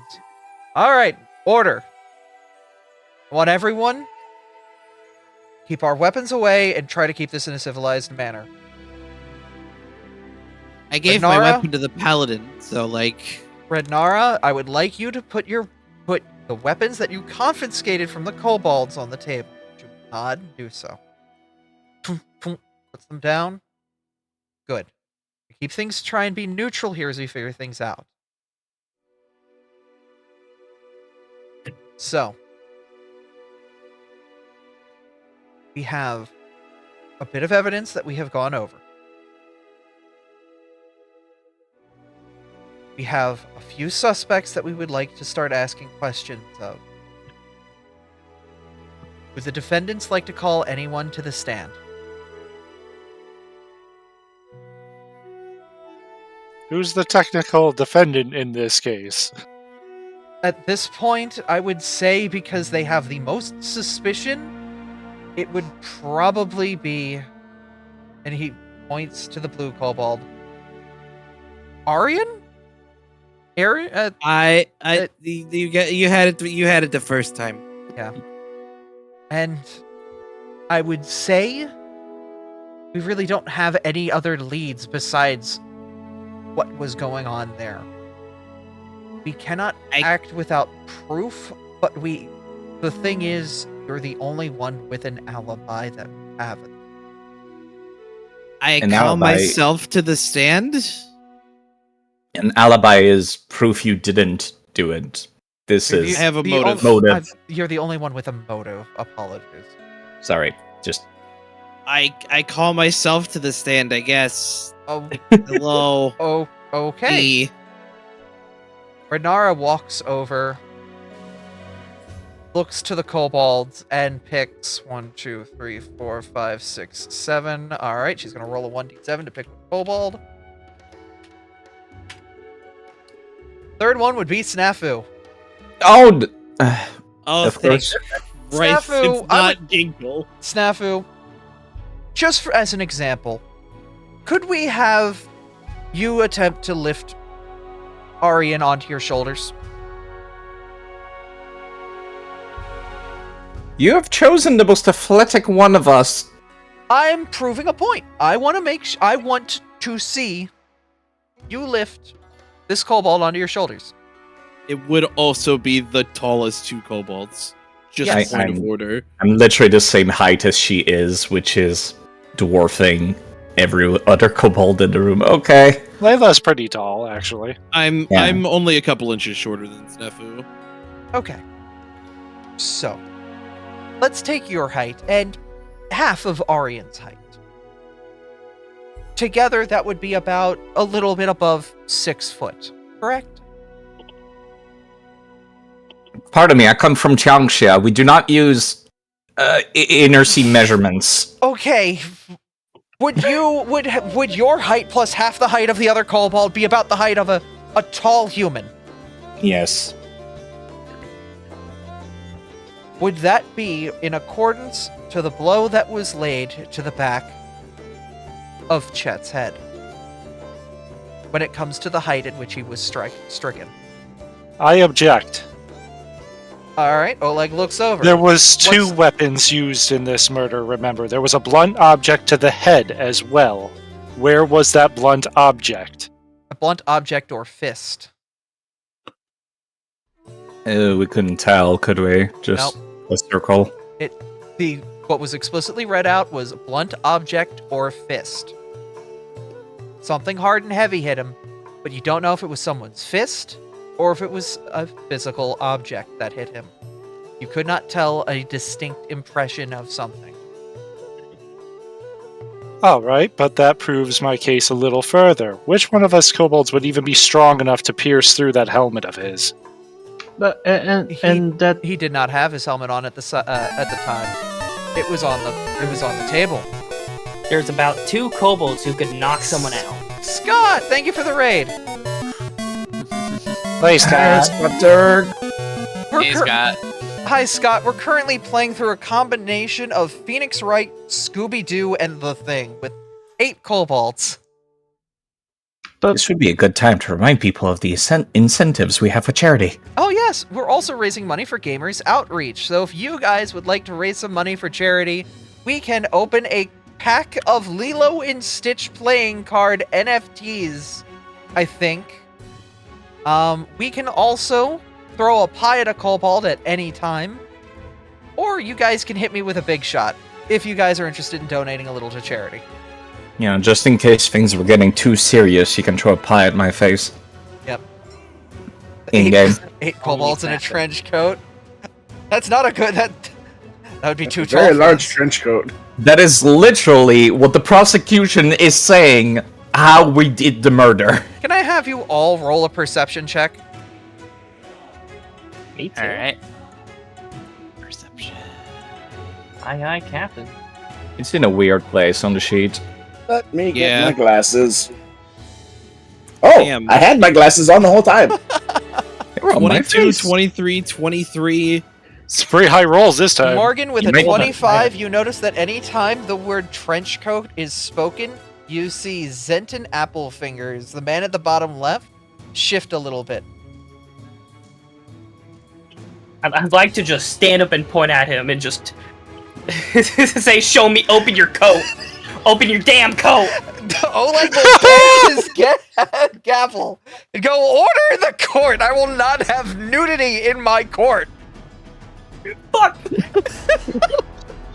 Snafu will sigh and, if you'll excuse me, walking away. Didn't I ask you if you were selling coats back at dinner, and you just happened to tell me that you sold the most recent one? That sounds pretty pertinent to the case, don't you think, sir? Well, okay, that's not... You are asking, The not- dude. Salesman. That is Den Kid. That is Den Kid's... He's got a proper name. I generated it from a website. That is Den Kid Snowgaze. And he stands and points back. The business of my sales means nothing to this case. I haven't sold a knife like the one that was seen on the wall. I That should believe the mean question. I believe the question was about a trench coat, not about a knife. The trench Well, coat you've means heard- nothing to the case. Well, you've certainly made yourself sound a lot more suspicious by mentioning the knife. I don't care if I'm suspicious. I didn't do it. I Well, didn't how about either, and yet you prove I'm the that? one sitting here. Yes, you're the one who challenged him to a death battle. I challenged him to an honorable duel. All I He's heard the was... one that made. He's the one that made the terms to the death. I just challenged him to a duel. Well, then somebody's spreading the wrong news on the rumor vine. Raising my hand, I'd like to address Oleg. Oleg For the shaking his head. No? No, he's just like, oh my god. Like, May we he's please- rubbing his temples and looking on. Please get back to questioning Aryan. You're not gonna think that is even the slightest bit important to this discussion. The prosecution will have a time where they can call the witnesses to the stand. Right now, this is Aryan's what? time on the stand. You know what? Fair enough, actually. You can Let me call whatever swing witnesses or suspects you can to the stand when it is their time. Right now, I feel very foolish now. you're fine. Kobolds Marvelous. aren't used to the court system. My apologies. Renara will sigh softly. Okay. So, it is possible that you could have done that, and there is a motive that you could have done that. Though the possibility is small, it is there. There are 3 things needed to prove a crime. I'm Googling them right now because I forgot what the third one was that I was going to talk about.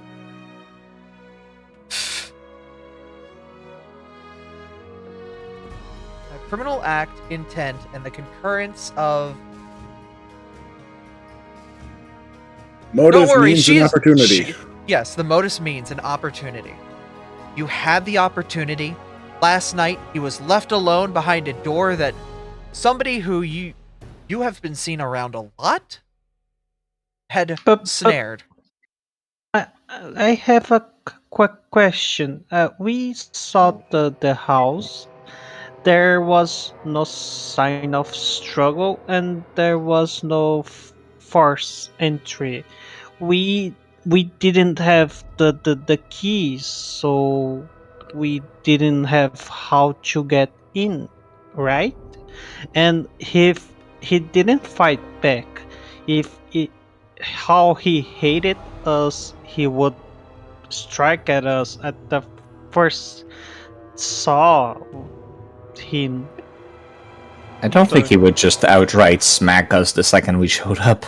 No, but he wouldn't let us in his house night? either. Yeah. We know that Yeah. Renar would interject. We know that the murderer is a shapeshifter. How do we know you didn't appear as something else when you showed up? I could say that about anybody here. Exactly. Everyone here is under similar suspicion. Which means it cannot be used to corroborate your own argument at this time. No, but it does mean that there could be alternative means through which somebody was let in, and just saying that somebody was a kobold at some point does not mean that Chet would always deny them entry. Not only that, I did see you guys using magic to make this kobold large! What other magics do you have the ability to do? There was strange clown noises happening yesterday for some reason from half of you. I don't know how that happened. I'll be honest, I don't know how that happened either. I also don't know why it was the only one seemingly unaffected. Very suspicious. The defense would like to rest for now. But Oh, you can speak. Oleg points out, like the defense or the prosecution. Sorry. I'm sorry, Rednara says. Rednara says the prosecution would like to rest for the moment. They need a drink of water. She holds her temples and walks back to the chair. Oleg points over to the kobolds. If you would like to come forward and ask questions, you can. Anybody got a angle at which we can go from? If the murder was a monster that can change the appearance, why change to a kobold that is small? No, that's what they're saying. They're saying we didn't do that if it was us. They're saying that we're using kobold appearance as a cover. But Rednara cries out, "Thank you for proving my point!" Your point means there are two changelings then, because we are kobolds. We can't change our appearances. To kill the victim, we had to be two, and I'm not strong to lift someone up. I understand your point of view you're trying to make, but why be a burden to require two corpses to kill one when you can change to a bigger person and kill the man? I would like Rem, everyone to I'm- roll a society check really quick. I'm asking this out of character. I don't think I understood any of that. What? I'm trying to say that why a changeling would require to be two kobolds instead of one big person. Okay. I think that's the thing. Rednara, Yeah. holding her mug of water and taking a light sip, holds her hands out. Fine, then it was just one of you walking up is a shape-shifted form and smacking him on the back of the head. Snafu, with your natural 20, you look over and see the dwarf is drinking water. That's not very dwarven of her. Squinting. That's surprisingly hydrating. She looks over and nods. Yeah, it is. What of it? What time is it today currently? Early in the day. An hour past sunrise? That Sounds like a perfect time for a drink, don't you say, Snafu? Yeah, it's a little strange to see A dwarf Oleg- not drinking alcohol at sunrise. Oleg bangs his gavel. It is not time for questioning Rednara, who will have an opportunity for that. Do you have any more questions for Arian? I do. After the feast last night, where did you go, Arian? Straight to my room. And who saw you? The 7 kobolds currently sitting to my, I guess, right-hand side if I'm looking at Oleg. And in fact, Oleg saw us all enter from after the feast, did he not?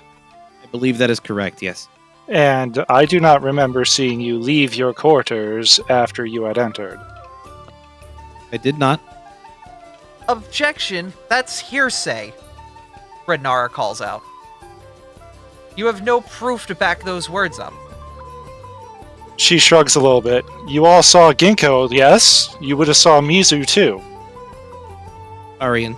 Arian, sorry. Objection! Arian could have headed out in the middle of the dead of the night. Whatever happened chronologically after the trap was set by the old man. How do we know that? Because it was snapped! It was cut! The snare was triggered, yes. The fact that it was triggered doesn't mean the person went inside the room. So you're saying someone went to the door, snapped it, and then someone else walked over to the door? It's entirely possible.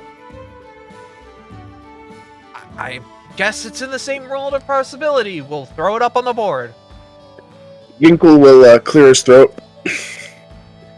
There is also the potential that the attack happened before I arrived, but the culprit left after I left. I mean, possibly. Did you look at any of the windows to see if anything was going on there? I apologize, as I am quite small and am not able to reach up to the windows. Not just especially that, when that's walking. invasion of privacy, is it not? Yes. To be fair, Layla, he was setting a trap to literally... Shush.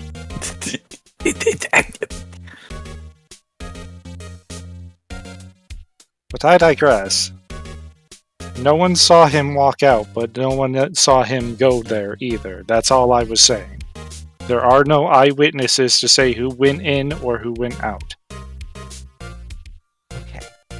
I've also swapped the music to Ace Attorney music at this time. I would also like to mention that I was as surprised as everyone else to see him dead. I don't think your emotions are very compelling proof. Be that as it may, I do feel that it is relevant to point out. Okay. So... Good, we have your emotions on file. At this point, Oleg's wife is doing the best she can be to be a stenographer. She's trying to quill all of this down as best she can, but she's going as fast as she can.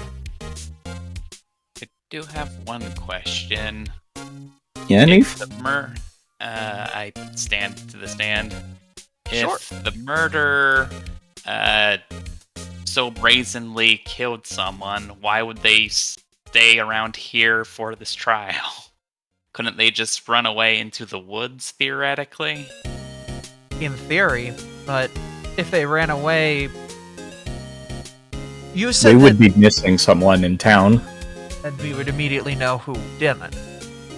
Not only that, but you... The problem with that is if they're a shapeshifter, they don't care if we know who did it. They'll be able to change into somebody else.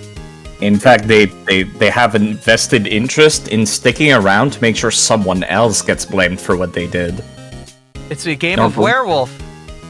Norgorber is a god that is, well, we already got that info dump. It's very fond of very overtly complicated plots and intrigue. Yes. They would fucking love it if you could get someone else blamed for your murder. And that evil god is staring with glee down at the scene. We need to figure out who did it correctly. I'd like to scooch very awkwardly because I'm several seats away. Don't mind me. Let me just nudge over at Layla. You seem to be the one that knows the most about religion out of our group. Oh, heavens no. Oh, God. Not even in passing? I am not trained to have a +2 modifier. Oh, we're screwed. I'm the only one, aren't I? Snafu, if anybody's a religious figure, it's you around here. Trust me on that. I am very lucky that I find the gods of the inner sea incredibly interesting. I noticed earlier... I know towns, I know all that stuff. I don't know religion. Are you familiar with dwarven culture? At this point, kobolds, are you done questioning your defendant? May the defense be allowed more time to deliberate, please. Yes, but please conclude your questioning, so... Actually, yes, we would love to discuss with Arian as part of our deliberating before we move on. Alright, go ahead and deliberate. Arian, you can head back to the stand. I have a quick question. Yeah, yes. What god do you believe in? What god? Who are you asking that? Yeah, the defendant. Arian? I don't follow any deities. Atheism does exist in Galarian. It does. Okay. So the murder was a relation, cult, I think. He did it for a god. I guess everyone here doesn't believe in, at least of us, right? Well, sadly, just like he says, she says, you can't prove somebody's religion. You can say it all you want, but that doesn't mean that's what you truly believe. Yep. Afra is going to have to step away. Afra, if at any point you are free to slip back in, I understand. We'll continue to roll because it seems like we have, it seems like you guys have a good beat on things, and I'd like to keep the momentum going if possible. But it's unfortunate. Yeah, if anyone else has to go, we will pause it there. Love you, Abra. Take care, Abra. Yep, Affy's just gonna stay deaf and muted. Okay, so. I think Arian's good. Alright, then he can go back to his seat. Well, back to what I was talking about, now that we've swapped seats. You're familiar with Dwarven culture, right? Somewhat. I mean, somewhat, but... Dwarves don't drink not alcohol very often, like... Not very often. That much I do know. Of course, it's not unheard of to see dwarves that are not alcoholics, it's just... Typically raises some eyebrows. At the same time, we can't just use that as our judgment call. Yeah, but here's the other thing. When I asked her about her own religion earlier, she's a paladin, right? You would think she would know that like the back of her hand.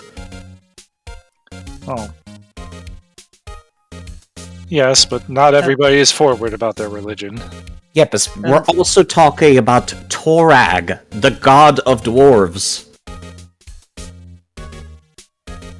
We're also talking about a dwarf that... Actually, would that be something that Steph... I would assume yes. I would Steph roll have a this religion or society if you're going to make a call like that. Yeah... I'm going off of my own memory right now, and yeah, I don't I would think say I at this should point, roll. we're at religion. Okay, continue off your memory. Okay. We're talking about the god that literally says, keep your word, serve the people, be honorable and forthright. That is not exactly somebody that would go straight to accusing someone out the gate. I'm bringing the other... You're good. Yeah, just so they're here. No suspicions. Not just that, but it seems like they'd be very forward and upfront about who they serve at that point, too. You do prove a good point there. Paladin of Community going straight for, well, quite the chaotic way to go about an investigation. We don't have anything, but certainly seems also, suspicious. she took our weapons. No, that's pretty normal. Well, if you're going to play the part, I mean, you're going to play the part. I am not very convincing. You can see Snafu is like slightly uglier than most kobolds. I do not have the charisma that you guys get for free.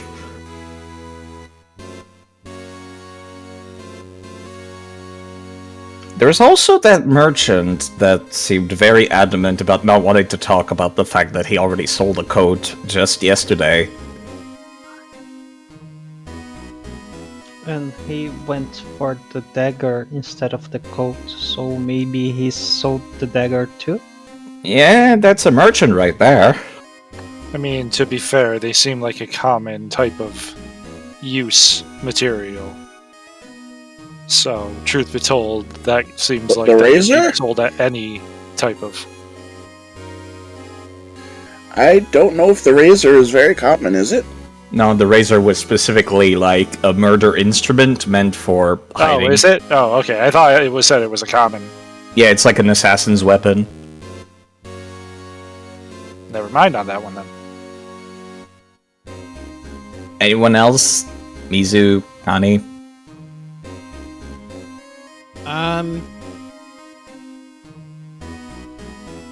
I ain't got nothing to say. I'm running off of like 6 hours of sleep and I had the D&D game this morning, please help! Kobolds, do you have someone you'd like to call to the stand? Yes, I think. One moment. I feel like we should probably call the merchant, right? I was thinking the merchant myself. Okay. It's to start. We would like to call Denkid Snowgaze. Denkid Snowgaze to the stand, thank you. The merchant stands, makes his coat look really nice, picks out his teeth, then eats whatever he picked out of his teeth and walks up and sits down. Giko will just lean over to Arian real quick. We hadn't had breakfast yet. That was probably sitting there all night. Listen, I don't see how that's relevant right now, Ginkgo.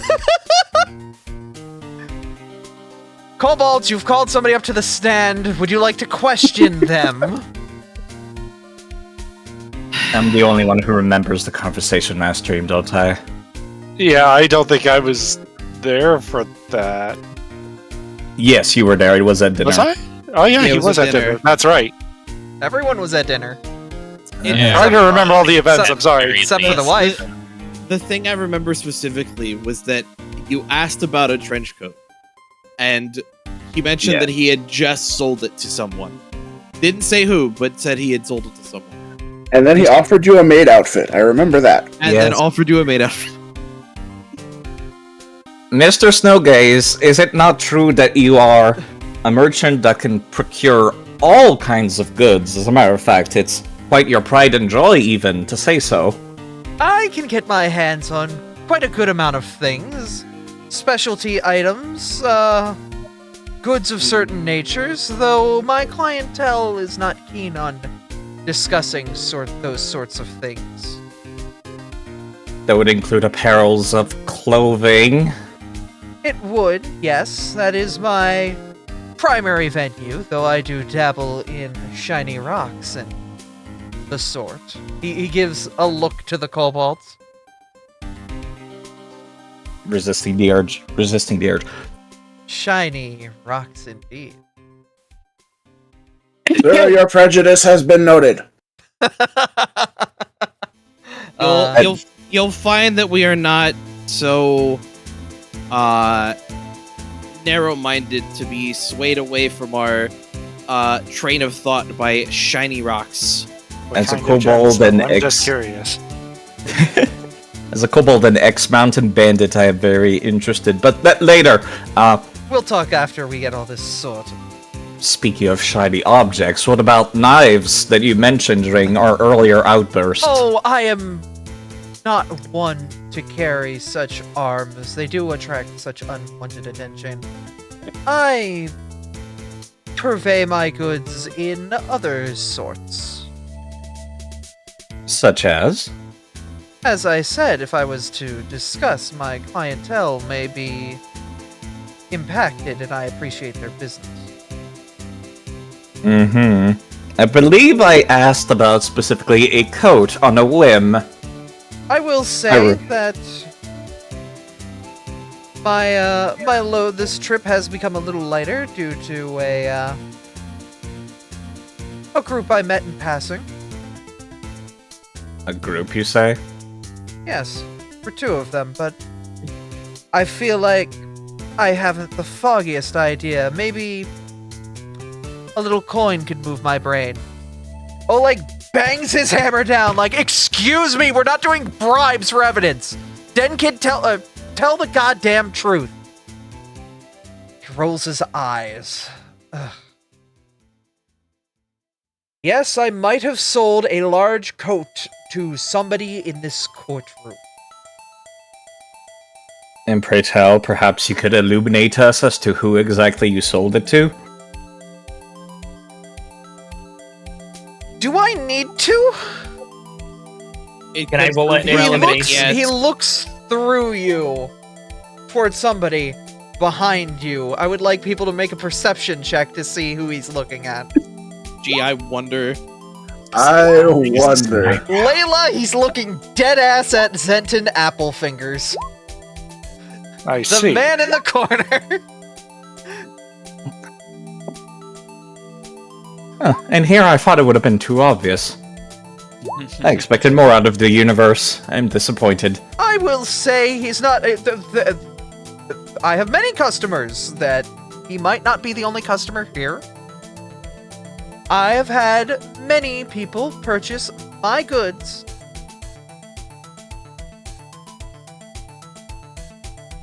And they might be in this room. And my services as well. Sniffer raises an eyebrow and his ear perks up. Given that we're dealing with a potential shapeshifter who could turn at any moment and murder us to get away with their crime, I believe we probably should be a little bit more honest than that, Mr. Snowcape. Snowcape. Yes. Thank you. I'm very happy you Names remembered are hard. my name.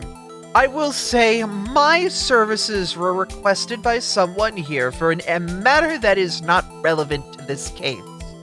I can say with utmost certainty, if our little red-haired paladin over there has some sort of zone of truth, she shakes her head no, then I would happily say that those matters are not relevant to this case. Unfortunately, she does not have that ability. That's kind of odd. It is. Maybe she should be up here on the hot seat. Another time. I'd like to. You're the one up demand there a- right now. Morgan, did you have something to add? I'd like to demand to know what he did. That's so irrelevant Roll- to this case, and I'm Roll intimidation. perfect. Morgan. I will allow a reroll on that. You I was gonna also say have passed the hour point, so there is a pooled reroll somebody could use. Yeah, I still have my hero point. Yep. Do it. Much better. Alright, let me find what his will is, because he's got a proper sheet. His will is okay. He falters a bit. It slowly points a finger over to the elf as well. Yes, he hired me for my services. At that point, the elf will stand and slam his chair as he points back. You said not to say a word, you simpleton! The kobold scared me! Oleg's banging his gavel down. Objection! Objection! You'll have your time to speak to the other defendants.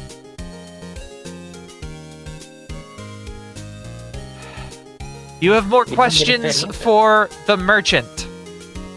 Yes, actually, it would be really great if we could know exactly what all of your customers were and what they purchased, just in case it happens to be relevant and none of us is aware of it yet until seeing it. It is just the two of them.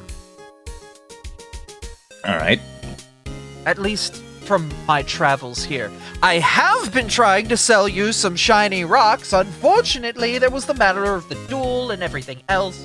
You really didn't make it easy to, do as a merchant does and sell fine goods.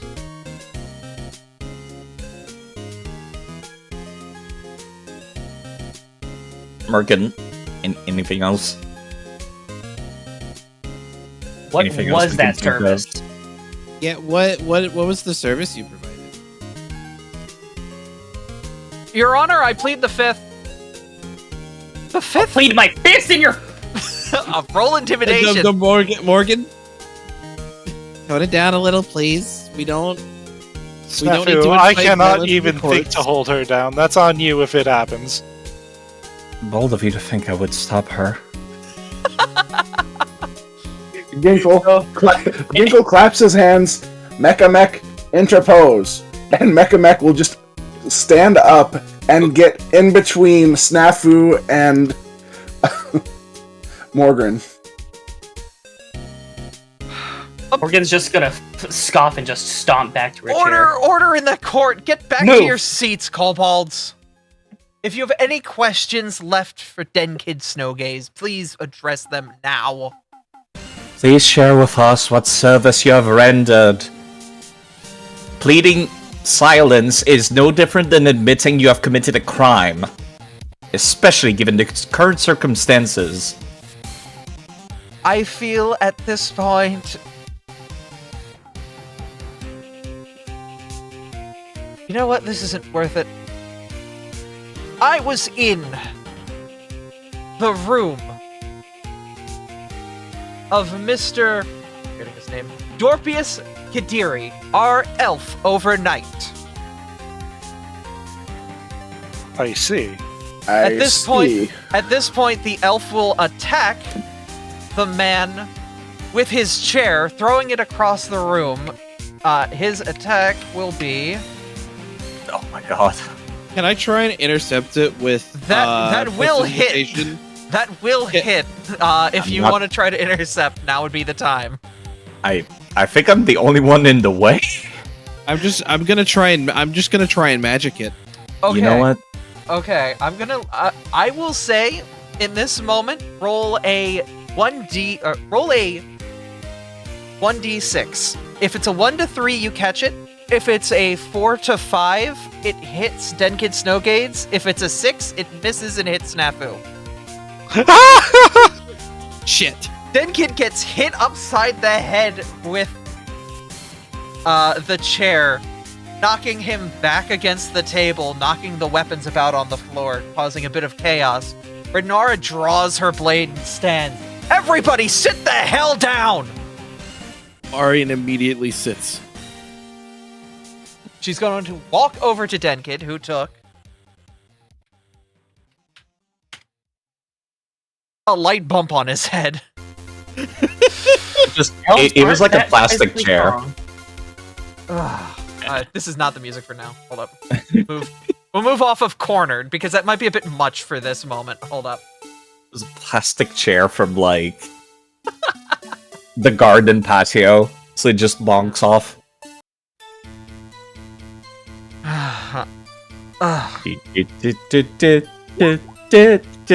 The defense will have a moment to question you, Dorpius. In fact, it feels like they might want to question you right now for that outburst. I want you to leave your bow at the table. Now. He scoffs and walks up past Rednara, looking down at her. Small. Before dropping his bow on the table and kicking the other weapons underneath. She scoffs at him and goes, "Puh," before he returns to his seat, which he retrieved off the ground. This is so unbecoming. This uncivilized manner. This is why I didn't want to get involved with you. Short-lived mortals. You're the one that threw a chair, you barbarian! He promised not to say a order! Order in the court! Everybody needs to keep their calm. And I'm supposed to be the mountain bandit here. My god. Nara looks over with a glare in her eye. Bandit, you say? Ex-bandit. Former. Look, I may not be under the god Saren ray of forgiveness, but I can understand. Turn and walk back to her chair and sit down. No more attacking anyone, alright? Good. Oleg looks back to the kobolds. Do you have any more questions? Nope, I think we're good. Not for Dankid. I mean, I guess I could ask one quick Yes, question. please. If you were to sell a dagger or knife, what quality would you sell it as? Would you sell it as, like, a very sharp, unbreakable knife that can cut through anything? I do not deal in weapons and munitions. Alright, that... At all. I would not carry such a weapon, and if I did, I would discard of it. It is not my line of mercantilism. Alright. I can ask, where were you at the night? I believe the last time he answered that question, he was assaulted by a chair. Apparently, providing services to a certain elf. Am I free to sit down at my chair? Probably should sit a little further away from him. Prosecution doesn't have any questions for you. The prosecution is rubbing her temples. I have nothing at this time. I have a lot to process from what just happened. I think we all do. Understandable. Oleg looks over. Prosecution, do you have anybody to call up at this point? She nods and points to the elf. If they're not going to call him up, I am. I mean, it's by nature of how we're doing this, it is your turn to call someone. So she walks over. You don't need to go into detail, but why did you hire Mr. Snowcase's services for the court? Well, well. He will roll a 1d20. He is very handsome. Oh, God. This is the second time this man has rolled a nat 20. He's very good at this. Will cross his arms and glare at her. I don't think that's relevant to the case, and I think your line of questioning would be better elsewhere. She rolls her eyes and shakes her head. Ugh, this is... Okay. What did you purchase from Mr. It is not relevant to this discussion. He interjects again, cutting her off at every corner as she tries to do her questioning. She shakes her head. Kobolds, do you have questions for the man? He's giving me nothing. I'm assuming he hired him as a sex worker. It is not sex, he will call out. It was not something so disgraceful. We're going to assume it was sex work until somebody says otherwise. Do you guys agree? Can I accuse him of being a virgin? He's gonna get very flustered at this and roll a will save. His will.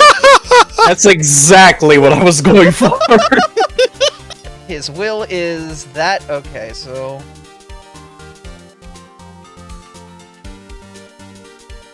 As a dancer, I know all well that's what that was about. Oh my sweet baby Christ. Hun, I need you to verify another 3.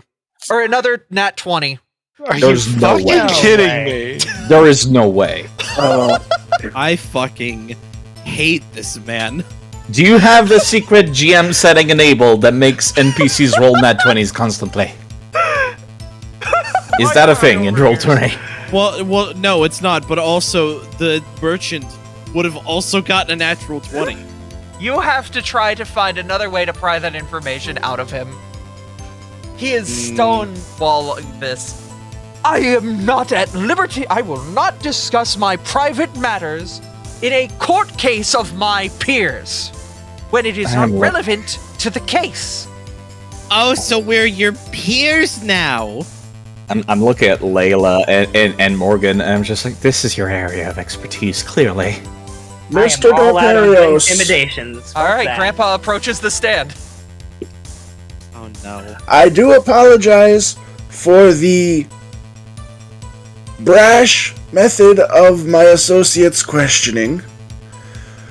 Given the severity of the current situation, we do believe it to be prudent to establish alibis for those who do have them available.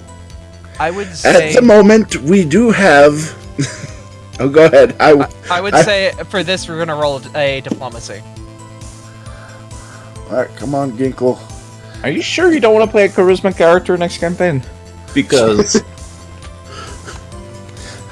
Alright, you're going to have to beat his class DC. Oh no. Beat his class DC. You will... Would you like to reroll? I will use my hero point to reroll. Probably a good idea. Oh no. My god, if chat would like to give this kobold a reroll, you guys can with 10,000 hero points. Hero points? Or not hero Man, points. reroll got expensive. 10,000 channel points. You can also donate to charity to throw a pie at the elf. It might loosen his lips a little bit. I'll say that might help, yes. Donations to charity. Oh, Carol gave you a reroll. Ginkle, one more go. One more. Once more. Let's go gambling! This time with feeling. Aw, dang it. Diplomacy. Oh, Hey, I can't stop winning! I can't stop winning. With that, he seems to lower his guard a bit. I will say they were personal services, but they were not things that would be relevant, I assure you. He is lightening up. He is lessening his defenses, it seems. Everybody needs a friend. Are you gonna play good cop? Yes. Alright. Roll a diplomacy. Whoa! I can't stop winning! Upon hearing that, do you approach him? Absolutely. What do you do specifically to say those words? She just kind of waves her arms to all of her compatriots behind her. You think I haven't had to talk with one of these when I've had rough times? Everybody needs somebody to talk to. He turns his head to you, sighs softly. You seem to be the only one out of them that is civilized. If I tell you... I beg your pardon. If I tell you, do you promise not to tell another soul in here? She smiles. Of course not. We are all here to earn trust with each other. That's what this court session is for. Alright, Artie, come here in reality. Oh god, alright! Oh no! We're actual IRL lore Bailey appreciation. I can't believe we are getting whispers. I want your mouth close to the mic while I whisper this, so that way they hear your reaction. Alright.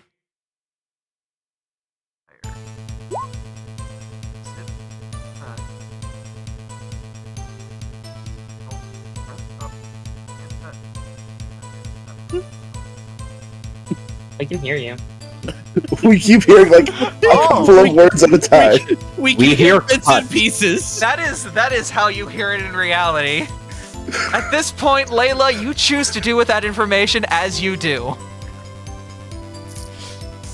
Layla's gonna kinda straighten up a little bit and just kinda turn back towards her chair and take a seat and say, no further questions, I do not believe that he is the man we are looking for. Same with the merchant. Thank you.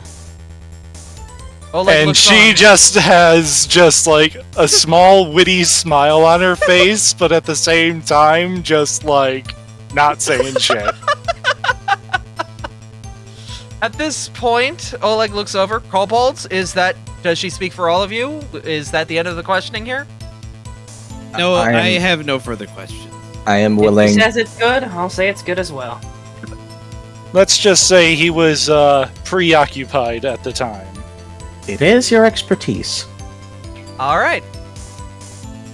So, Kobolds, who do you call to the stand now? I would like to call Zenton to the stand, please. The purchaser of the mysterious coat. Mr. Applefingers, if you will, please. Mr. Applefingers slowly and unsteadily stands, his walk wobbling a little bit as he slowly makes his way. Oh, I accidentally made him flat. Oh. Before sitting down in the chair with quite a frump. You can see him diligently. Actually, roll a perception check. Actually, I wanted to ask as a reaction. Actually, I don't even need to stand up from my chair for doing this. Yeah, no, all of you roll perception. These rolls! Ginkle, what the fuck with your rolls tonight? I have my glasses on. You, Layla and Ginkle, you can see very clearly that for being left-handed and eating his dinner last night, right now he's rolling his fingers on his chair with his right hand, while his left sits in its pocket. Question. I would like to stand up and look like I'm about to dust my chair, and I would like to sweep the leg of the chair he's about to sit on as he's about to sit. Okay, roll. I would like to make an actual trip attempt here. Okay, roll trip on the man. Actually, what are hold you on. planning? Trip. It's Roll reach. trip on the men. It's reach and grapple. I would like to grapple the chair as right before he's about to sit down using the tail lash. Make some rolls. Okay. You're gonna lash at the chair with max damage. Upon your thwap of the chair with your tail, Rednar instantly stands. What are you doing? Whoops! As Zenton, let me get his sheet out. He's going to roll reflex. These tails, man, they have a mind of their own sometimes, I swear. It's 10 feet long. Rolled a 2. So as you do so, you kick the chair out, knocking it out, and suddenly, where there was one Zenton, there is suddenly 2 at half size. I had a feeling that was the case. You also broke the fucking chair, just a heads up. Just grab Okay, there's many more replacements. I love Fliplet Contestant. It's a great dedication. Very well worth taking. Oh, that's the whole map. Hold up. Whoa! Whoa! Oh, we had an earthquake. Earthquake! Suddenly the earth shifts. My tail is just that massive. I'm sorry. Okay. Well, Wait, suddenly it's a high five for thick tails. There's 2 Zentons before, and they quickly scramble, trying to reassort themselves into the coat before the one at the top looks on at you, a bit shaken. Why? Why would you do such a thing? All of the respect we had gotten in this kingdom, in our travels, ruined in an instant. Do you know how difficult it is? Do you know how difficult it is to be a halfling and get any sort of respect around here? Everyone calls you short stack when you bring them magical inventions. Now me and my brother have been exposed. Layla just raises her hand. We're kobolds. I think we know way more than you know. Especially about magical inventions. Do you know how to harp-snarble of Florbernorbrel? I think Ginkle might. I think one of my classmates in college did that once. It didn't go well for them. No, that was Flop-snobbling a Jorpledorple. They're arguing with each Do other. I need to roll something? No, you're an inventor. You would just know. I would say roll a d20. If it's better than a 5, you know what they're talking about. And if you roll above a 15, you can correct them. Do I? Oh, old man Ginkle strikes again. Do I know what they're talking about? Are you an inventor? No.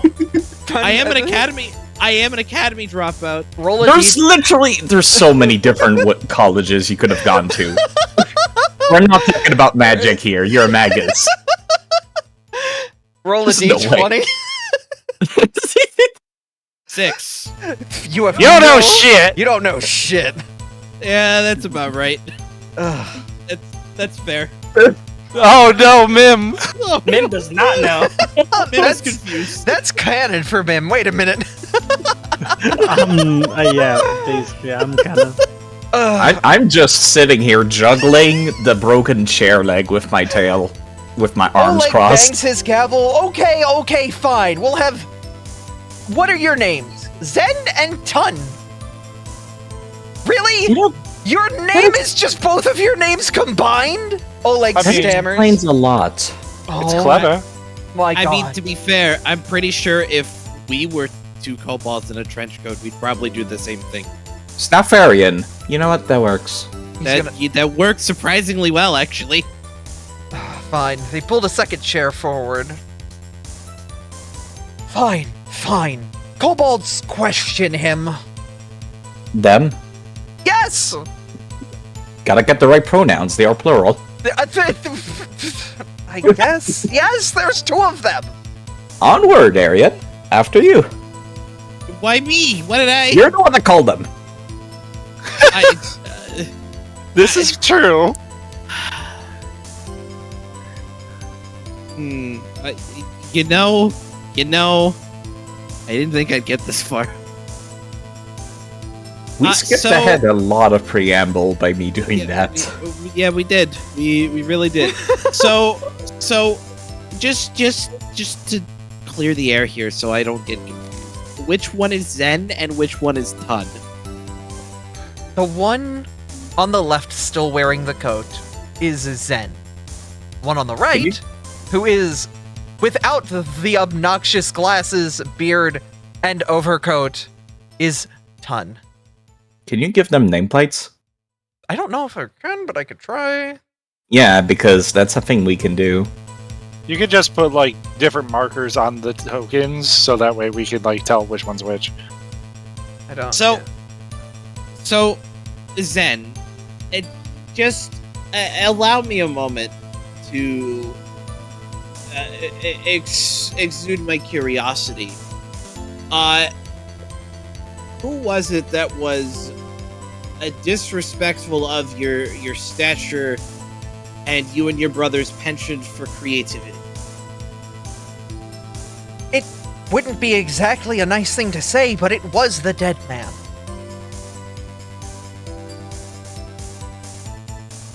Unfortunately, for him, he's dumb as a brick, and the moment we put on the trench coat, well, it turns out that he thought we were a human, so we just kind of rolled with it.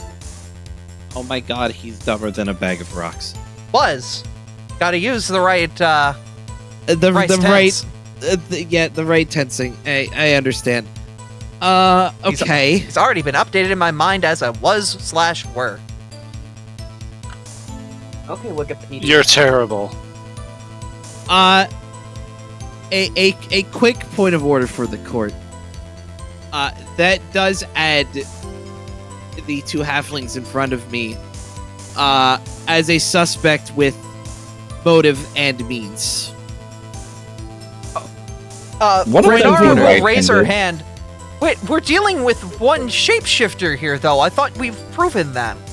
You've proven that somebody could have jumped on someone else's shoulders, and that the murderer was right-handed, and that being in a trench coat could have also done that. Not only that, but weren't there also 2 sets of footprints at one point?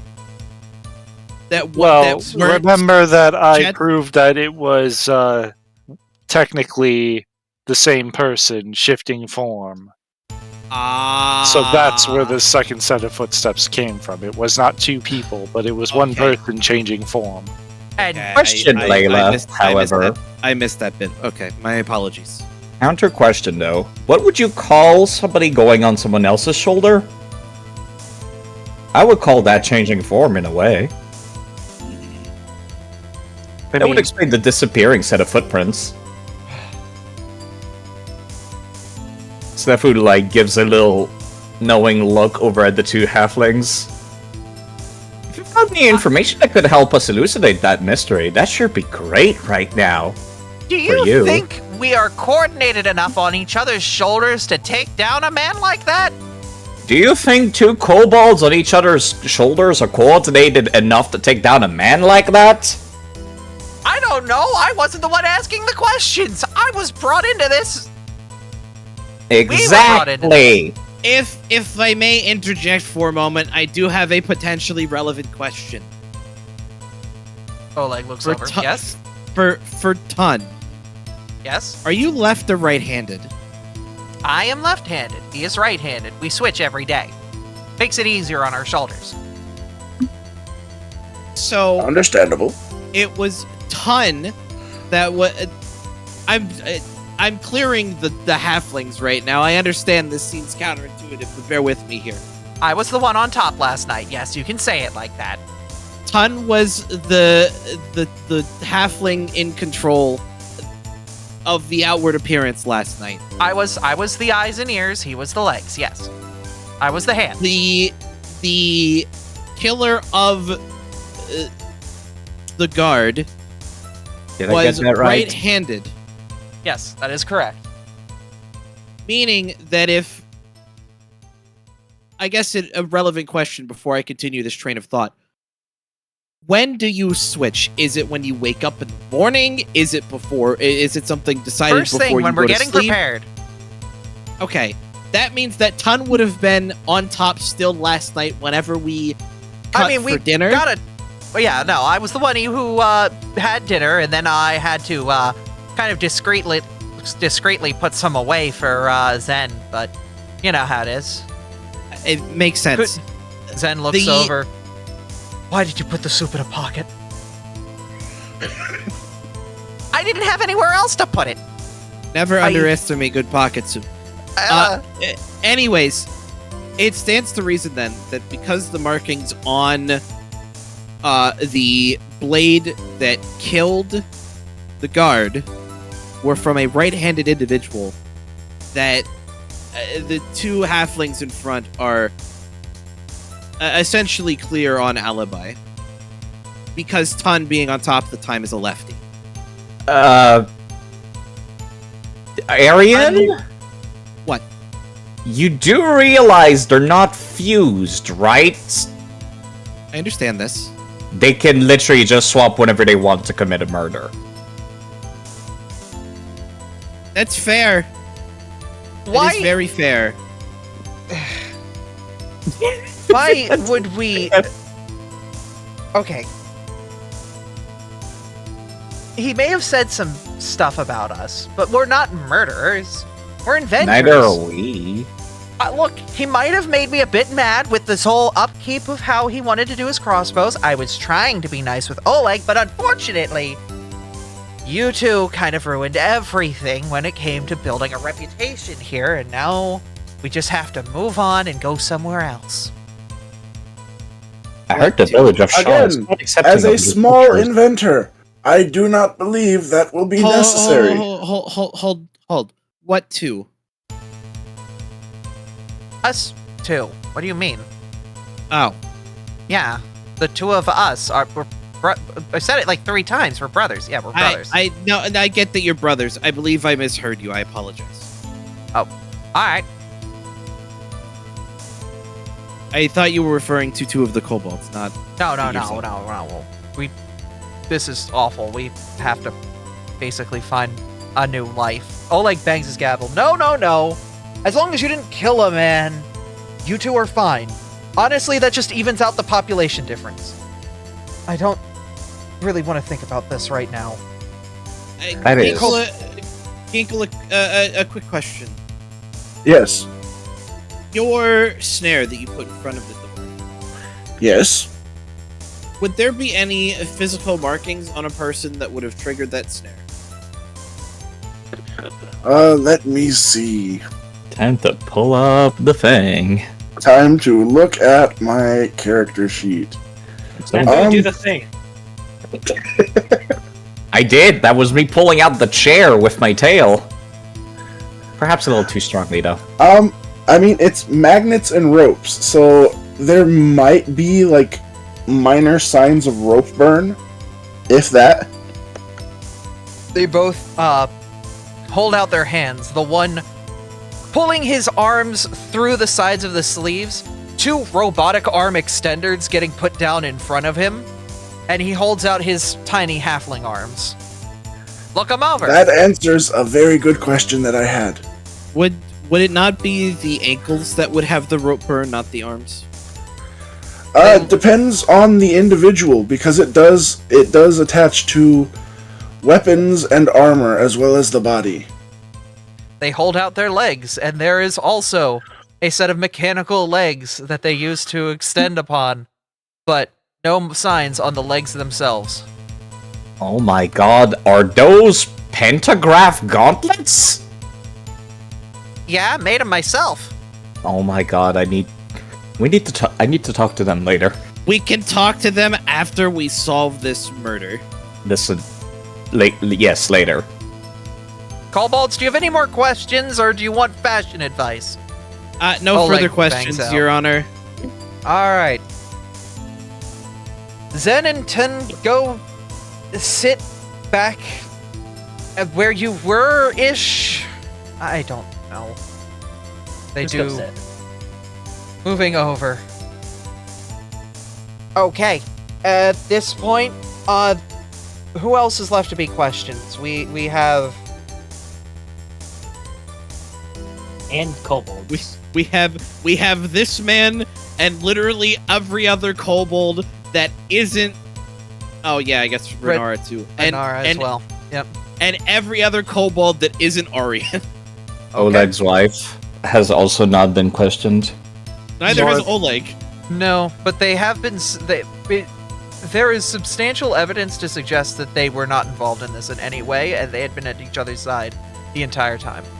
Okay. I will say that just to keep things neutralized, and also we didn't write anything for them. Yeah, so we we will step forward, and Mr. Joelberg, if you may approach the seat, I do have some questions for you. Man nods slowly and calmly and walks up. He looks on at you with honest eyes and just sighs softly. This whole thing's been an absolute mess.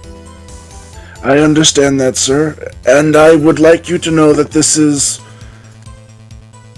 While it may seem strange, I do have some simple questions for you. Will you please state your name and your occupation to those of us in the room?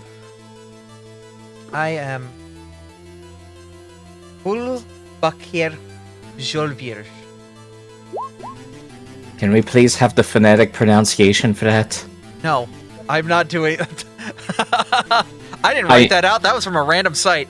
It is Hulbarcair. That's the first name. Second name is... Oh my god, I've already missed half the Jolbirge. I'll just let the others handle this line of questioning. I'm too dyslexic to read that. Oh god.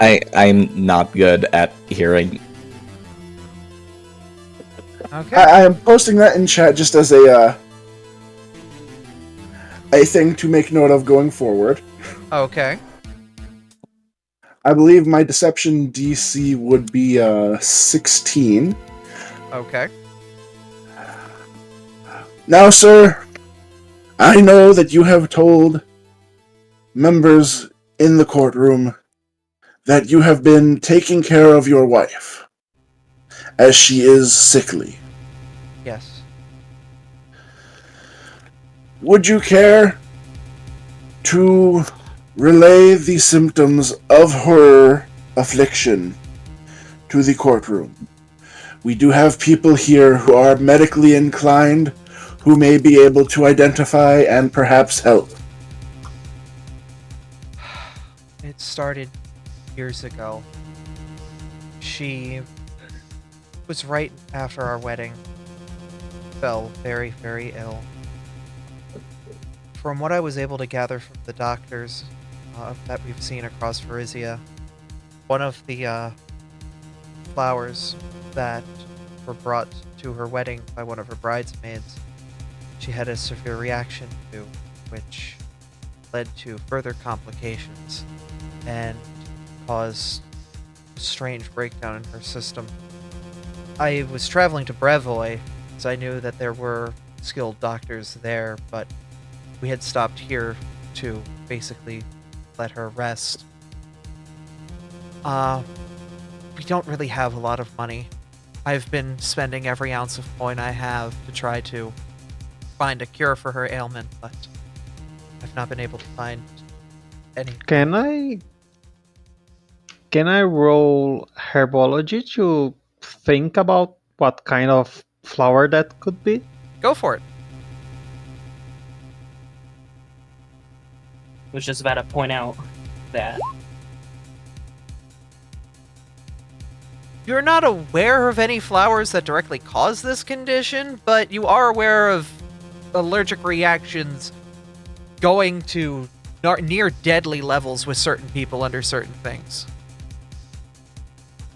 There isn't really solid knowledge there. You know that there could be something, but you don't know of anything directly. Above the table. Ginkle is not trained in medicine at all. However, this does sound like some form of allergy-inflicted immunosufficiency. Uh-huh. Certainly what it sounds like. Which, again...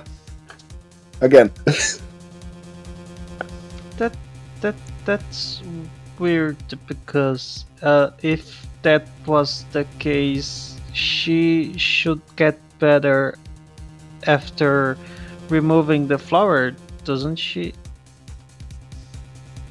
Well, oh, page loaded. Weird. 1 second. Page is doing weird stuff. Roll 20.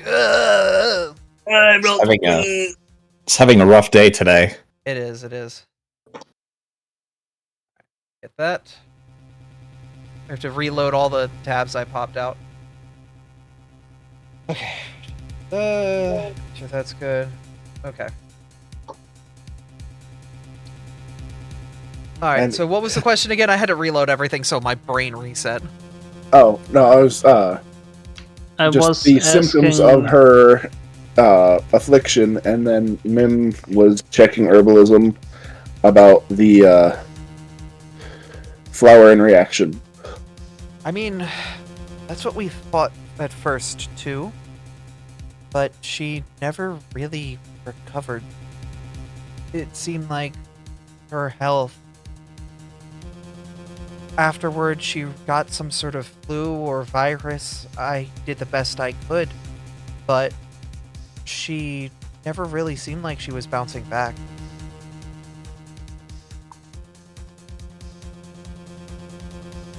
There's a curse that can be applied to a flower? A curse? Yeah, maybe a curse. Are you suggesting that one of her bridesmaids put a curse on a flower to give her poor health? I'm not assuming. I'm just thinking. I've seen curses that make people frail. People do that for a lot of stuff. Envy, love, broken heart, jealousy. I don't know. I'm just thinking. Do you know what gods your bridesmaids were worshipping at the time, by any chance? I don't really ask questions like that. They seemed pious. Saren Ray and... Fuck, I don't remember other gods that are, like, chill gods off the top of my head. I need to get better acquainted with Pathfinder's Pantheon. But... Playing the games is the only reason I am familiar. Yeah. People talk about that shit non-stop, I swear to God. I might need to play the game so I could actually learn them. But they didn't really seem like one of them was herb-binging anything. I know...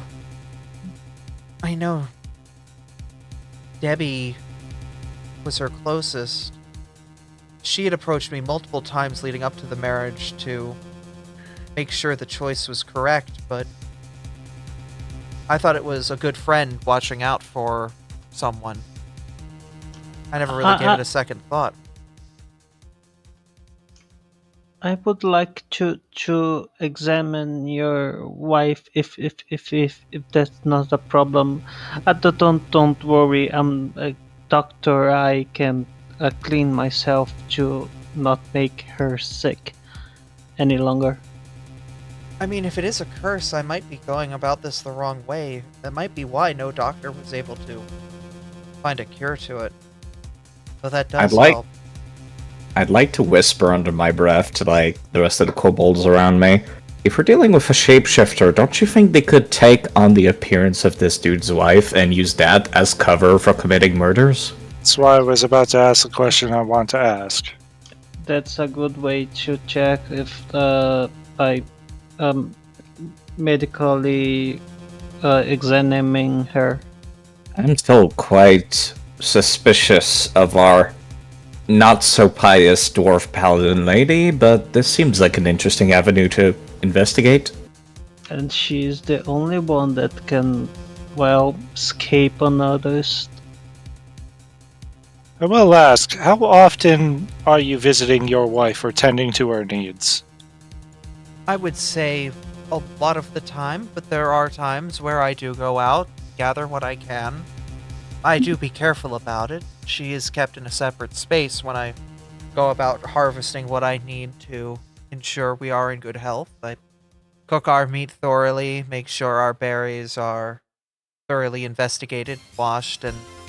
That is not the music for right now. It just swapped over to Pressing Pursuit Corner, and I'm like, nope, that is not the music. Thanks, autoplay. Hold up. Gotta have the sad music for when you're talking to, like... I gotta find it in my playlist. Actually. What's the name of it? Recollection? Hold up. I've got the fucking Apollo Justice I have music. the OG OST, but that's it. Where's, like... Yeah, there we go. Wounded Foxes. Put it in chat. Okay, I'll just play from here. That might work.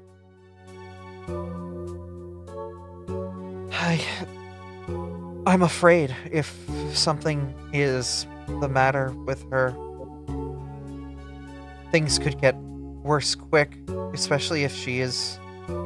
I know where she was, or where she is. I know that she is, at the moment, safe, and the home itself is locked. If we go outside and see any signs of disturbance, I dare not think of what fate could have befallen her. I will also ask, when you go to rest for the evening or whenever you decide to take your rest, is it in the same room as her, or is it in a separate room for the moment? At the moment, I was advised by doctors to sleep in separate quarters. I see. Does her room have windows? No. We made sure of that. I was told that a draft could bring in death. That is why she's been swaddled this entire time, wrapped in blankets. I only really pulled her away once she was home and safe, and that was my wife I saw on the other side. I looked deep into her eyes and saw the woman that I loved 5 years ago. I hope to God that it is that is her.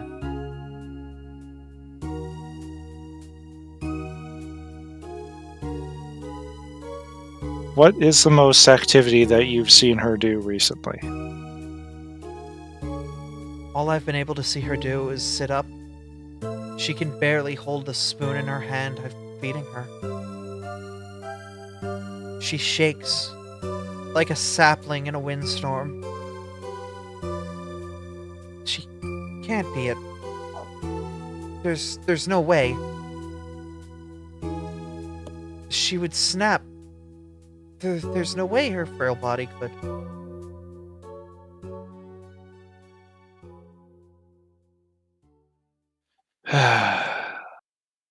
The man looks devastated, dejected.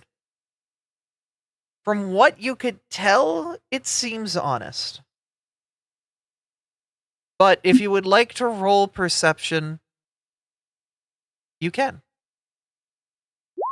I love that perception is just a replacement for seeing true lies in this system. It makes so much more sense. Can't see shit though. In my case with my feet, would I roll deception instead? Yes. Yes. That's specifically what that feat is for. Oh no. Oh no. Didn't matter. Well, you believe it anyway, Ginkle. Good job. Looking into the man's eyes, Neef and Layla can see that they're staring off into space, not focused. Maybe he's already come to the realization. Maybe saying that everything was alright was a lie, but you can tell that there was some sort of lie in there. Would you hear me? He just doesn't seem like he's able to admit it to himself and to the world right now.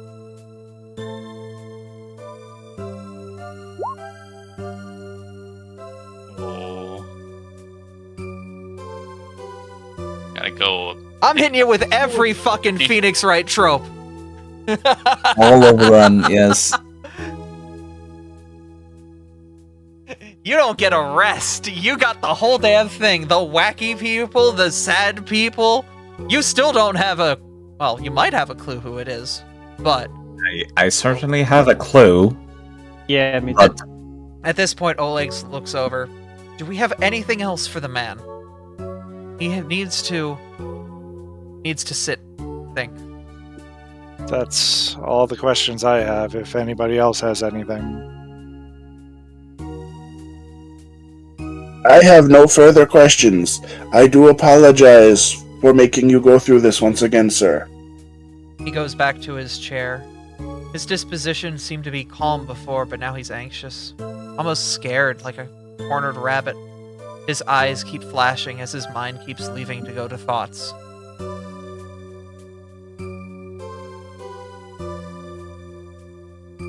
Kobolds, you have questions for anyone else in this room?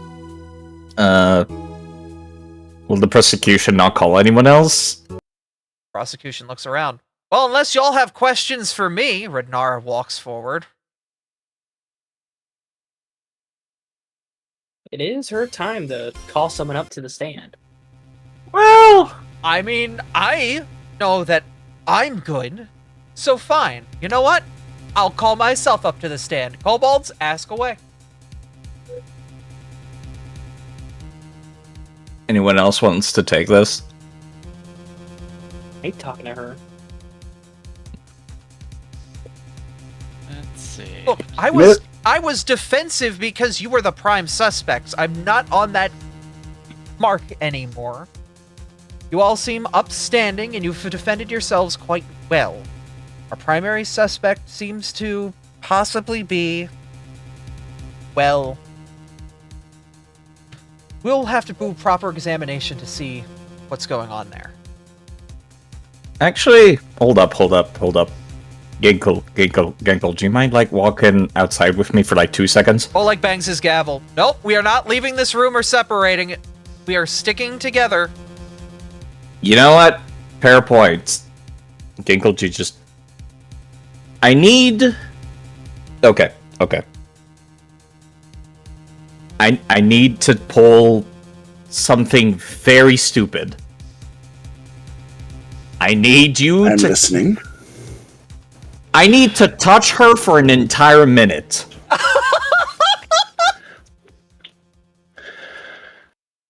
It doesn't sound like a lot, but it's a lot to be touching somebody for an entire minute.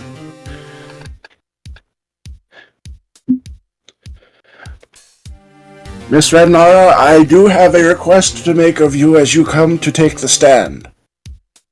What is it, old man? I would ask that you allow... Shake my hand. Come on, boy.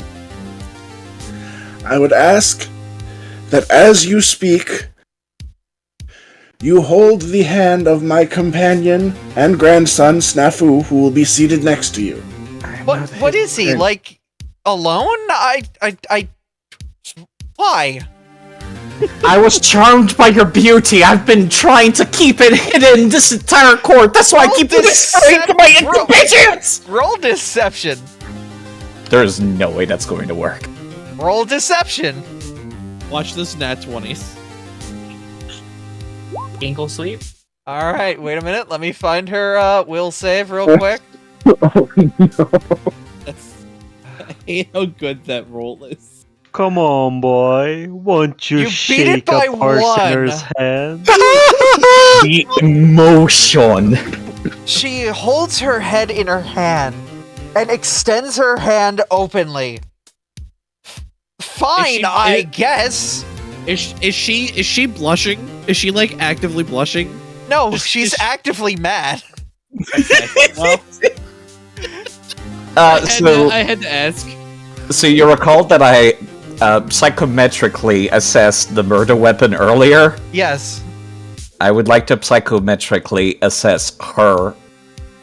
Confusion, mostly. Just like a little bit of like, I would say, amusement from this situation. Actually, you know what? I'm going on my knees to hold her hand and maybe like put the other hand now where she's her weapon feeling would be. a little bit infatuated. You can sense a little bit of like, oh, someone's shorter than me. I am on my a knees. Quick advance warning that there's a storm, and so I might disappear. I see the leaves blowing outside pretty bad, so yeah, if we have any disconnects, we can pick this up next time. Wait. Yeah, Wait, ditto for... The weather channel is telling us to go to an interior room on the lowest floor of a building right now. That'd be ditto for me as well. I see. Bad weather. Yeah. We're... I'm under a severe thunderstorm watch here. Okay. You guys, if at some point you have to, if you need to call it, you need to call it. That is up to you. Yeah, I'm looking at the radar. It's actually gonna be leaving roughly Kane's area and hitting roughly my area in the next couple hours. So we'll see what happens. Yep. We can try and go fast, or we can try to cut it off. I feel like we're getting close to the end here, though. And I think Ginkle, just to summarize, the same thing he was doing previously, where name, occupation, and when Ginkle hears that, she is a paladin, will ask specifically about her deity. Look, I am doing the best I can to appease Torag. I'm not the best paladin. I'll be the first to admit that. But I'm doing as my god has asked.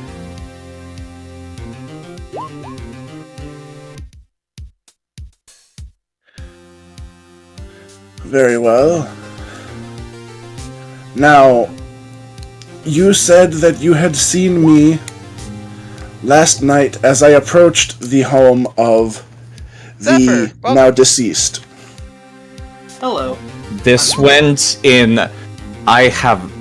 surely you've never seen where this is going. I'm touching a woman for 1 minute to figure out if she's the murderer. Don't phrase it like that. I need That's exactly what I just walk into. They're using psychic resonance to try to figure out if she's the murderer. I need to brush my hands over her for an entire minute. All over her. And they succeeded at a roll to convince her to do so. Okay. Because she sees them as desperate and maybe a little cute. I'm gonna put the rest of the skills description in the chat as well for you to read, Zephyr. Damn, But I from can't believe the random female dwarf NPC finds Side's kobold character cute.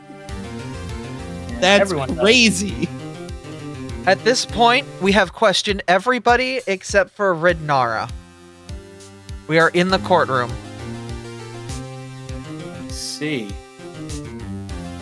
I think I'm pretty good at this point, but you're more than free to assist on this, Zephyr. You've been doing this quite literally for the last, what, 2 hours? 2.5. I'm feeling pretty hot. You know where you have more intel on where this is going.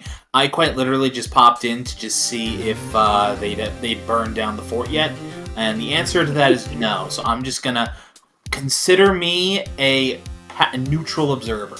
We have gone in the opposite direction. I am seducing the fort now. Although the first thought would be we could kill everyone here. Point of order. It's the first option we said. Oh, we lost Kane. Their internet connection died. Oh. We can assume that Kane is questioning her about how good she knows her own god Torag. I would say I can go into Kane's sheet and roll a religion check to see how well he knows that god to question back, or if someone else would like to do the questioning, we can do that too while Kane gets things figured out. I can roll religion. I'm like the only person in the party that picks this stat. That's an 8! I would like to hear point that. I was gonna say, we have a pooled hero point at this point. You've got 2. And that was my own hero point. Oh, so we still have the 2. She is an absolute shit paladin. Absolute hot garbage. It's amazing she still calls herself a paladin. Damn. We can ask her to, well, bring out the powers from her god. Oh, I'm back. Bring out the powers. No. Ginkle. Hi. Ginkle, we have found out she's a shit paladin. Literally, it's amazing that her god still has given her the blessing of a paladin. Now here's the thing, though. Well, if this is meta knowledge. I'm not sure if I should share that. Actually, never mind.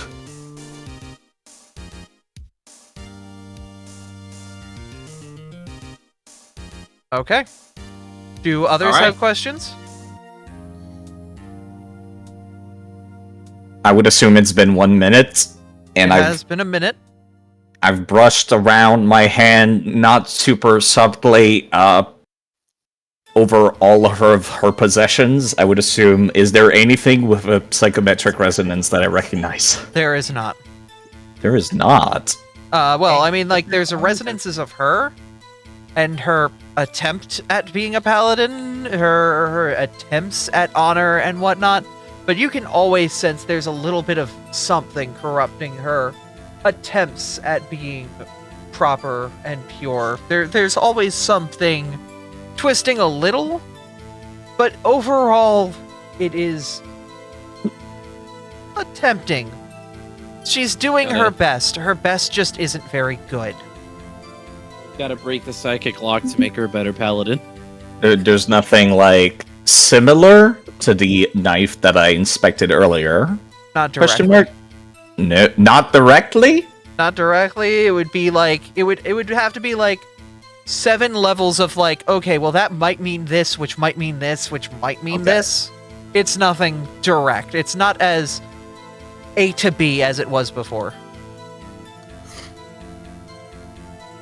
Yeah, Sammy, Kane, if you guys have to go, you guys have to go. Please be safe. Yeah. Also, Kane. Yes? It looks like it's passing, like, north of us. Okay. So she's dog shit at being a paladin of Torag. She's very bad at it. And yet she's a paladin. I mean, there are people who are, not very good at their jobs, who, also continue to do their jobs. A thought that just occurred to me, a random question, if you will. Is there another deity that she could be considered a good paladin of, based on her not being good as a paladin of this other guy, person, deity? Fuck if I know. Abby, I'm gonna throw you a bone. I'm gonna throw you a bone here. Would my knowledge in religion allow me to know You rolled a nat 20, so yes. About a skill in Pathfinder mechanics? I will say yes for the sake of helping my ass out here. Because There I is am not literally- infinitely knowledgeable about this stuff. There is literally a skill in deception that allows you to like concentrate on your actual god to gain all of your actual deity powers whilst calling on the name of another god. You can literally say, praise Baphomeus, and then like actually fucking Sarenrae intercepts that prayer and gives you your powers. Okay. Yeah, I'm familiar with this. This is generally for builds for clerics of fundamentally evil gods. In this situation, I would turn around and I'm just going to intersect here to kind of throw Abby a bone. Yes, please. The psychic resonance that you're detecting are not necessarily the fact that this paladin, she's not a shit paladin because she has personality and alignments that are anathema to Torag. Oh wait. No, the religion check was not relating to psychometric resonance. It's because I literally touched the murder weapon and inspected it with that earlier. I was trying to see if there was any emotion corroborating with this person. The religion check was for me seeing if she actually knew what she was talking about, Torag. Okay. Then I'll say yes. So let me just go ahead and give you a little bit of, kind of step in here for Abby in regards to the psychometric resonance. Yeah. You detect the feeling that it's not the reason why she is a quote-unquote shit paladin is not because her feelings and emotions align with an anathema to Torag. It's just that, she's emotionally, she's just not very well trained as a paladin. You kind of get the sensation that her training may have been half-baked, or the fact that the person who was training her did it wrong, and she has kind of failed pretty majoritively in her duties to Torag and to the Church of Torag, and that's the reason why she's a little bit on the outs with her deity. She can recite the fundamental gospel of Torag and all that other fun stuff, but when it comes to like the nitty-gritty stuff, she wasn't really too good at it. Alright, so we have our answer.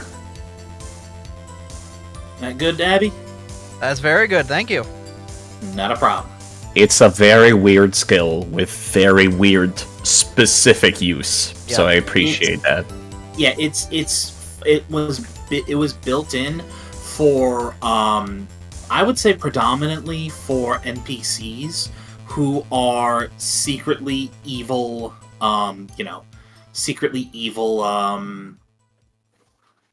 clerics. Mm-hmm. It's also a good skill if, you're playing a cleric with very high charisma and deception. Never know when that'll come up. No, you never know. Pretending to be cultists is very fun for the GM, I'm sure. It's certainly interesting, to say the least. Okay. Anyone else in the courtroom could help us with this? I don't think my investigation is going anywhere. Oleg looks over. Any other questions from the kobolds? None for me. I am shaking my head vigorously. I have no clue who it could be. Nope. She takes a sip from her cup. Looks over. Am I? Of water. What's so weird about the fact you're drinking water, miss? Isn't it a little late in the day to not be drinking alcohol? I enjoy the taste. Perception check. Go for it. I hate this because I didn't want to be racist and be like, a dwarf not drinking beer. Oh, she is lying. I don't know why it rolled twice for me, by the way. Sorry. That's fine. I she hate is that. Hardcore lying. I hate we're using prejudice as our hunch so much. Society rolled high enough that there's something off here.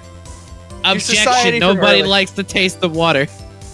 Water has no taste! Overruled. I enjoy the texture of water. I said taste, not texture. That's different. Taste and texture are intertwined, though.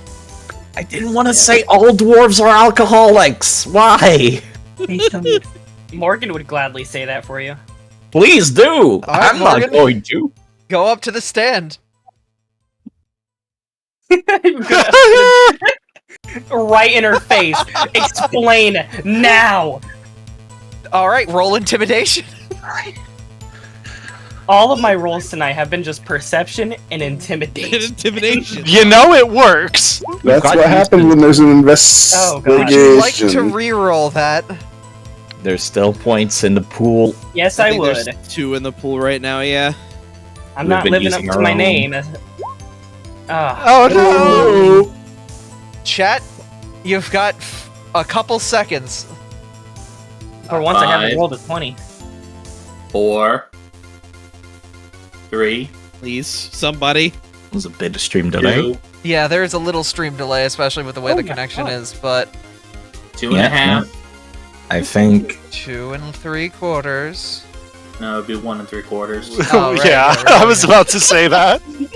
We're broke. Carol! Carol.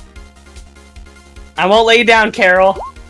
Hey! Ooh. With that, she takes a big 20 gulp of the enough. water and spits it on the floor.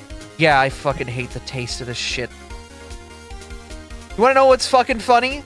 I was such a bad paladin, my god gave me a commandment not to drink alcohol until I got better. Oh. Unfortunate.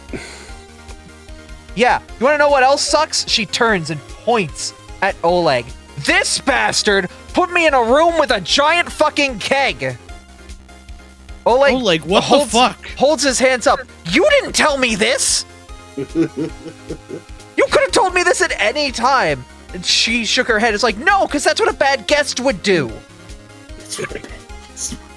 We're literally just airing out everyone's dirty laundry in this town. Airing everyone's dirty laundry and grievances. This is This really is Phoenix Wright. Airing of the grievances.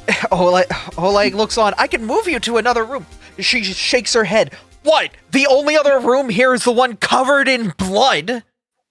No, it's not actually. I think there's some where we're staring that are open. Shush you. I'm just saying. You're still the other primary suspect behind that guy's wife.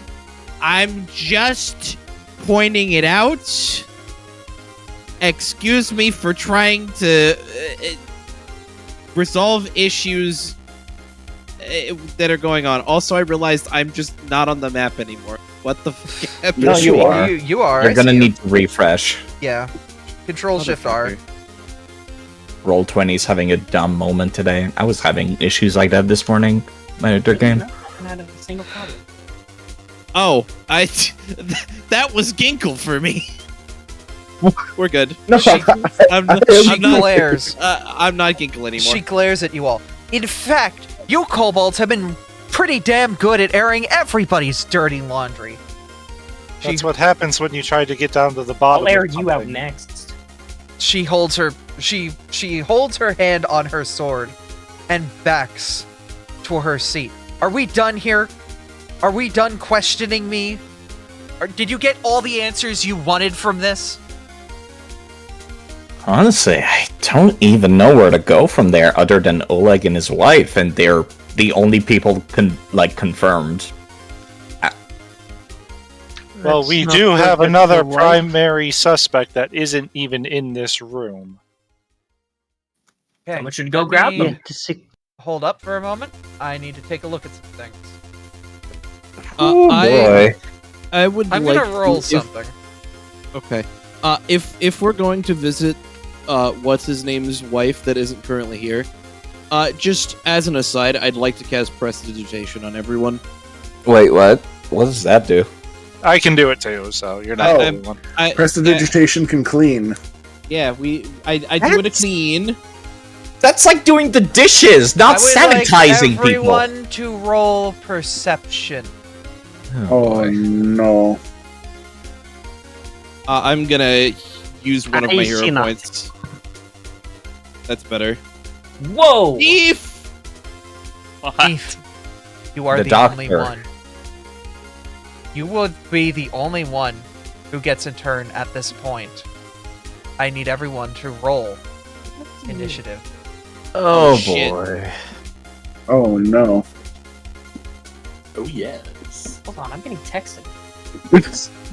Oh, that's a god-awful initiative. Let's go, Ginkle. So many 20s, why? I'm God, going this to be tiebreaker. I'm going to be Wait, hold honest on. with myself because What that is I it? should be at 17. I didn't have my token selected because I rolled Me before the too. tracker came up. Why did it? I'm okay. not. I am not. was I not paying am. attention. I am. My initiative is 17. There we go. I did not use a hero point to reroll my initiative. Although seeing that roll, God, I wish I would have. Okay. Has everyone put their initiative on the board? Yep, except for the dog. Barf. Who wants to control the dog? Y'all have it. You know I what? don't have Fuck it. control over it. I did. Fuck it, I'm gonna do it. Do you have a sheet? The dog does Oh have a my- sheet. Oh my The god, dog- it has a sheet. The dog The does dog have has a a sheet, full yes. sheet. Yes, because the Yeah, we have Phylocanes have a access to it. sheet. We all have access to it too. Damn. Yeah, I just don't have access to the token. Yeah, it's not letting me roll an initiative. Oh wait, no, I can. There we go. It's on there. So wait, who were we fighting? I was not paying As attention. We don't know. as Rednara. So for this turn, the Faceless Talker will go first, then Neef will reply, then we will be at the top of the turn order. They get a free turn, both of them. Oh boy. At this point, as the Paladin sits down, putting her sword away, glaring eyes at you all, behind her, Mr. Jolbirsch stands and reaches God forward, Damn it. grabbing her in her moment of surprise. His right arm flicking forward and turning into that of a mass of flesh. He brings it into the shape of a long claw and holds it right to her neck as he stares at the whole room. Oh my god, is he a flesh warp? The faceless stalker Oh, for fuck's sake. rises, assuming his true form as he stands, holding the woman before her. Clever little snakes you are. But we will have this day. Blood will be spilled. For Norgrover. For my godfather's skin soul. And he makes an attack on the paladin. Please miss, please miss, please miss, please miss. Oh boy. I don't think that's a miss. It's 20. I think at this point she would also be considered flat-footed. She is. Is she wearing her armor? She is wearing her armor, but she is flat-footed. I will say that will meet her, and she will take 13 points of damage. She is hurt. The scratch mark ripping across her as the stalker pushes her to the ground with the claw as an attack and as a means to get her away. She's able to move a piece of her armor in the way to block it, but it still puts her on her feet as she is knocked down in front of you. At this point, all of your weapons sit at the table before Oleg. You will need to make a turn to grab your weapon and equip it. Those will take 2 actions. If you don't need a weapon as you're casting if you don't need a weapon and you can just cast from where you're at, then you are free to do so. Spellcasters, you did not have your spellcasting reagents taken from you unless it was obviously a weapon like a sword. That's Perfect. why you always wear your familiar on the head. At this point, Neef, you get a free turn before the turn order returns. By the way, I had to roll again for the token to appear. I didn't K-9. What did you roll? then? 20. A 20? Yeah, I rolled first, but I didn't select the token. Yeah, Grim did the same thing I did. I'm trying to find the good Grim music. is. Oh, you're looking for music. Okay. Grim, if you double click on the 9, you should be able to clear it out and put in 20. Thanks. And then Abby will have to resort the turn order. That's fine. It resolves by itself. I hate that you actually specifically said that the weapons were kicked under the table because, fuck. I would take 2 I don't need actions that. from it. It's almost like we planned this. It's almost like you knew I fucking have the wiki in my brain, and I'm like, a weapon is a single action. And no, actually, you got me. You got me. Lol, imagine needing a weapon. I believe our enemy is no longer on the turn order. He was a 20 as well, I'm pretty sure. Yeah, he was a 20. Hold up. There we go. I found 30 minutes of cornered. Hell yeah! Alright. It's because the token that was Yeah, the token shifter is no longer there. Yeah, because I converted him into a man. Alright, his roll was 20. He has a natural dex modifier plus 3. Mim, what's your dex modifier? My dex is 2. Okay, Snafu. Hold up. It's probably higher unless you got this thing crazy high. It's My dex plus- is 4.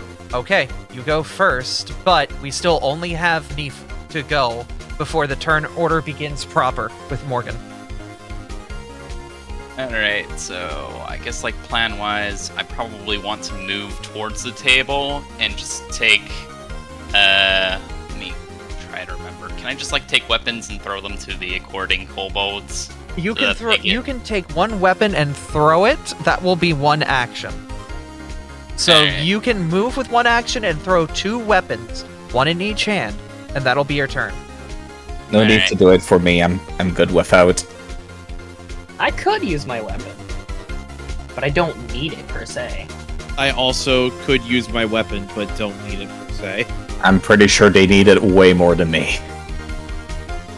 Yinkle will need his. Yinkle will Well, very that'll much do. need his. Yeah, because like I'm thinking of just. Oh, I going- forgot. The Faceless Stalker also gets this free action, which gave him a +2 to his attack and to his damage, and to skill checks and saving throws. So she is dying. Oh, fuck. Oh, no. That would have been nice to know. Yeah, I forgot Doctor. about that button. Until the Doctor start of its next Doctorate. turn, though. Let me read that. Let's see. The face of suffers. Yeah, the lady he hit, he's fucking dying. Yeah, because both of his attacks would have hit, I guess. Let me guess.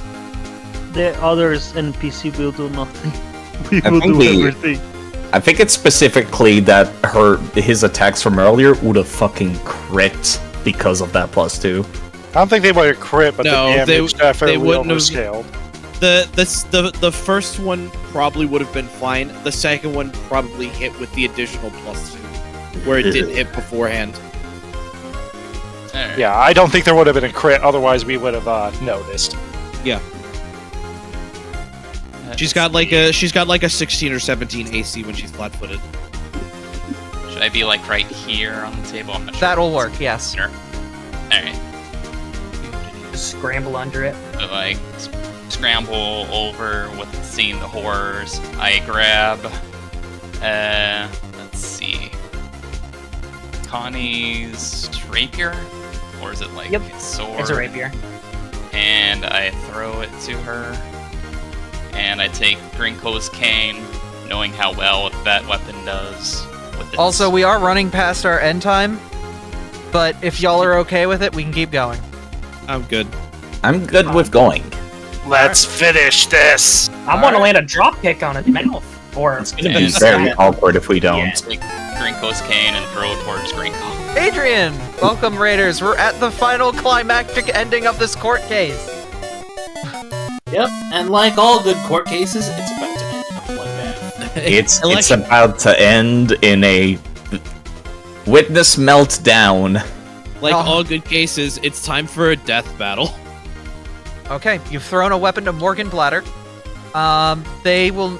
I will say, do they need to roll a dex for catch? I think it's just a free action. They absolutely need to roll a dex. Okay. Actually, the way I would do it is, I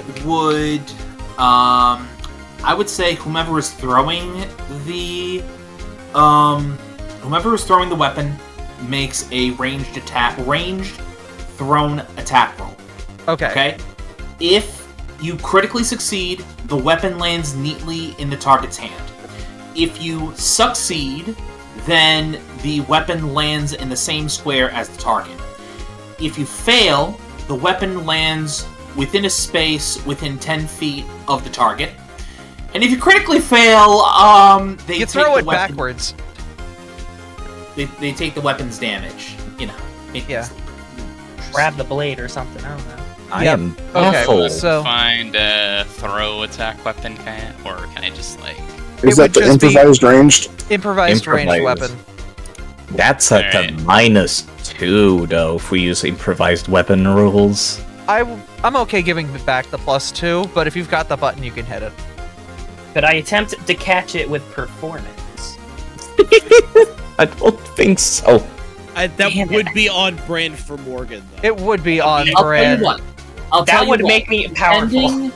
Depending on how well the throw is made, if he succeeds rather than critically succeeds, I will permit you to roll a performance check against the value of whatever was rolled.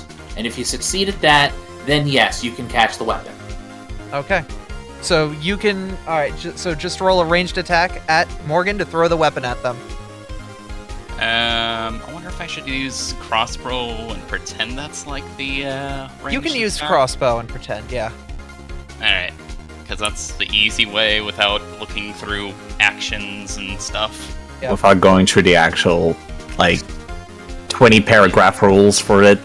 Yeah. We're gonna try to keep things simple here since we're past our end point. Yeah. Alright, Shoot the weapon. Fire in the hole.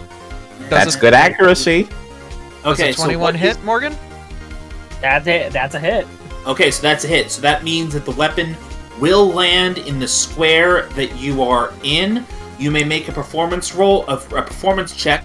If you beat a 21, you snatch the weapon out of the air. Ooh, will I gain panache from this? You will absolutely 100%. Oh, fuck yeah! No. You gonna re-roll that one, little We lady? have a banked point. We have banked points. We want to use it. Fail right there. Oh my god, thank you. It was gonna be so cool, but It was. You know, if somebody's got channel points, they could give a re-roll. Okay. Or The if the problem kobolds is- want to use, because they have a third point now. We're past 8 o'clock. So we But have we two haven't cool used any of points the then. bank. Oh I my thought. god, that was amazing. you know, we should- Zephyr. We should have at Zephyr. least 2 banked. You do Can have we use two. one I of the think. bank? You know what is amazing, Zephyr? What? Abby rolled 3 nat 20 in like rapid succession earlier. Uh-huh. And it was for As one of the red NPCs. herring characters, too. Oh my god. That's Yeah, I think using one of our poop points so Morgan doesn't crit fail before their turn's probably a good idea. Just saying. That's probably a good idea. Yeah. Yeah. It was Since we great have because since we have 2 of them. Because if you crit fail, then you take the weapon's damage. Oh, that'd be bad. Plus, I imagine some of us still have banked hero points either from the beginning of the game or from cough cough other things cough cough. Catching a turtle. Catch it. One shot catching a turtle. All right, go on. Yeah, it was a pretty funny bit because. Hey, that's panache. Right, that is panache. You have succeeded. Roll. You have the weapon and you have panache. All right, Neef. Anything else you're gonna do? Because that was a move up to the thing. That was throw one weapon. Do you want to throw a second? Yeah, try to throw the cane at Green Call. Do I use the second crossbow attack? Yes. In this case, it would be the second crossbow. Yeah. Yeah, Yes, with it the -5. I would say if you're throwing them, because they're in two different directions that they're throwing at this point. So Then for it's quick accuracy, succession. yeah. Does this monster have teeth for reasons? Not that I see No. on its sheet. No. It has no yeah. mouth. Well, it is capable of speech, so I would have to say for that, it would have teeth. Just because you don't have a bite attack doesn't mean you don't have teeth. I mean, it's a flesh warp. That's kind of their whole thing. I can make whatever teeth I need. Yeah. Exactly. I'm just like praying and just 17. Okay, who is your target and what is their AC? Oh no. My AC is 18. Okay, that fails, so it's going to land in a space that is within 10 feet of you. But Rolly. I don't think it's Grink 10 will be feet. like flat-footed or surprised and or accept the range. Actually, you know what? Let's make this a little bit simpler. It's going to land in one of the squares adjacent to you. Roll me a 1d8. Yep. One being the square to your north. Okay, Then we'll do so clockwise. So So 2, one 3, is 4. north. 1, 2, 3, 4, 5, 6. It lands in this chair. Oh. Wait, what? Huh? One was the north. So it would be the. okay. If we're going clockwise from north, it would be the southwest. I was gonna say it landed around me, right? Yeah. Yeah, you said 5 feet. Oh, Yeah. I'm sorry. Oh, yeah. It's not from Neef. It's to Ginkle. Yeah. Oh, sorry about that. Yep. Sorry, It's all good. All right. So Ginkle, Easy is hard, man. The weapon kind of soars past your left ear and lands in a clatter at the floor behind you. In front of the elf, who Layla knows things about now. Don't worry about that. Don't worry about it.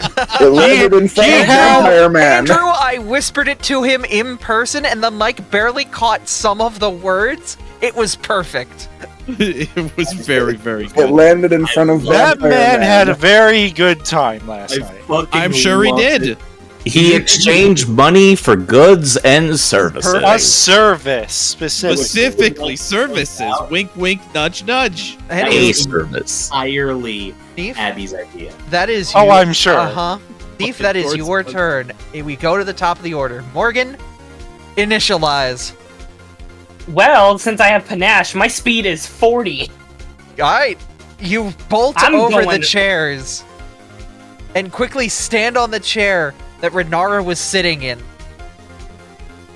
Oh, and you know what's coming next, people. Hit him. That ain't gonna hit. That does not. This flesh got some moves. Does Confident Strike have the half? It does. Okay, so still Which does. that means he takes 6 damage, since my Okay. confident strike is the other 2 d6s, so he takes 6 damage. Okay. Connie, a quick relevant question. Yeah. What type of damage do you do with your weapon? Piercing. I have a reaction. Okay. Oh? As soon as Connie deals damage with her confidence strike, I'm going to cast Brine Dragon's Bile. Okay. Oh, that's the good one. Fuck is. I fucking love this one. It's great. It is. I'm probably gonna reroll. I'm probably re-rolling this attack, to be honest. But absolutely do. Yeah. Whenever a creature within 30 feet of me takes damage from a slashing or piercing attack, or an attack inflicts persistent bleed, I spit a glob of caustic salt water that stings the wounds of the creature. I make a ranged spell attack against the creature's DC on a hit, salt scores into its open wounds, dealing 2d6 persistent acid. I spit on you. That is You good. make an attack against the triggered creature's AC. You are not beating his AC with a 13. He already said he was rerolling. Yes. I'm going to use my hero point to reroll. Okay. How about a 15? That's not going to hit. That's what we call slicing and rubbing salt on it. That is literally rubbing salt in the wounds, except I missed. Does anyone have a hero point in chat to give to this kobold to try to salt the wound? This is like my favorite dragon-themed spell so much. I love brine dragons. Literally trying to hit this man White with the Luigi with a flux reroll. tool. Hey. Reroll! Yo. Ocean Dragon, go. That hits! Oh, but you got mineral! 2 persistent damage. That's still persistent. Yeah, it is persistent. Alright, so he'll take 2 persistent damage. And then for my last move, I'm gonna enter my duelist parry. Alright. And increase my AC by 2. Alright, I'm back. Alright. Yeah, it is back. It is a DC 15 to recover from the persistent damage. So they're Okay. taking it at least once. Alright. Alright, Ginkle is going to, So worth the second level spell. Yeah, that was a good choice. I wish the persistent acid was more than fucking 2, but it's fine. It's you kinda gotta persistent. Dice roll as it is. Yeah, All that's right. fair. Ginkle's turn. Step 1 is I have to step to this space to pick up my weapon, right? Yes. Alright. Then you also have to pick it up. You'll have to pick it up, which takes an action as well. So step 1, step over here. Step 2, pick up the weapon. Step 3, Ginkle points at this creature and says, Mecha Mech, neutralize. Oh yeah, command your innovation. I forgot about that. So, Mecha Mech is going to, oh, do I have the movement? If you're going to go north of him, you would only be... Is it going to be 30 if you go north of him? It has 25 feet of movement. Okay, so it'll approach but not be able to do anything. So it stomp, stomp, stomp, stomp, stomp, and then it will approach the creature on the north side using both of its actions to get into position. Alright, Snafu. Well, Your weapon is over where Neef is. I am like carrying a smorgasbord of weapon. Not that I need any of them. I would like to just stride up here and make a flurry of blow from a distance with this hot new weapon I got at level 2. My tail. Oh, alright. More specifically, Whiplash, whiplash, whiplash. this wonderful dedication grants me a tail that functions like a whip. It has reach. Hell yeah. Whiplash, also- whiplash, whiplash. Also at level 2 from the main class feat, Stunning Fist! I can flurry a blow something, and then I can attempt to stun him. Okay. Oh, very nice. I've gone for the synergy. Hell yeah. Ah, you two have also gone for synergies. I Those love it. will not That's- connect. 19 does not connect? 19 does not connect. Unbelievable. Oh, This dude's thick. So it's 20 or 21. This dude was meant to solo the village. ooh. I actually thought I had something there. Wow. Okay. You want to reroll? How many points are in the pool left? We have 1 in the We have general pool. 1 in the general pool, yeah. Oh, I don't like that. Hold up. What is my? It is a +8 on the tail. I would like to take the point from the pool if there's no opposition. I'm fine with it. I would like to reroll my first attack then. That'll hit. There we go. All right. So Stunning Fist. must succeed at a Fortitude save against your Class D save. Which Alright. is 19. It still has that +2 though. Remember. Yep, and it Yeah, will. because it's not the start of his turn. It will succeed through that. Alright, so that was 2 actions.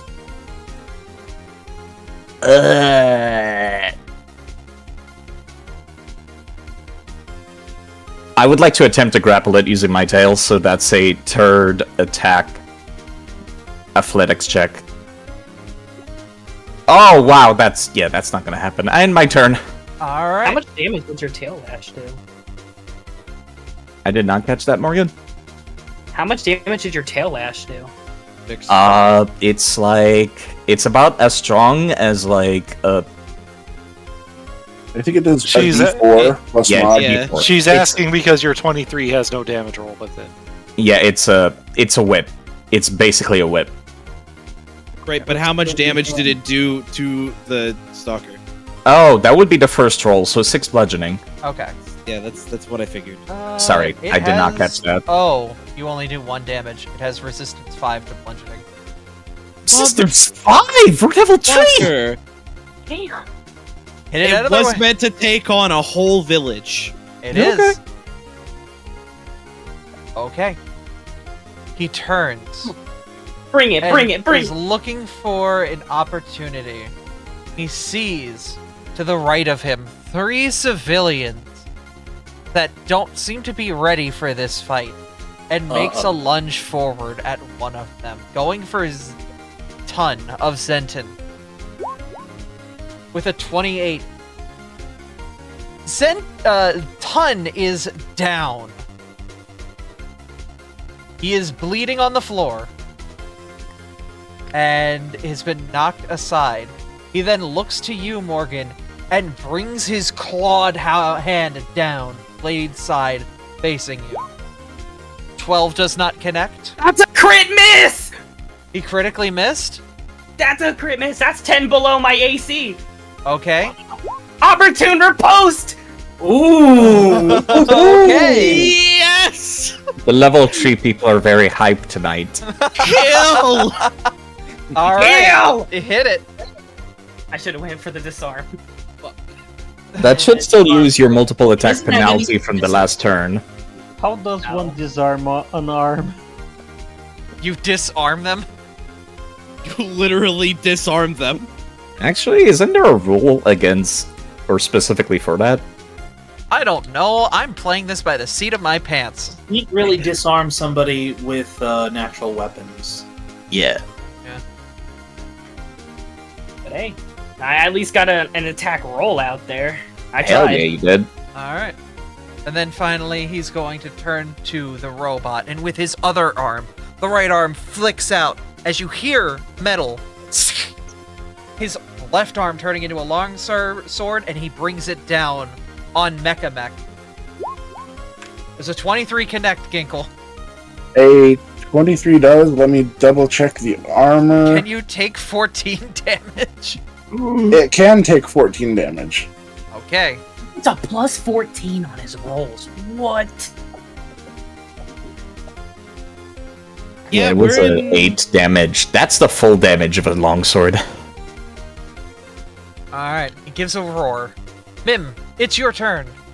It takes 2 acid damage and has to roll a save to see if it continues to persist. Right. I thought he was actually going to roar. I could have used another thing if he actually tried to do an intimidation. Spellcasters, help us, please. So it's a 1d20 and it has to beat a 15? Yo! He does not. Alright. Unfortunately, I don't think anything changes on failure, but The yeah. brine continues. It is persistent damage. Can't complain about that. DPS Correct. is DPS. I've applied a dot for the first time! All right. I Continue. will cast Teeth to Tower. That is an 11. Do you want to re-roll that? I think it's a save. It's a save. Okay. Yeah, it's a will. Oh, it's a will save? Okay. They have to beat a 17. You might need to remove He the fails! attack roll. The target takes full damage and persistent mental damage and is frightened 1. 1d4 persistent mental. Okay. So that's 2d4 mental. That is now 2 Two dots. persistent damage effects. He takes 4 mind damage. Mind goblin damage. It takes 2d4 mental damage and 1d4 persistent mental damage. So the 4 would be the 2d4, and then you'd have to roll another d4 manually for the persistent mental. Would you like to roll that 1d4? Just slash roll space 1d4. /R also works. Shit. Okay. It's damage. It's damage. We take it.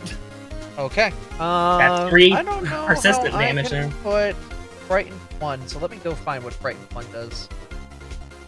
Frightened 1 just makes it so that you get a -1 to all your rolls, basically. Okay. Right. Yeah. You take a status penalty to all checks and DCs. Okay. So everything At the he's end got of- is at -1. At the end of his turn, though, the value It'll go goes down. Just reminder. At the start of his next turn, basically. Yeah. So you guys basically can ride that frightened through all of To your the turns. moon. All right. Go for it. All right, Neef. That was 2 actions. Or not Neef, Mim. That was 2 actions. The third one, I will. Yeah, there's nothing to do, to be honest. I can cast a magic missile. All right, go for it. Fight hit. Isn't that a full spell slot? It is Oh. 1. Oh. Holy shit. Well, I mean, Magic Missile always hits. But still. Oh yeah, it does automatically hit. All right, you do 1d4 plus 1 force damage. So that's the 3 there. Yep. Okay. And it's 1 action per bullet. All right. Well, that's a simple shot. It hits. I don't know if it can crit. Can magic It- missile crit? No, magic missile cannot crit. It does not have an attack roll, therefore it cannot crit. Okay. So you should remove that attack roll from the spells if they don't have any. That's fine. Neef, you got all the guns, the weapons. Alright, does anyone need their weapons? Not currently. I mean, you have yours, right? I mean, I can just go grab. I don't have mine, but I don't need it. I can still cast spells from where I'm standing. Alright, just double checking. Let's see. Guess I grab my weapons All right, that's 1 action. and equip them. We'll consider that the same action for the sake of brevity. Alright. And let's see. Would the crossbow need to be loaded? I would say for the time being, you're fine. We'll omit that, but it will need a reload afterward. Alright.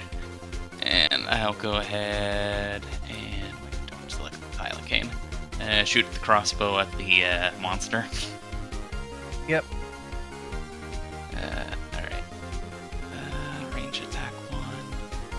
There we go. That will not connect. Darn. Would you like to re-roll or nah? I guess I can reroll. Alright. Alright, let's see. That will not connect either. Alright. Let's see. And since I have 1 action left, I guess I reload the crossbow. Yep. Alright. Aryan?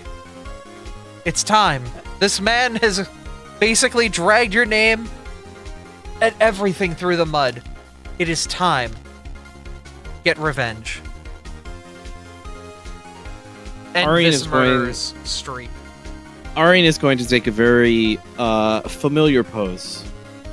He's doing the limit break. As lightning begins to gather around the outstretched hands of Arian, the Academy dropout Magus. Oh hell no, he's doing a hollow purple. As the electricity gathers, Arian will pull his arms back and hold on to the sphere to allow it to grow just a little further. Come here. And then fire off a 3-action Horizon Thunder Sphere. Let's fucking go, baby! Hit the button! God, I love this spell so much. I'm 23 heartbroken. will connect. That is a 23 to hit for 12 electricity damage.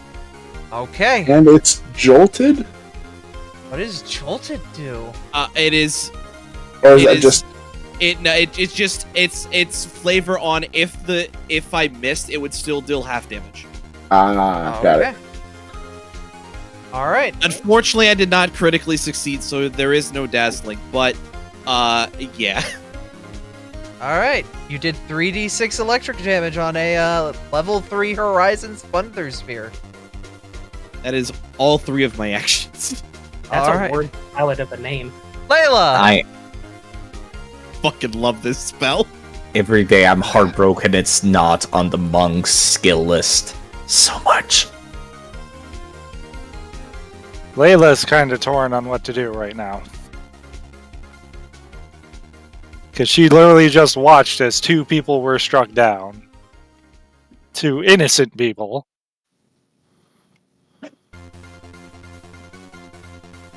We need to save them, to be honest. She's going to cast Soothe on the paladin. All right, that is a full heal on the paladin. The paladin only has 14 health. Okay, it was a sneak attack. Also, I did not stat them properly because I wasn't expecting them to get involved in combat. It's not very. And then she's going to yell out, inspiring courage to her allies, but also saying, "We need to get these innocent villagers out of here before anybody gets hurt. If this thing draws more blood tonight, we're in trouble." Almost like what it wants. All right, who's controlling the puppy? Who's controlling Scooby-Doo? Zephyr. Oh. Oh. No one will come up. I had to. That is up to Zephyr if they Kidding. want to take control of it. I'm but kidding, but it would be hype.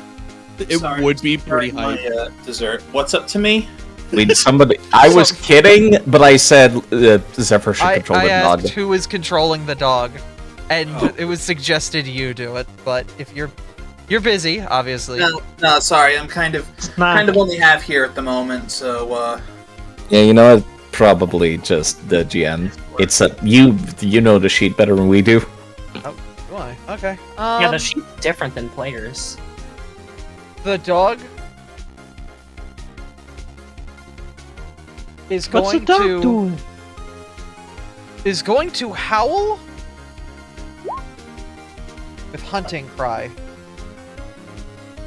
and will attempt to demoralize with an intimidation. What is its intimidation? 0, but that gets a +4 to it in circumstance, or plus 2. So that would be a 17 versus the Faceless Stalkers. It's a shame that Thylacane's on our Well- side. I could have done something. Okay. So with all of the stat downs, the DC of the Thylacane's will is still going to be too high to not do anything.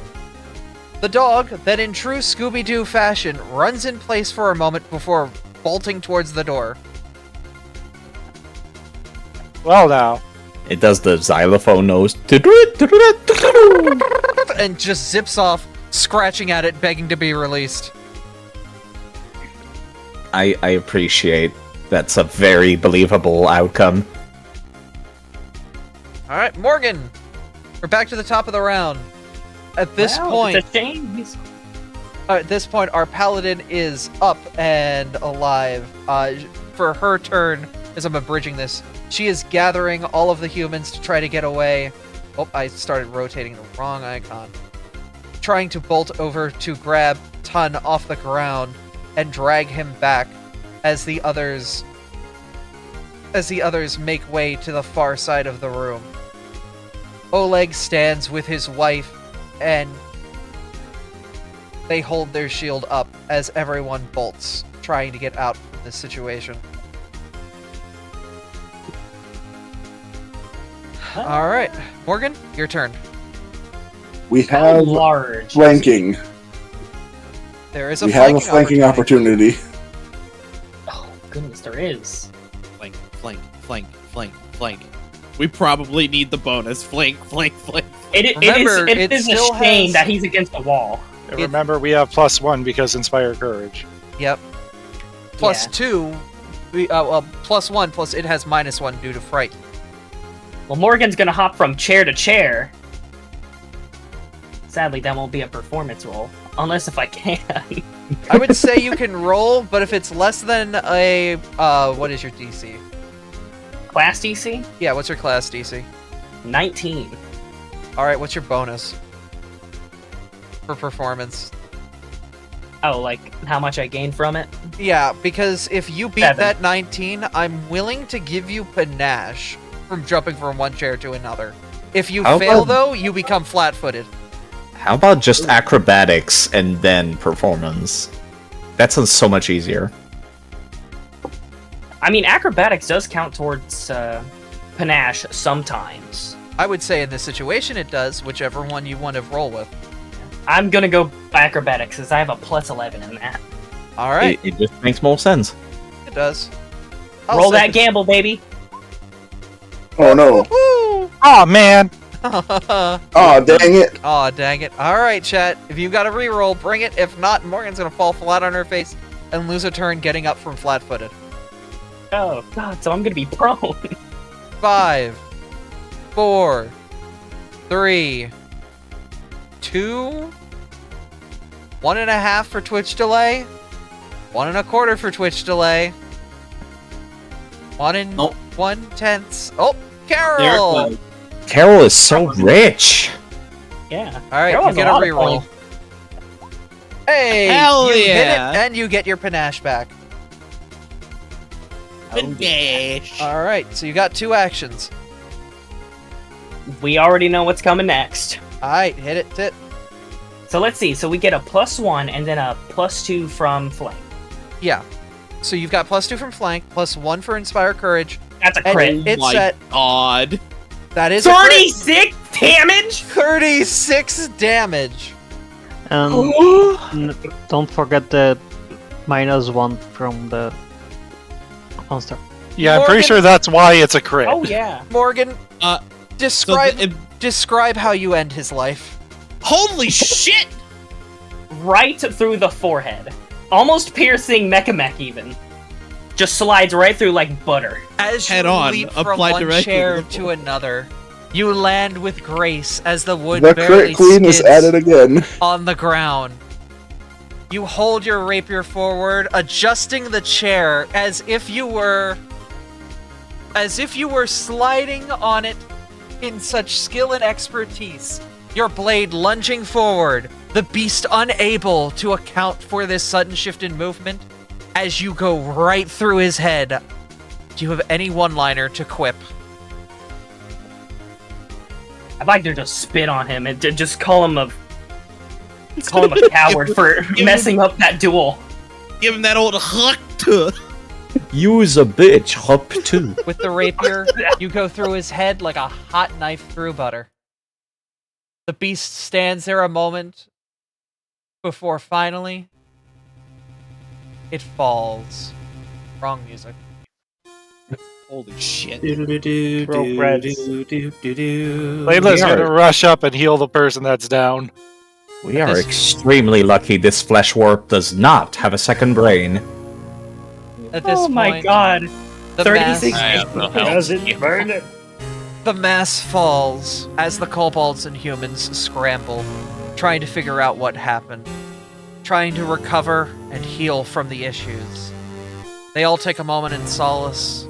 For this day, they did find out who had done it. But as the beast falls, from one of the folds of flesh, a simple note drops to the floor. On it, Go on to grab the note.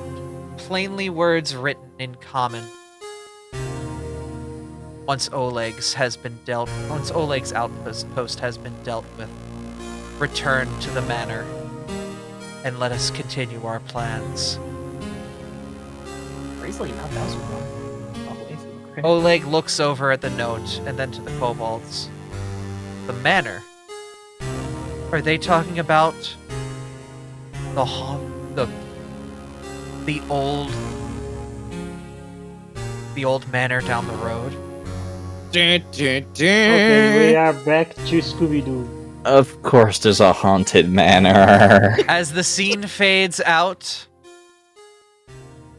and the morning concludes, the murderer in the village has been slain. Great work, everybody! Wait. We're not gonna check on the dude's wife? I don't say there was a wife. Oh, yeah, don't worry, that's for next time, but we're like 30-40 minutes over time, so that's where we're ending things on that note.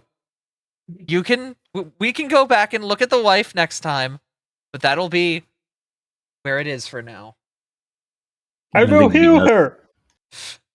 Leaving us on the... I'm pretty sure I'm the only one who did healing this session.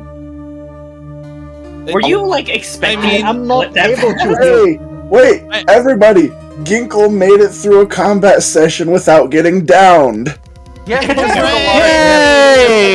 he just took a lot of damage through his robot. Yeah, I was gonna say, you've got a second body to take the hits for you, that's why!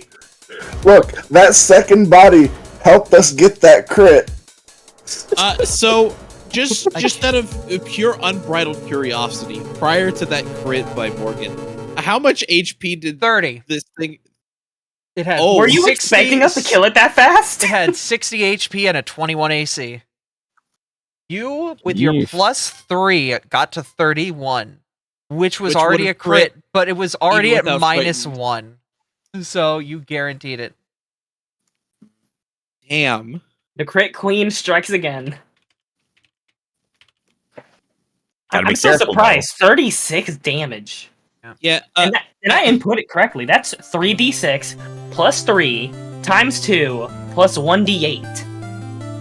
Yeah.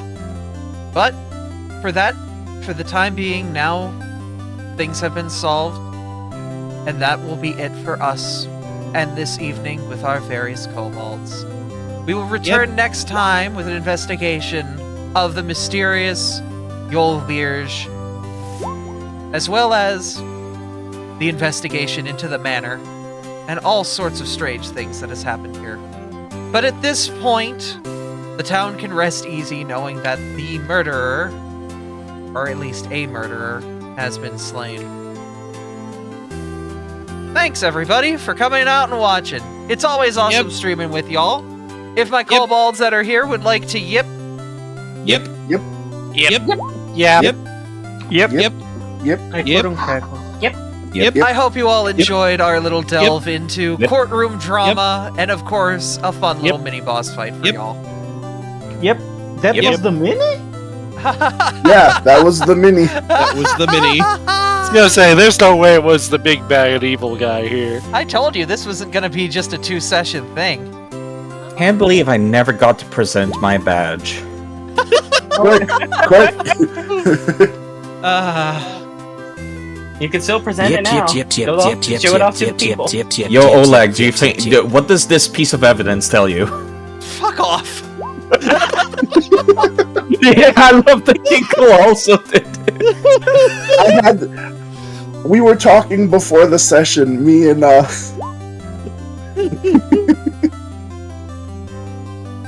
me and Connie were talking before the session. I was like, I have to steal Snafu's badge real quick.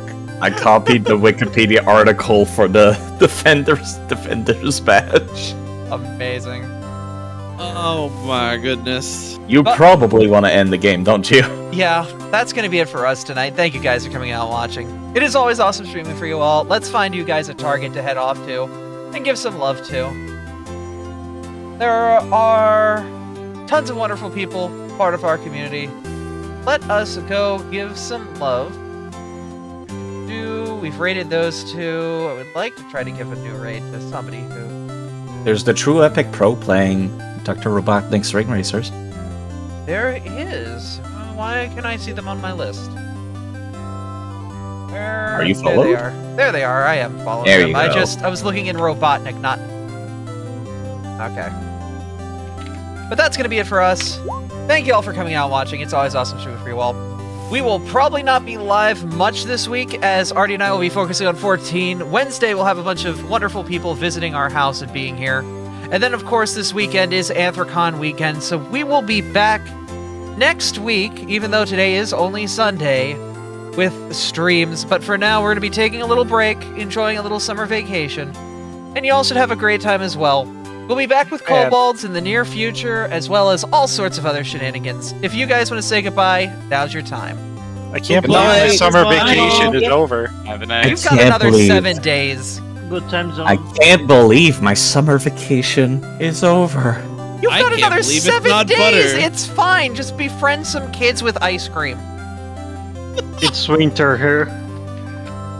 But Night all. good night, everybody. Good night, everybody. I was so loud. Oh my god, I was yelling.